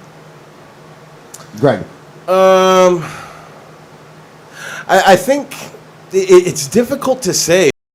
First in this, he looks so. I'm sorry. I have so much difficult for me to have a positive opinion on. Try to be objective here. Maybe Trump looks the worst. I don't know. Maybe Paul looks the worst because he did come off so combative. He was kind of kind of self-congratulatory there in his closing statements about I did this and I did this. But maybe it's Christie that looks the worst because he was throughout the debates just kind of self-congratulating. Yeah, I'm the only one who did it. I'm the only one. Oh, give me a sandwich. You know, it was really hard to watch. That's why I had to get up and smoke cigarettes in the middle because it's just difficult. Tommy Frame. I actually think Ben Carson did the worst. I thought, as at pure debating, I mean, he was like off like a fifth grader in a debate. I mean, I just feel like he couldn't even formulate his sentences half. I say Ben Carson, but also, Chris Christie as well just came off as almost as big of a pompous jerk as Trump, almost. A little bit in a different way, but I mean, it really maybe in New Jersey, New York vibe. Well, I did this, look how good I am. And it's, it's a bunch of BS. So. Yeah, it's like Tommy Frame read my mind. Totally going for the same reasons that he said. The second to Christie on that one for the same reasons. Okay. So now I'm going to ask you the same question, but I think you guys have already answered it. None of you liked it, so I'll start first with this one. Actually, didn't really think in some ways going after Trump was the good thing to do. I think that it didn't well there, depending on how the media, because he's doing interviews with the media. Interviews go out will depend on whether he did a good job or not. If it was the good move, interviews out of it, then it works out well. I could have gone down the road the right way, and I think he didn't choose to go down those roads. I think he really question of foreign aid. I think he had the right thought, but he wouldn't finish it. They themselves said they don't need our help, so let's cut funding to everybody. But then when he was I want to cut funding to everyone, but he was because he didn't want it to be a soundbite because that's where he would have got him at. Still could have done better. I think he helped himself more than he hurt himself, but only if he follows up on it the way that he needs to follow. But again, he's going after a base of people that like other people anyway. You ain't winning when libertarians over. I think he did it for fundraising. I think the people that support him are going to be like, yeah, you fought for it. Here's my money. And I think he'll be effective in that because let's actually talk to anyone who's got any money. So he's got to do these things to get it. I think Republicans are, in general, people are sick of the fight. I think the fact attacking him, causing the fight, and him continuing the fight, that is going to make him look wrong. Make him look bad. Before we get to you guys, I want to respond to one thing she just said. I think the Trump stuff looked bad. I think the Christie stuff looked phenomenal. Like when he's up there saying, I want to defend the Bill of Rights. Beautiful. No, that part was golden. I mean, I really thought he did a great job there. He kept going after Trump, and he kept doing it. And it's like I said, I think overall it's going to be good. It's going to give his campaign a boost in fundraising. I think, but overall he lost a lot of votes for it. All right, Greg, how did Paul do? Paul, I think Paul was too combative. He was looking at an opportunity.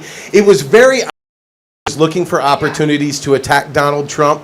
Like we've been talking about for weeks, Trump is sucking all the air out of the room constantly, and he's trying to get that air back. He wants to. It's like he's trying to grab those coat for dear life.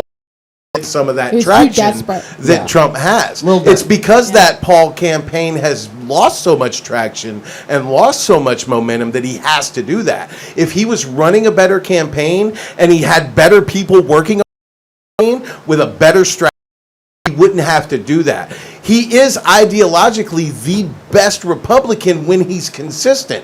If he would hold on to consistent principles and speak to those principles, then he could have won that debate. Instead, he comes off looking like someone who's desperate for attention and starts a big man in the room just to get that attention and grab attention for that fight. All right. Tommy, go ahead. Yeah, I think it's like Danielle said, I think a lot of it has to do with fundraising. Just opening up my Facebook feed during the debate, I made a comment, memes together. Yep. I don't want my guns or marriage registered in Washington. Like the minute after he said it, post it, And I don't think it's necessarily. I think it's about fundraising. I think it's about continuing the campaign. I mean, he's not going to win over the libertarians at all with this debate performance. and I don't. The Trump, I think, will get him a lot of news, and who knows? I mean, time will tell if that's any positive news. But I don't think it was done well. He probably could have, if he was a little bit more slick, maybe, but wasn't. All right, now I'm going to say something else right now that I've been waiting till the end to say, but I wanted to say it, and you might call me wild conspiracy theory on this one, but I'm going to say it. I think that Fox News was ballbuster. They were protectionist to one candidate. They were. They were.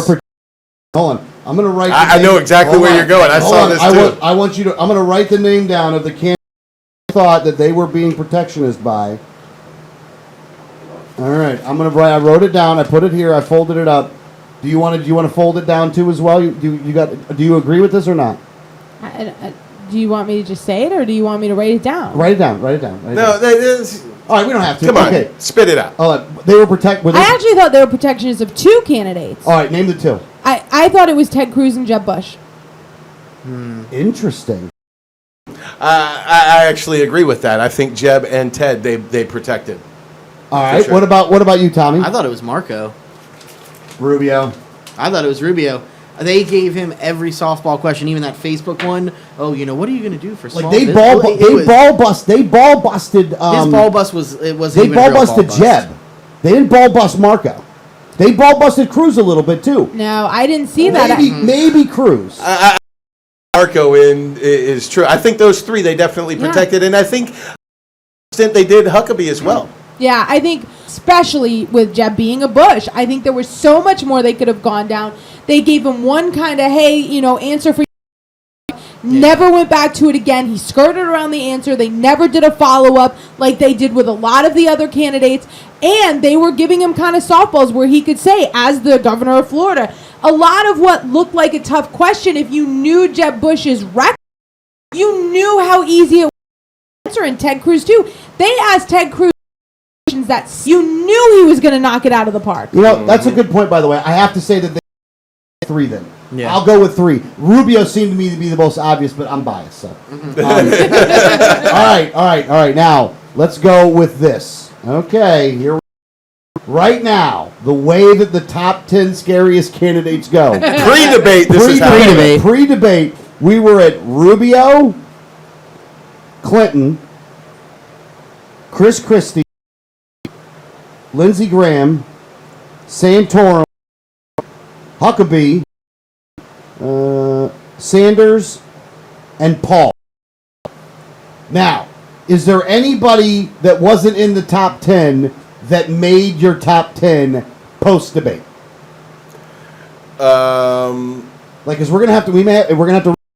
Anybody's got anybody to add? I'm gonna go down the list. Let's just go down the list. Well, Scott Walker should be up there, but I take out because the problem is that we were listening to 10, but we have on that list. We took from that list from a pool of 27. Oh, okay, hold on. And we've got Democrats in there that we didn't have on stage tonight. Now, Donald Trump was third.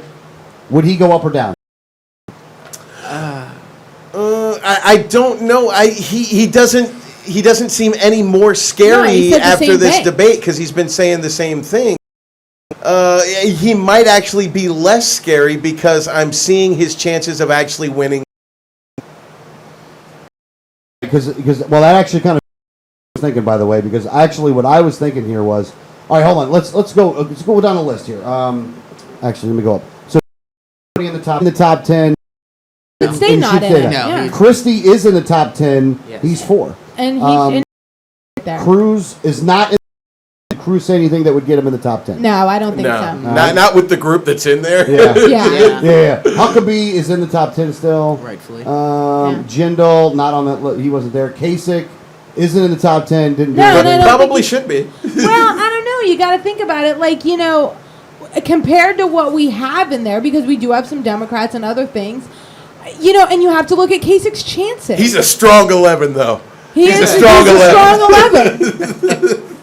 All right, now let's see who else here. Paul, he's in the top 10. He's number 10 right now. The Rube, and I don't think he's going to lose that stage. All right, now, Walker. I would put Walker at third now. You want? I would move Walker I would move him all. I would. Yeah. Would you guys move Walker to third?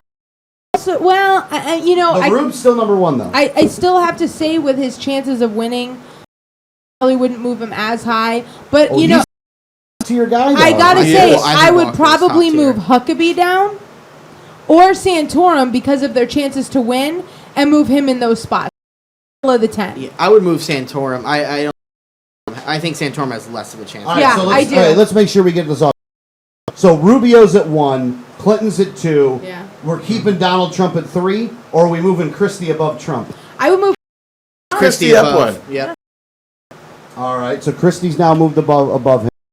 5. The fastest he's ever moved up a ladder. All right, now Donald Trump would then be at 4 unless we wanted to move Lindsey Graham up. No, I still think Trump has a chance of winning than Lindsey Graham. Graham pulled at 0. So Trump's batting cleanup, right? Yeah, it's prudent to remove Graham from the top 10 because of that, because he is polling so poorly and has so little chance. And that you have feelings. He is the scariest fucking guy. Oh, sorry. He's the scariest. I'm sorry. I didn't mean. He's the scariest age, bar none.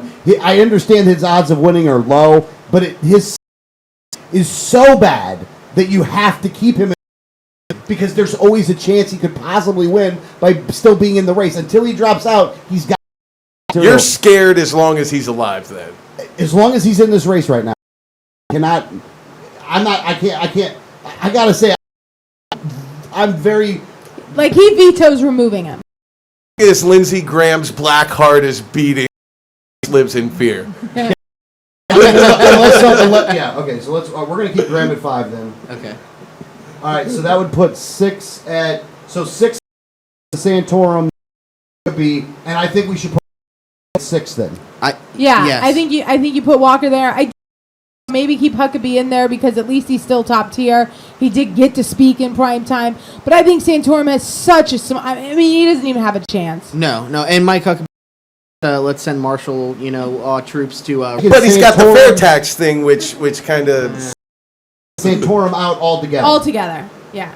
Wow. He just has no chance. He's too frothy. What was after Huckabee was 8? Nice sweater vest. Sanders. I would still put Sanders there. Bush. Now Bush is at 9. Are we keeping Bush at 9? Well, based on what he said tonight, I don't find him any more scary. Okay. Yeah. Now 10 was Paul. Would you put above Paul? No. No. I think Paul talked out of both sides of his mouth again. I think he tried to do it a lot of questions. He was very opportunist and desperate tonight, and that to me, when someone is that desperate for a powerful job, that's a problem for me. All right, fair enough, guys. Well, one thing I think that happened was something that shows the stark difference between Republicans and Republicans. All of those Republicans made the statement of repeal and replace. We need to take Obamacare and repeal and replace. We need to take this and repeal and replace. Repeal and replace. It's in that repeal, period. We need to, period. No replacement, repeal. Get it off the books. Don't add something else.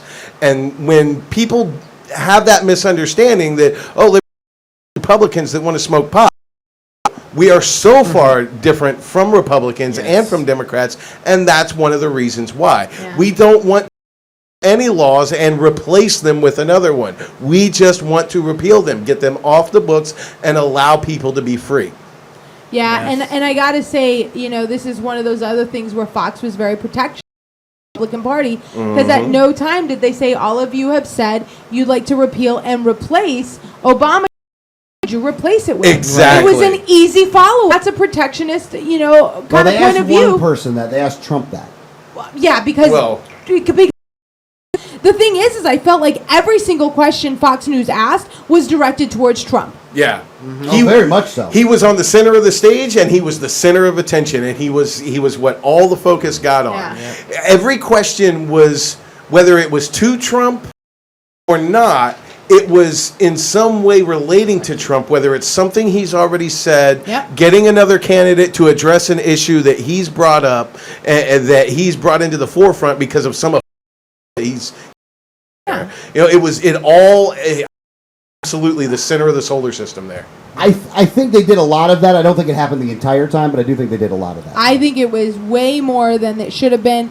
That's true. I think that they made a spectacle. They totally fed on Donald Trump. He's gonna outrageous things, and then everybody else feed his. Well, it bleeds and leads, and drama's a good time, and that's what they did. It's fabulous. It's just amazing, Oh, I own a fat pig, Yeah, you've done it. Oh no. That's your opinion. That's your opinion. That's your opinion. Turd Ferguson. I mean, there was just so many times where they're like, "Well, what is your evidence?" Well, I talked to the guy. The guy at the border. I mean, he told me. I have a black friend who told me all about it. He told me all about what the Mexicans were doing. Some of those questions were placed. I mean, come on. They asked Ben Carson about race relations. Yeah. I mean, they don't on. You're gonna guy about race. I'm surprised they didn't call him Token. And then they asked Scott Walker about the police. We have one question, and I mean, the police issue is near and dear to my heart, and there's like a lot of issues in the country that, this is a big one, and they asked one question to the Wisconsin who gave like the biggest softball answer. So disappointing. They didn't even let anybody else address it. How are you going to fix race relations? Only black guy on the stage? I mean, yes. Now, let me ask you guys a question. I mean, and now the people on the YouTube didn't like it very much, right? Some of them did, some of them didn't. Some of them, they can kiss my ass, really. You guys want to do this one again, though? No, Absolutely. I like it. I like the format, and I think that if you're listening, then you need to tune in again. We are going to be giving commentary at the same time that the debate is going on. So if you would like to, you can always watch the video later on to where you get our commentary afterwards if you want to watch the debate and not have the commentary on there. But we are doing this so that we can make commentary during the debate. That is going to happen. It's the whole time. So you have to decide whether you want to watch, but that is the format of the show. And we are having people ask that we do this again and that we do this for the Democrats and for the Libertarians. And I think totally we should do it for the Libertarians, totally do it for the Dems. Yeah. As a matter of fact, I am looking forward to doing it for the Dems. Yeah. I can't wait to get that racist ass. Okay. Save that. Yeah. Let's save that. Oh, we got Republican criticism. Let's save the Democrat criticism. Yeah, and I want to destroy those little bastards. I liked it. I liked the format. I think it was fun, and I think that people who really want to debate seriously, like they really wanted to listen, probably wasn't going to enjoy the way our format was. Well, hell no, they wouldn't like a bunch of libertarians making fun of them. But at the end of the day, that's not why we did it. We did it so that aren't taking this debate seriously, because none of those people are their option, that they can actually watch it and have fun with it and have that, like, yeah, this is a joke, just like we would take it. So it's not for Republicans to watch. I mean, it really isn't. Quite frankly, this is, I mean, I know all three of us, me as well, we're all going to get inundated tomorrow. What did you think of the debate? Right. Who do you think won? What did you think of this question? Was for all those people who want to know our opinions tomorrow, and this is really the best way to do it because you're hearing it as it happens and it's as honest as it comes. Hey, Tommy, how are you thinking? Hey, great, man.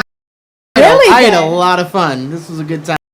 I had honestly a really good command of just having radio presence and everything, which is not everybody can come in and do that and just start giving punditry and commentary. But no, you did great with that. Awesome. You did. Thank you. Appreciate it. I was a little, I had to get in my seat a little bit at first. I was a little nervous, but it felt better. Oh, no, I did great. We'll have Tommy back again, man. This will be fun. So. Yeah, I want Tommy here for the Democrats. And hold on, I'm gonna call somebody out here real quick. Somebody out. Is that Wiley didn't come down to do this, and he watched the damn debate and was commenting online. Oh, well, I mean. So, I got to tell you, not happy. We'll deal with him later. And tomorrow we are going to do the show, so you got to make sure you set up the show for tomorrow. Okay. Because we are going to do the show for tomorrow. We're not going to... Well, we'll have to talk a little bit. We'll probably talk about it a little bit. It'll be 10. And we can reference people back to this video. Yeah. Absolutely. But let's, because we just did a whole, 4 hour. Oh, well, we started at 7. Yeah. It's been a long It's time. 11:30. I know, my butt's numb sitting in I this know. I know, man. I know. Like I'm my hurting. feet are asleep, like they feel swollen from dangling because my feet don't touch anything. We got to get some things on that Well, yeah, side. I need like up really high so that I can put my feet on because you know where they You just need higher footrest. Well, you know how the they have bars the are bars. poorly placed. Well, for short people they are because my feet don't touch them. Yeah. So, all right. Any parting shots? Any final thoughts here? Oh man, they make me so mad. They really do make me so mad. And Way more enjoyable this way, though. Absolutely. This was better than screaming at our TVs. Yes. Yeah. Maybe. I don't know. I enjoyed doing it with you guys. So I mean, if I had to watch that by myself, I'd have turned it off. Well, see, that's the thing.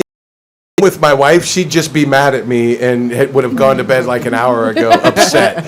And I'd probably hear her yelling from the bedroom, "Stop yelling at the TV! I'm trying to sleep. You're gonna wake up our son." You know. So Look we saved a marital dispute today. Exactly. There you go. Save it. Tommy, any final thoughts? You know, I still don't understand if you are, for anybody out there that was watching this debate seriously, how you can still take this party. I really have no.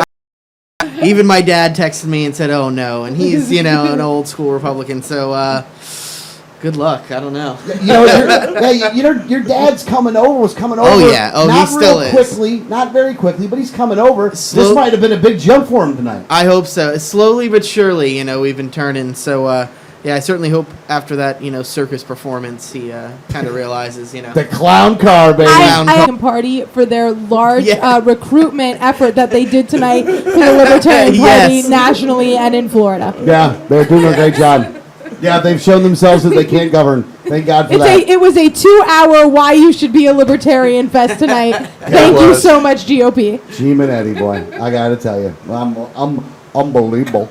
They're making more libertarians. We got some in music here. What are we doing here? Are you ready to?